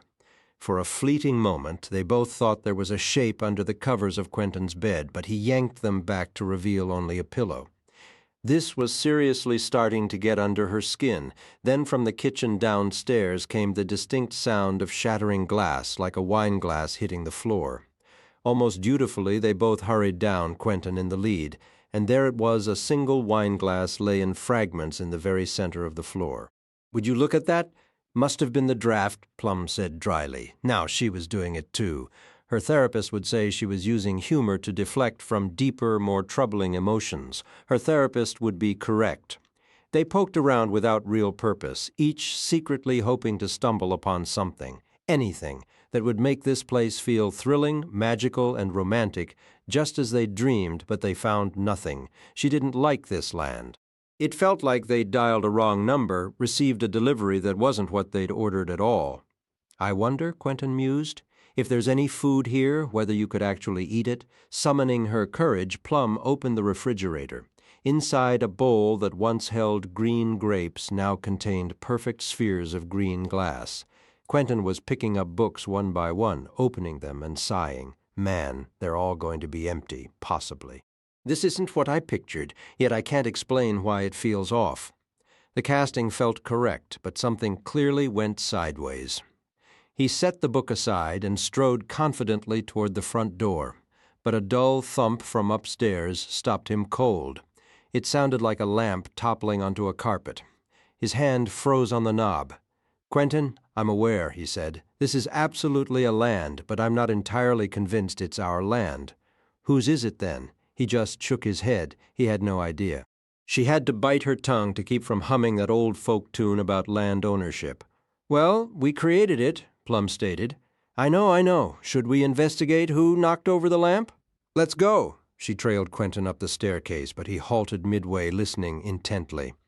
"Why does this feel like a classic diversion?" He turned and squeezed past her, heading back down. "I'll be right back." Famous last words. She watched him reach the foyer and freeze, his eyes locked on something out of sight. "Damn it, what is it?" But she already knew as the question left her lips. A familiar, eerie blue glow was reflecting on the polished banister beside him. She knew that blue. Run! He charged back up the stairs toward her, face pale. My God, run! He would have plowed right into her if she hadn't snapped to attention and bolted ahead. This shouldn't be happening here. As if a nightmare had leaked into reality, or perhaps she had stumbled into the nightmare itself. Quentin, with his long stride, quickly caught up and passed her on the second-floor landing. But he grabbed her hand as he did, pulling her along so forcefully her shoulders screamed in protest. He clipped his shin hard on an ottoman in his flight, a blow that must have been agony. Go, go, go, move. At the third-floor landing, Quentin skidded to a stop and hurled a spell back down the stairs over her shoulder. She felt a flash of heat on her face. Then they were running side by side again, bursting into the workroom, through the door and out into the familiar world. She slammed the door shut behind them and, remembering it at the last second, unleashed the blocking spell she'd prepared. The air in front of the door shimmered violently. They stared at each other, gasping for air. I don't, Quentin panted. Think, she can get through. He looked on the verge of tears or nausea, maybe both. She desperately hoped for neither. They never should have cast that spell. How recklessly arrogant could they be? It was the oldest tale, ancient magic awakening primal terror. They were fools. How in the world did she get here? Plum gasped. Quentin didn't answer. His expression was a bizarre mix of joy, sorrow, and sheer terror. Chapter 22. Sleep was impossible for Quentin that night. He tried because nighttime was for sleeping, but after hours of staring at the shuddering ceiling, his mind tumbling like a dryer with a boot in it, he surrendered. He dressed and climbed to the fourth floor in the dead of night, standing before the red door for a solid 30 minutes, his knee jittering, his jaw clenched tight enough to ache. Then he began layering on every protective ward he knew, sharpening his reflexes, preparing anything that might give him an edge. He was going back in. The precautions were almost certainly pointless. Alice had been more powerful than him when she was human. Now she operated on a completely different level, as if she were drawing power directly from the source. But he needed to get closer. He didn't understand her presence here. Perhaps, without even realizing it, he had summoned and trapped her in this strange, mirrored prison. The thought was both horrifying and, in a twisted way, perversely hopeful. Perhaps she had arrived alone. Alice had tracked him down at Breakbills, and now she'd discovered him once more, burrowing into his private world like an insect tunneling into fruit. She was the serpent in his personal paradise. In the end, it hardly mattered. He hadn't succeeded in crafting much of a world anyway, and this was preferable. Creating a land was just a diversion. So was the theft. This was what he truly desired. But what did Alice want to torment him, mock him, track him down, and end him? The academic writings on Niffens were scarce. Their actions were, at best, wildly erratic, yet regardless of her intentions, he understood what she needed to become human again. He couldn't have hoped for a better opportunity. And he needed her just as much. He longed to see her face, to hear her voice. She was the one person with whom he'd ever felt entirely at ease. He knew he ought to wait, to eat and rest, and discuss it all with Plum. But he convinced himself time was slipping away. The impulses of a Niffen were the very essence of unpredictability. If she vanished now, he might never locate her again. He was determined to end this. Besides, Plum would only try to dissuade him. The house lay silent. There wasn't the least bit tired. Gazing at the red door, he struggled to recall the Alice he once knew. Did he truly remember her as she was? Maybe he was chasing a phantom, the echo of a ghost, a fabrication of his own fading memory. 7 years had passed, longer than he'd ever known her in human form. Perhaps he was pursuing a fantasy Alice who never truly existed. If he could restore her, who would she become? Quentin intended to find out. He opened the red door but didn't step through. The other room remained, the mirrored chamber with its reflecting windows. He sat on the floor, legs crossed, and waited. 10 minutes later, Alice drifted into view, moving slowly in profile, her legs trailing faintly behind her, as silent and ominous as a shark gliding through a tank. She seemed slightly diminished from her living self, like a finely made doll in her own image. She didn't notice him. If she sensed his presence, she didn't bother to turn. Once she passed from sight, he stood, waited another 5 minutes, and then crossed the threshold. Everything was unchanged. That same profound, muffled quiet hung in the air.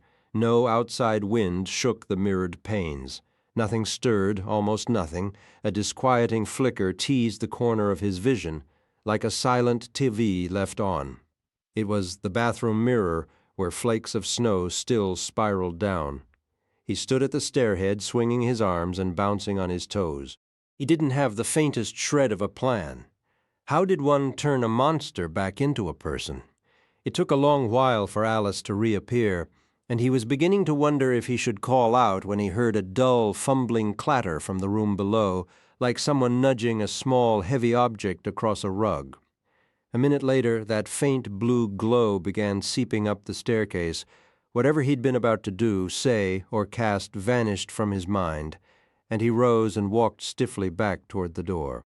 He couldn't help himself. It was as if his legs were robotic, operated by another. That was the nature of fearing for your life. He halted before the door, breathing heavily, not quite crossing over, not yet. What was he going to do? He wanted to shout, "Wake up! Remember yourself! I need to speak to Alice!" But the trouble with monsters was, you couldn't reason with them about it. They would never admit they were monsters to begin with. She ascended straight through the floor. Quentin sprang back from the door, bolting out of the room and down the stairs like a sprinter. He heard laughter, eerily familiar. It was hers, but cold, melodic, mechanical, like someone tapping a crystal glass. She floated down the stairs after him, and he retreated into the mirror version of Plum's bedroom.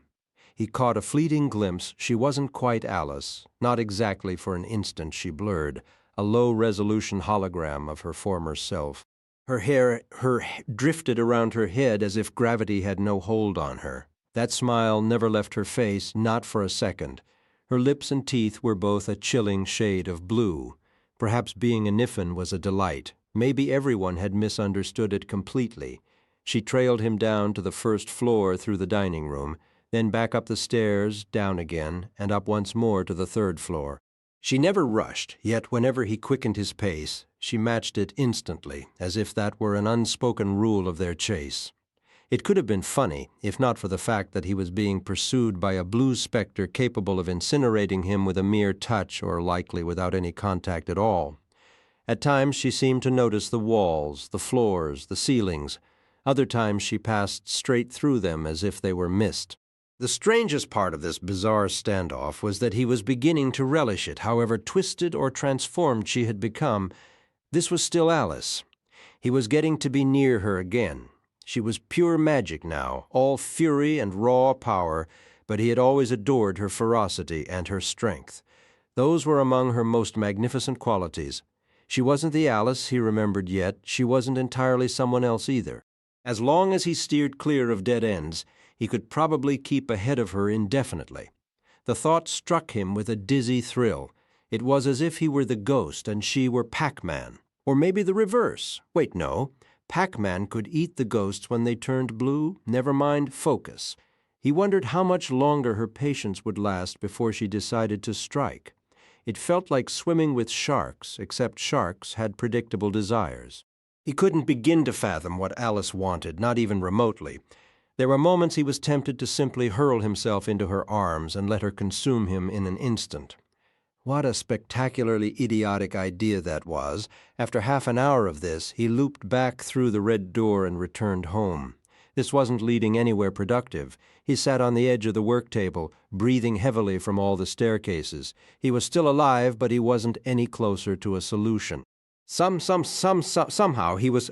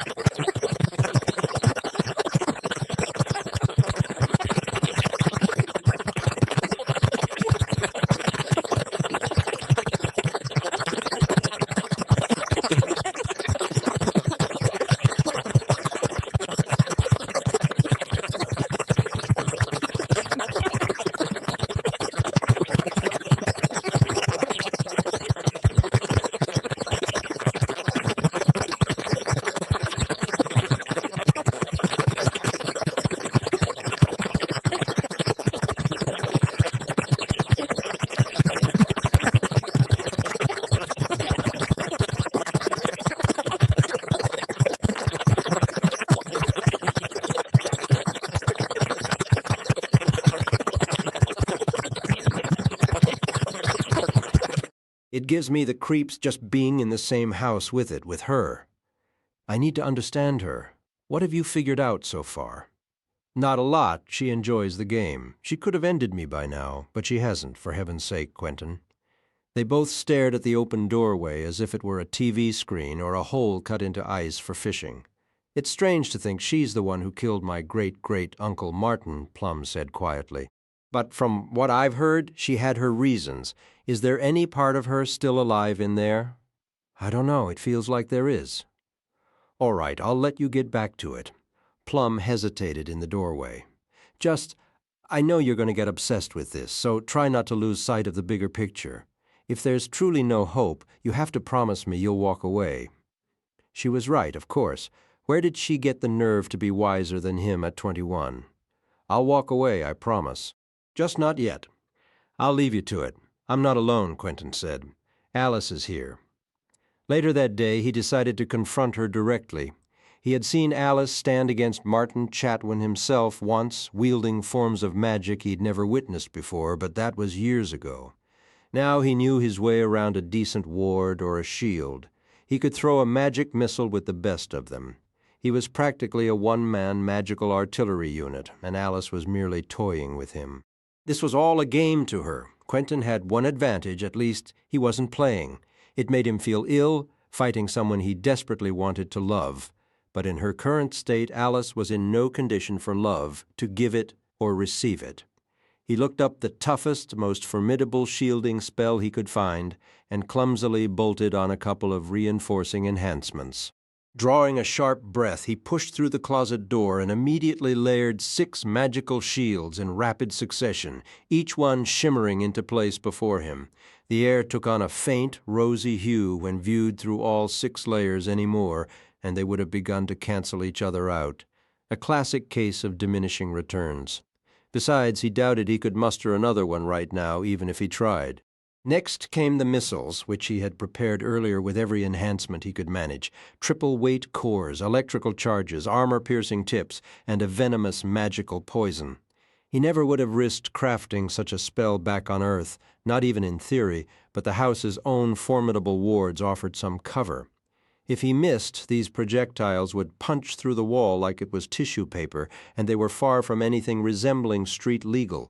Technically, he was casting them in another dimension. Maybe he could plead jurisdictional immunity, if it ever came to that.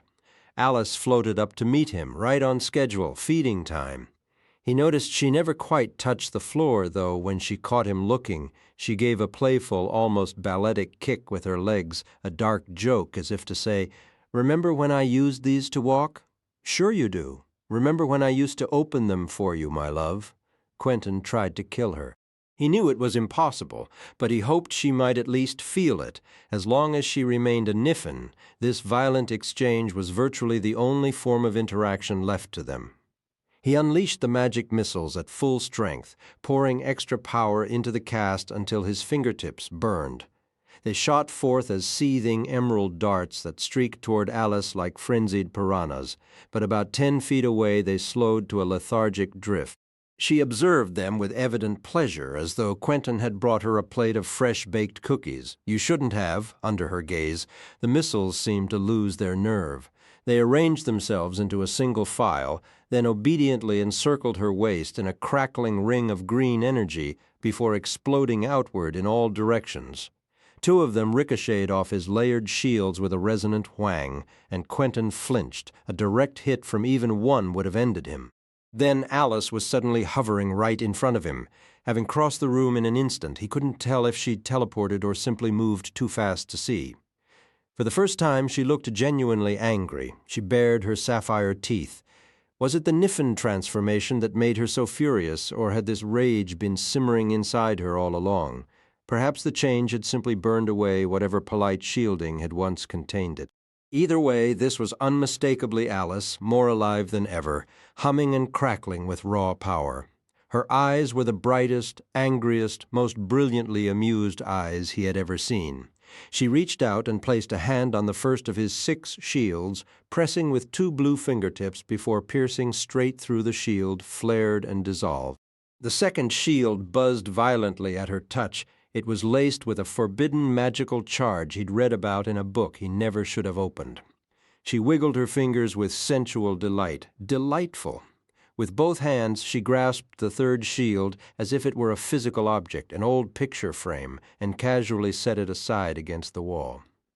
Magic wasn't supposed to work that way, but when you were a Niffin, the rules were yours to rewrite.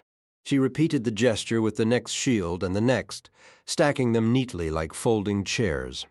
Quentin didn't stick around for the finale. He could see exactly where this was going. Beating a retreat, he stepped back through the doorway.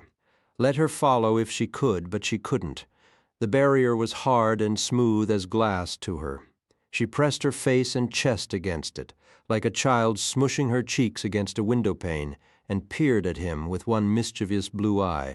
She was taunting him, daring him. "Come on, quit moping. Don't you want to have a little fun?" When Alice opened her mouth, the interior glowed with an unsettling photographic negative light. "Alice," Quentin whispered, the name a plea and a curse. "Alice?" He shut the red door firmly, having seen more than enough. She was the madwoman in the attic, and this strange, one-sided duel felt unnervingly intimate. It wasn't like physical intimacy, but it was a private, exhausting struggle, just the two of them.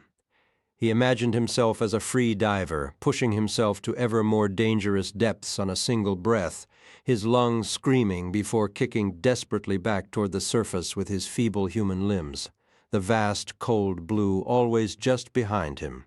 To stave off a creeping sadness, Quentin kept a meticulous log in a spiral notebook, recording each visit, their movements, their actions. The ritual was depressingly similar each time, but the writing helped. He did notice one pattern. Alice consistently maneuvered him toward the house's front door, as if daring him to open it. That was a dare he'd wisely avoided. But what if there was nothing else? Their grim dance felt like the final, pathetic moves of a brutal chess game, a merciless queen chasing a cornered king around a barren board, cruelly refusing to deliver checkmate. Impossible to know what, if anything, passed through the queen's mind. But one fact was undeniable. Alice was the superior player. She had always known him better than he knew himself, so that night, with Plum safely asleep, he decided to flip the script. If Alice wanted him at the front door, he'd charge straight for it. Give her what she seemed to desire and see how she reacted. He still didn't know his own goal, but perhaps he'd discover hers. Preparing a couple of spells in advance, he cast the first as he crossed the threshold, creating a convincing illusion of himself in every room. It didn't fool her, but it might have infuriated her. She banished the images with such violent force that Quentin's head throbbed as if scoured with steel wool. Go on or retreat. In a moment of undignified panic, he feinted toward the stairs, then twisted past Alice at close range, arching his body like a matador avoiding a bull, and slammed himself into the small half-bath off the landing. Now he was well and truly trapped. Fumbling in his pocket, he pulled out the emergency Sharpie he'd been carrying. Scribbling furiously, he inscribed a word in Swahili across the door, then drew a large, ornate rectangle around the entire frame in one continuous line. A desperate attempt to insulate against magic, a hopeful guess that Alice, now a being of pure magic, might be affected. The door shuddered from a massive impact, visibly bulging inward, air hissing around the edges like from a contained explosion. It held, but the wood began to warp and the paint to blister. It wouldn't last. Turning, his eyes fell on the medicine cabinet mirror where a silent snowstorm still swirled. He reached out experimentally, his hand passed through with no resistance. Another portal, planting a foot on the toilet and a knee on the sink, he hauled himself through the narrow opening. The cold hit him immediately. This other bathroom was slick with melting slush. He tumbled gracelessly off the sink onto the wet floor. Where was he now? 2 layers removed from reality, a world within a world. Another level down. What would he do when the door behind him gave way? He might slip past her again, but then he'd have gained nothing. He refused to leave empty-handed again. This free diver was determined to touch the bottom, even if it meant he might not return. There had to be something of value in these depths. Perhaps here, at this extreme pressure, the usual rules would finally begin to crack. Stumbling upright, he staggered down the hall into a darkened duplicate of the workroom. With a quick gesture, his hands ignited like twin lanterns, casting a stark glow. The air here felt dense, thick with the accumulated weight of countless overlapping worlds pressing down. Everything seemed intensified, as if viewed through a lens that deepened every shadow and sharpened every edge. The atmosphere pushed against his senses, a tangible force he knew he couldn't withstand for long. He moved to the window, forcing it open with a grunt. Outside lay a distorted version of their street, a lone road under weeping street lamps that shed not light but a steady, cold drizzle. No other buildings stood, only endless dunes of whispering, shifting sand stretched into a starless night. The moon hung like a tarnished silver disk, reflecting a hollow, phantom earth. This was a place never meant for viewing, a half-formed draft of a world. He quickly closed the window. The red door awaited. Passing through it, he felt a sudden visceral pull, a sense of nearing the core. Descending through layers felt like shrinking into the smallest figure of a nested set, a mere carved token. This room was alien to the townhouse, yet intimately familiar. The plush carpet underfoot, the distinct scent of ripe fruit and polished wood. It was a stranger's home in Brooklyn, unchanged from the single afternoon he'd spent there over a decade ago for his Princeton interview. Tunneling backward through his own memory to the very origin point. Ironic, he thought. Maybe here he could finally have that interview, earn that degree he'd missed. Was this a genuine fragment of the past, or just a clever replica? Was a younger, more anxious version of himself still pacing outside in the rain with his confident friend James waiting nearby? The timelines were a hopeless tangle. The plot thickened into nonsense. Or was this a cruel joke posing as an opportunity? Could he rewrite everything here, tear up the old decisions, and simply walk away? A distant sound of splintering wood echoed from somewhere far above, in another layer of this fractured reality. Last time in this memory he'd sought solace in a drink. Not again. His eyes found the grandfather clock, just like the one in Plover's Tale, of course. He swung the case open, and a cascade of brilliant gold coins erupted, spilling across the floor in a glittering, noisy torrent. They were akin to Mayakovsky's tokens, but here they numbered in the hundreds. The sheer potential energy was staggering. With this power, he was no longer just a graduate. He was a true master. He could heal Alice. He could set everything right. He began shoveling handfuls into his pockets, the weight immediately substantial. As if summoned by his thought, Alice herself drifted into the room behind him, rolling onto her back with a fluid, otter-like grace. Time was up. He dodged past her and burst back through the doorway. In the workroom, snow had transitioned to a dreary rain, leaving an inch of gray slush on the ornate floor.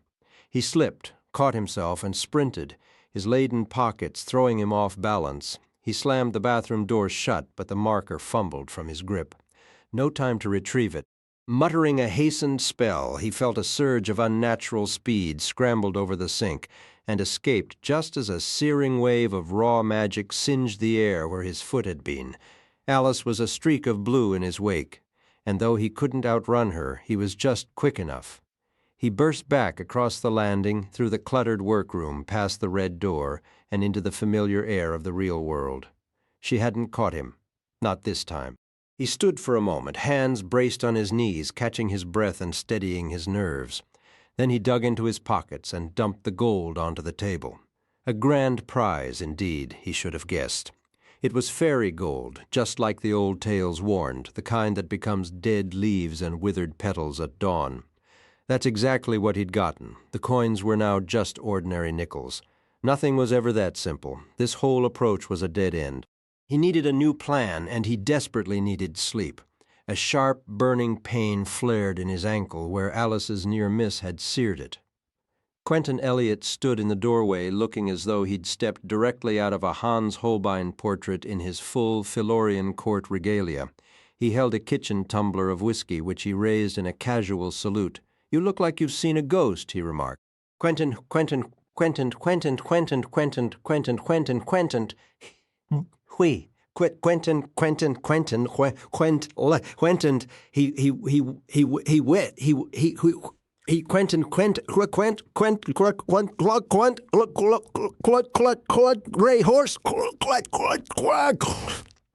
He will, he will, he will, he will,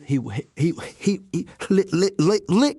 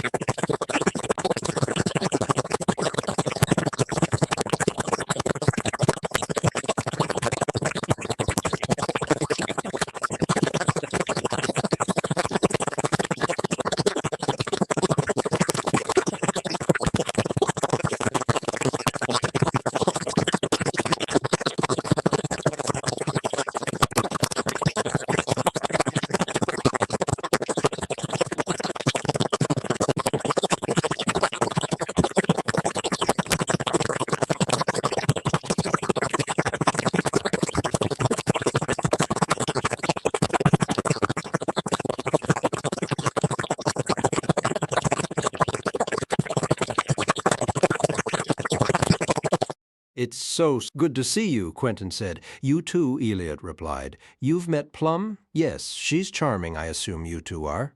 No, Quentin cut in. Not even? No, Eliot shook his head with a theatrical sigh. I see, my timing is impeccable, as usual. They stayed up late into the night, exchanging stories, then slept in, drank too much coffee, and went over it all again. Elia, Elia, Elia, Elia, Elia, Eli, Eli, Eli, Eli, Eli, Eli, Eli, Eli, Eli, Eli, Eli, Eli, Eli, Eli,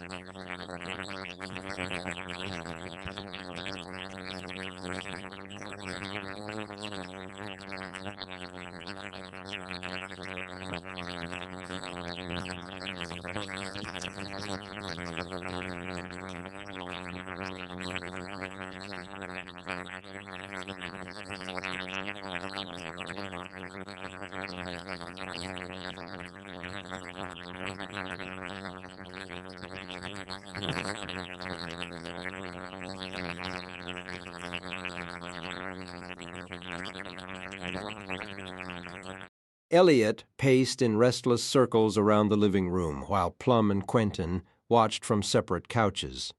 He'd been up even later than they had, poring over Rupert's notebook. Initially, he'd been thrilled to find their searches had converged. He'd come to Earth on a quest, only to discover his best friend was already on the trail. But his excitement had curdled back into frustration. Maybe it was the knife, but what would I do with it? Who would I even stab? I never know who to stab. And the spell isn't any clearer. It's not for reviving a dead land, Quentin said. It's for creating a new one. Then there must be another clue in that manuscript. And why would the bird want it so badly? As urgent as Fillory's plight was, Quentin's thoughts kept drifting upstairs to Alice. Part of him wanted to snap into heroic action, to rush to Fillory's defense, but he had to admit that saving Fillory was Elliot's mission now.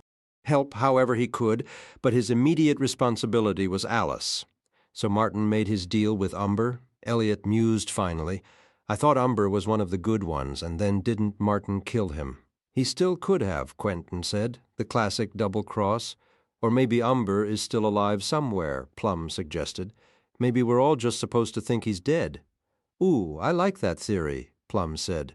How does anyone even know Martin killed Umber? Honestly, I still can't believe I'm sitting here talking about them as if they're actual people. The information came from Ember to Jane Chatwin and then to me, Quentin explained.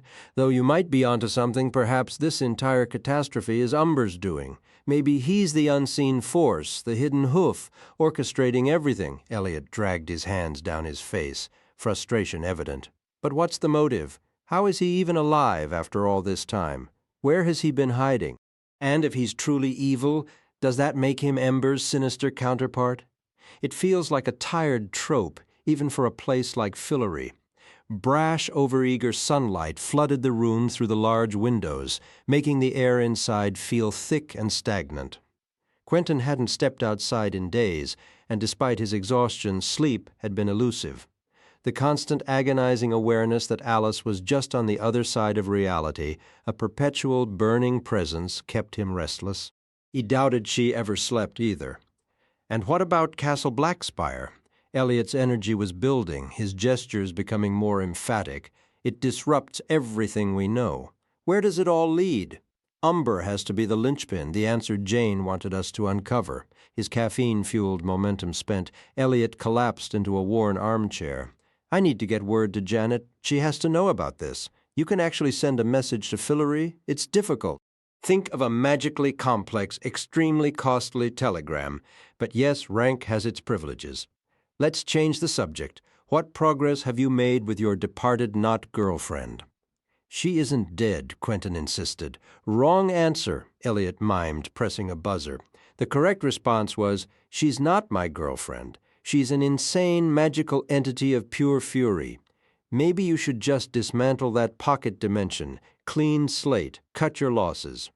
With Alice still inside it, she'd likely survive. You can't truly destroy those beings. She'd just return to wherever she originated. But she's there, Elliot, right there. If there was ever going to be a moment to reverse this, to save her, this is it. Quentin. Don't Quentin me. Now it was his turn to be animated. This is my task, my responsibility. You're working to save Fillory. I'm doing this. Look at me, Elliot said, sitting forward. You're right. If a chance existed, this would be it. But there isn't one. That creature is not Alice. Alice died 7 years ago. You can't resurrect the dead.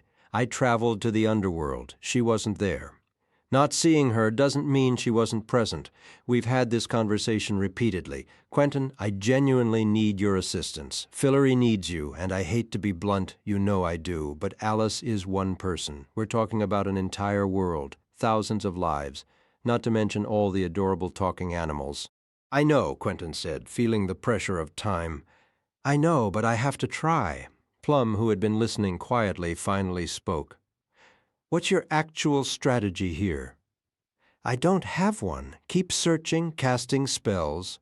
Hope I stumble onto a solution, trial and error. She tapped a finger against her lips thoughtfully. Not to overstep, but it sounds like you're spinning your wheels. I'm completely stuck. It sounds to me, she continued, like you're just avoiding the real issue. Skulking, evading, refusing a direct confrontation. I'm not arguing. I just don't know what else to do. Against my better judgment, Plum said, I'm going to offer you a woman's perspective on this. Eliot perked up. I'm thrilled to hear where this is going. Please, continue. What I mean is, face her directly, stand your ground and fight. Stop all this sneaking around. See what actually happens when you meet force with force. I tried that already. I lost. From what I heard, you tried hiding behind a wall of defensive spells, Plum countered. That probably just infuriated her more, and she seemed plenty furious to begin with. You know what really makes someone angry when they're trying to communicate something, and you're not listening, so they have to scream louder and louder, and you still don't hear them? You're just letting fear take over, Plum said, her voice steady, because it's terrifying. Quentin shot back, the words sharp with panic. She needs you to stand your ground and meet her, Quentin? I'm saying you walk in there and handle it. You want her to act like a person? Start by treating her like one? Quentin shook his head, a bitter laugh escaping him. That's a death wish. Is it? Sounds more like basic relationship work to me. You're being flippant, he accused. Am I? Plum pressed, leaning forward. Then tell me, why are you still breathing? She's had every chance. A thick, heavy quiet filled the space between them. The awful truth was, Plum wasn't wrong, however. Alice had ended up in that twisted reflection of a world. It was no accident. He'd tried to build a new realm, a fresh start, and it had failed spectacularly. He'd wanted to be a creator, to forge something entirely new, and in doing so become someone new himself. But it was dawning on him, clear and cold, that he couldn't move forward until he dealt with the past. Not until he settled his old accounts and put his personal hauntings to rest. The real proof, Plum was right. It was exactly the kind of brutally direct approach Alice herself would have taken. I still vote for a full magical scrub. Eliot chimed in, his tone laced with clear disappointment. Wipe the slate, begin from zero. I have a feeling, Plum replied, her gaze not leaving Quentin, that the hour for starting over has long since passed.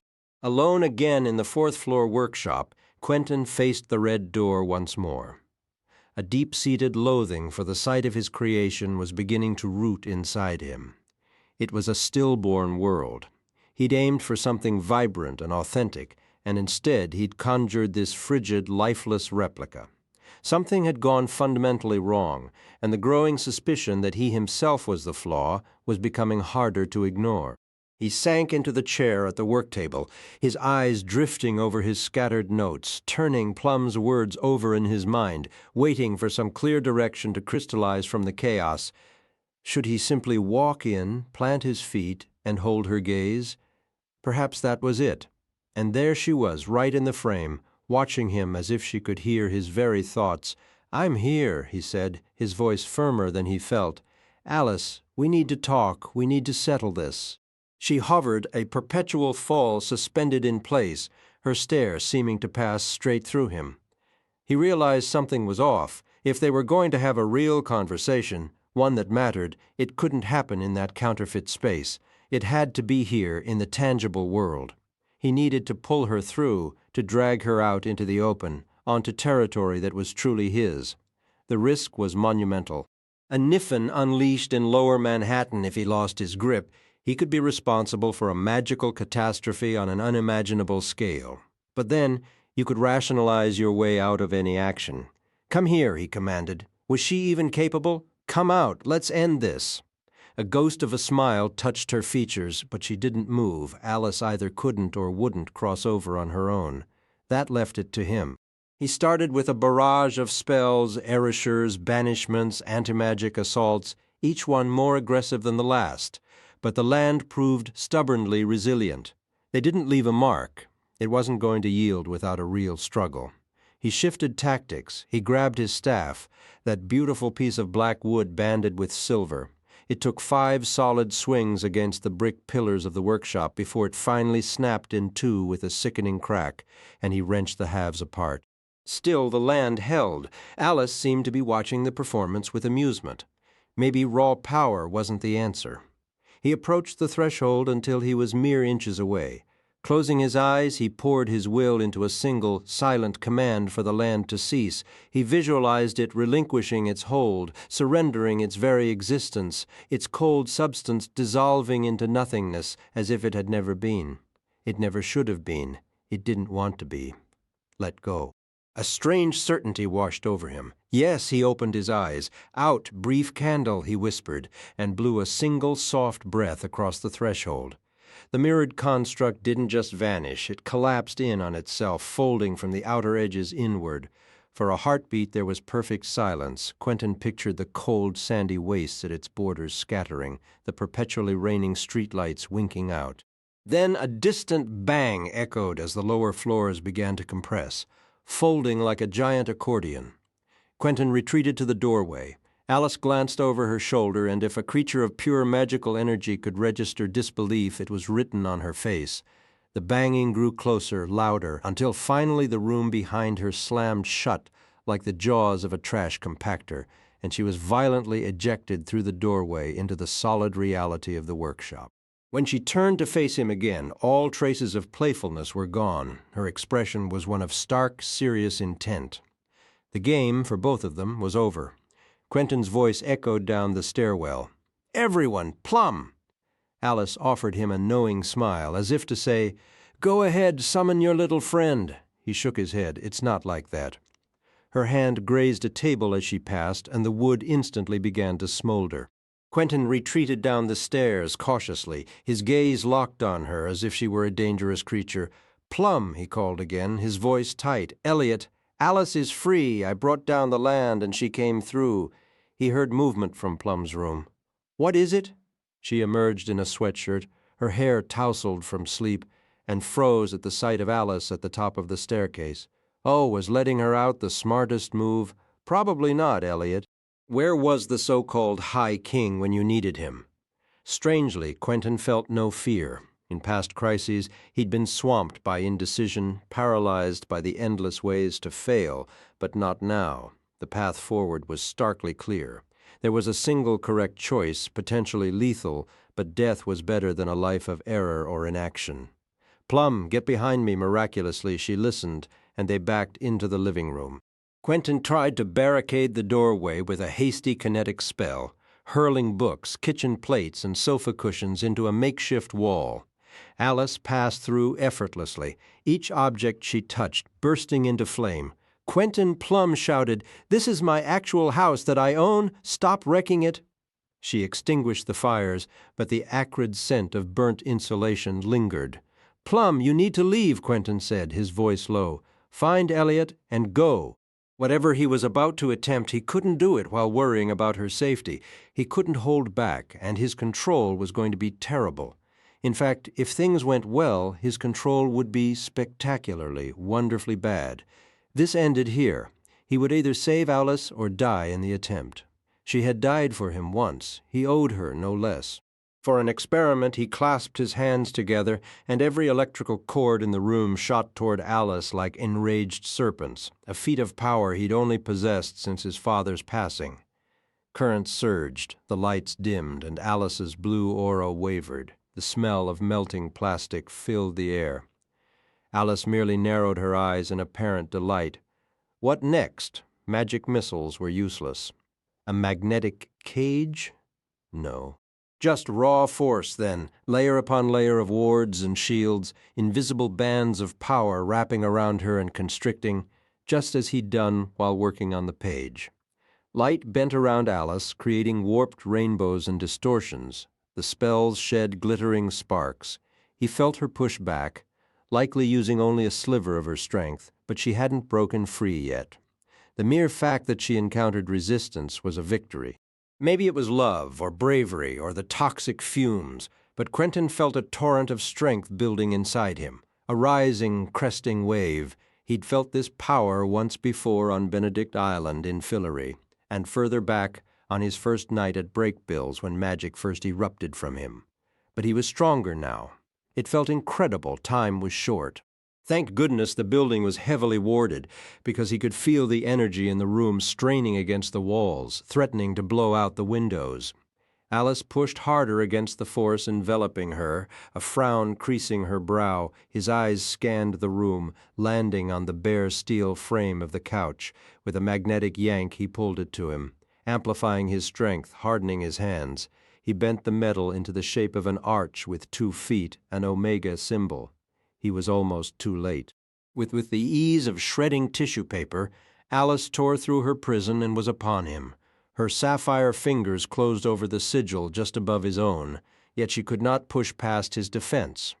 Their faces were inches apart. She wore her usual smile, those flawless blue teeth gleaming as if she were stifling a wild laugh. Quentin met her grin with his own. This finally felt correct. He was facing her directly, strength against strength, just as Plum had advised. He planted a foot behind him for leverage. No more hiding in half-lit realms. This was tangible, real. He could sense her power, a live wire crackle in the air. Did she sense his in return? It was an utter relief to unleash everything, to abandon all restraint and pour every ounce of himself into this moment, to finally discover if it would be enough. "Is that all you have, Alice?" he taunted. "I need more. Give me everything you've got."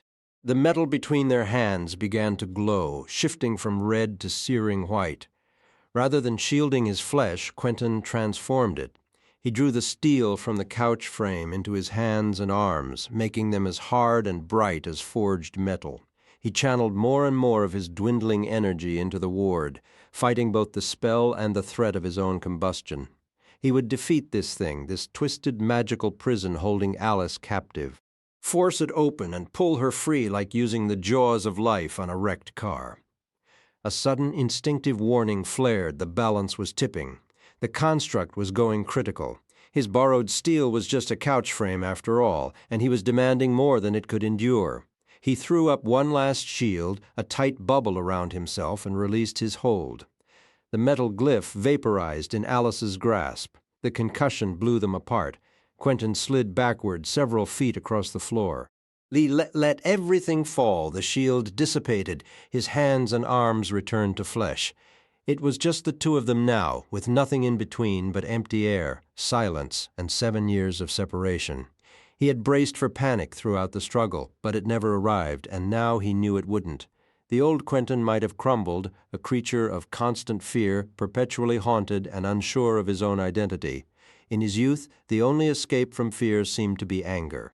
He had been so consumed by doubt that lashing out felt like the only form of strength, but that was never true strength. He understood that now. They had both traveled such a long, hard road to reach this point.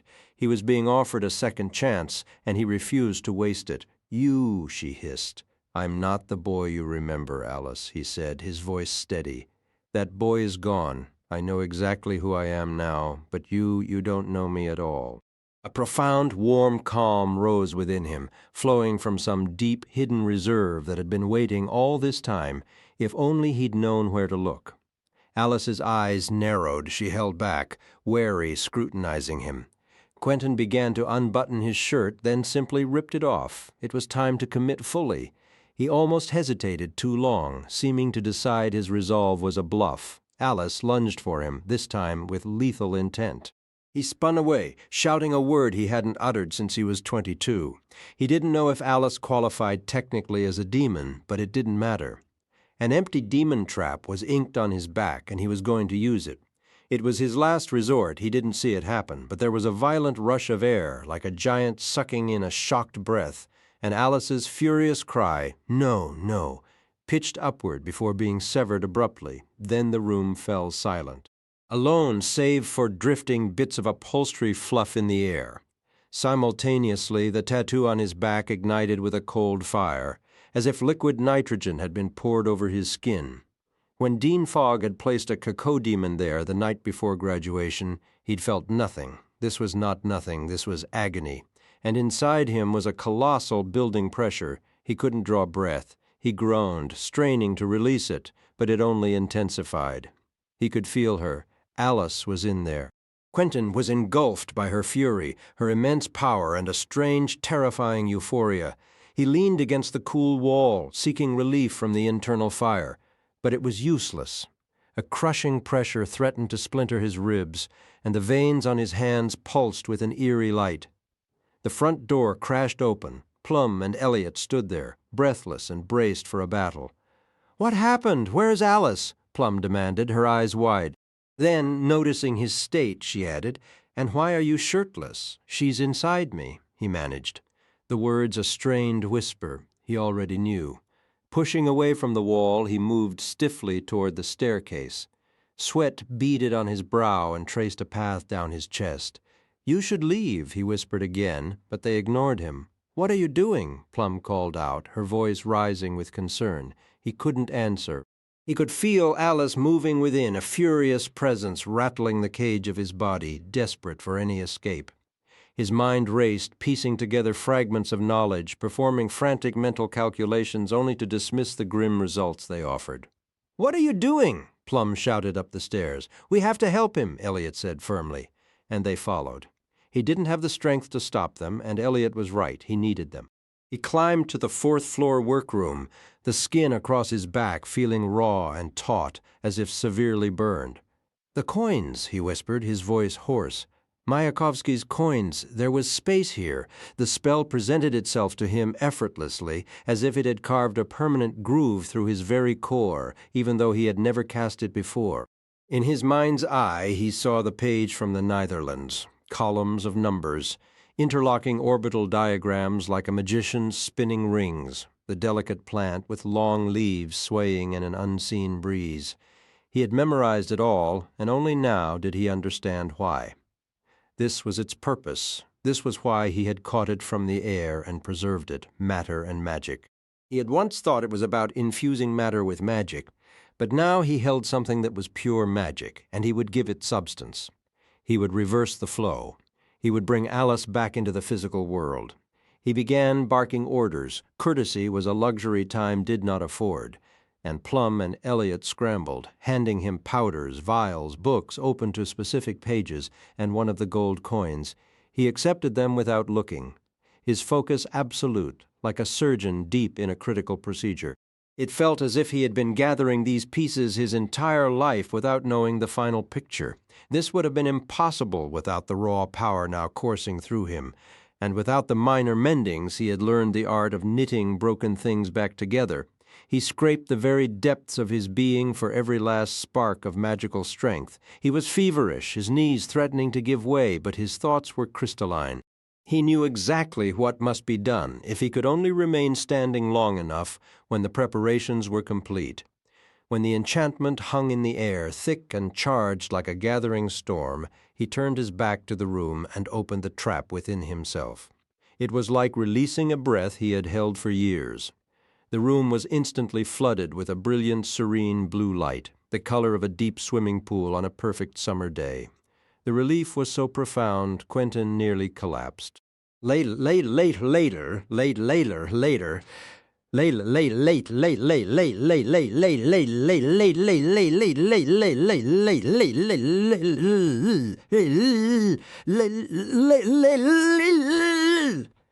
Ogre.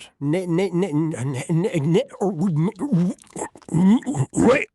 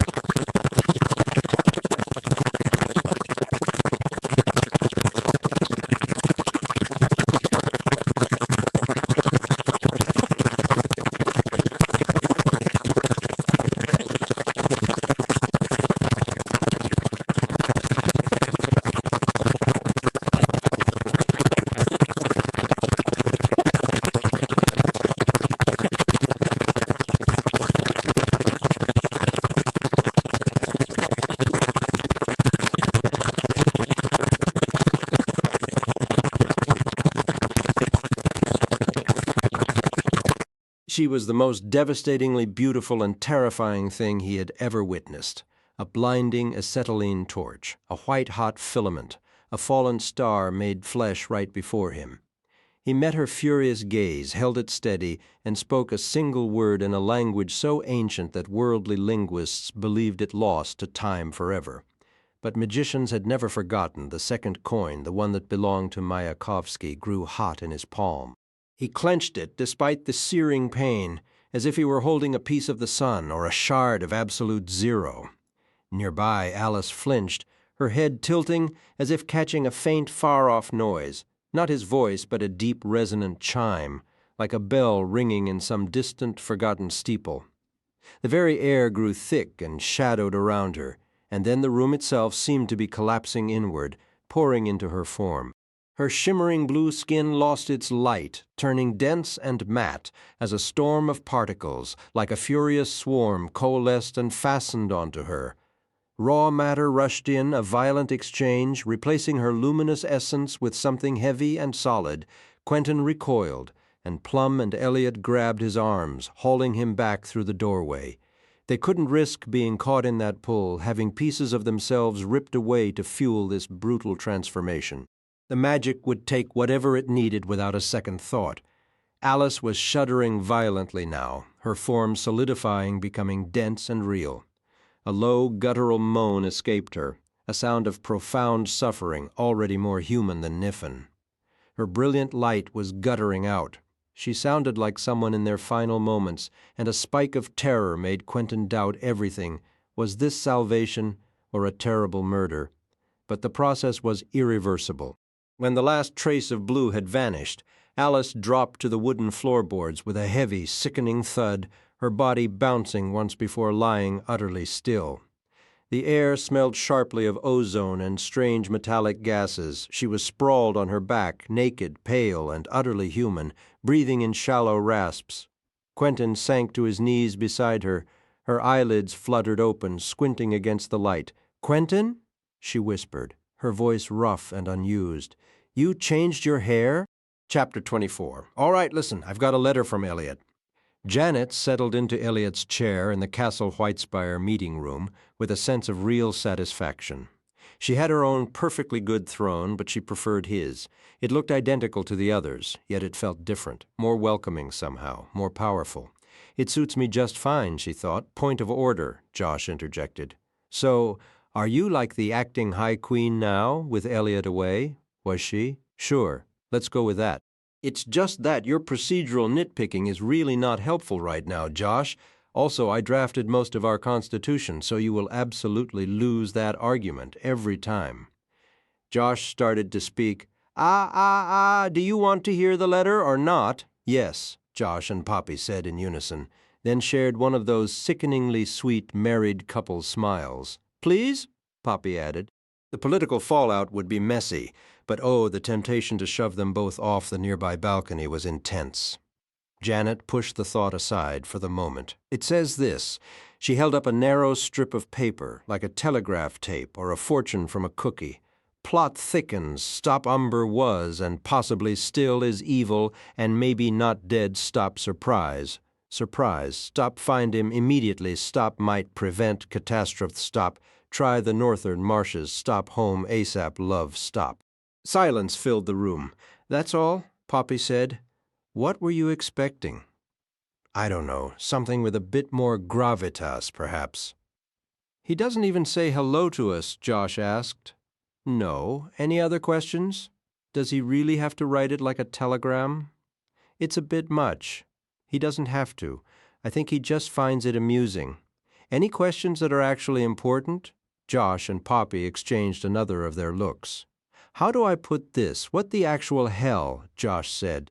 "Umber wasn't evil. He was Ember's brother, plus he's been dead for centuries. Martin Chatwin killed him.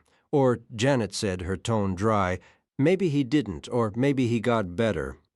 "Why hasn't Elliot come back himself?" Poppy asked.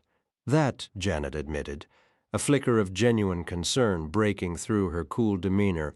"I do not know, and I'm more than a little annoyed about it. I've grown rather fond of our wayward king." Maybe there's something more exciting happening back on Earth, but honestly, I can't picture what it could be, Josh. How does Elliot even get letters to you? Oh, we set that up before he went. They drift up in the little reflecting pool outside my bedroom window, written on these special paper strips. You have to let them dry, and the writing appears slowly, like an old photograph developing poppy. Should we go through with this? Should we actually try to find Ember? Wait, I mean Umber, sorry, I keep mixing them up. Baby brain is a real thing, and it's hitting me early. We need to decide fast. I'm nearly in my second trimester. That gives us about 6 months. Janet had to admit, Poppy had a relentless, get-it-done energy. It was arguably her best quality. Well, that and her hair was decent. Hold on, Josh interjected. Let's say we do locate Umber. What's the plan then? He's not some minor spirit. We can't exactly strong-arm a being that powerful. I've considered that, Janet replied. What if we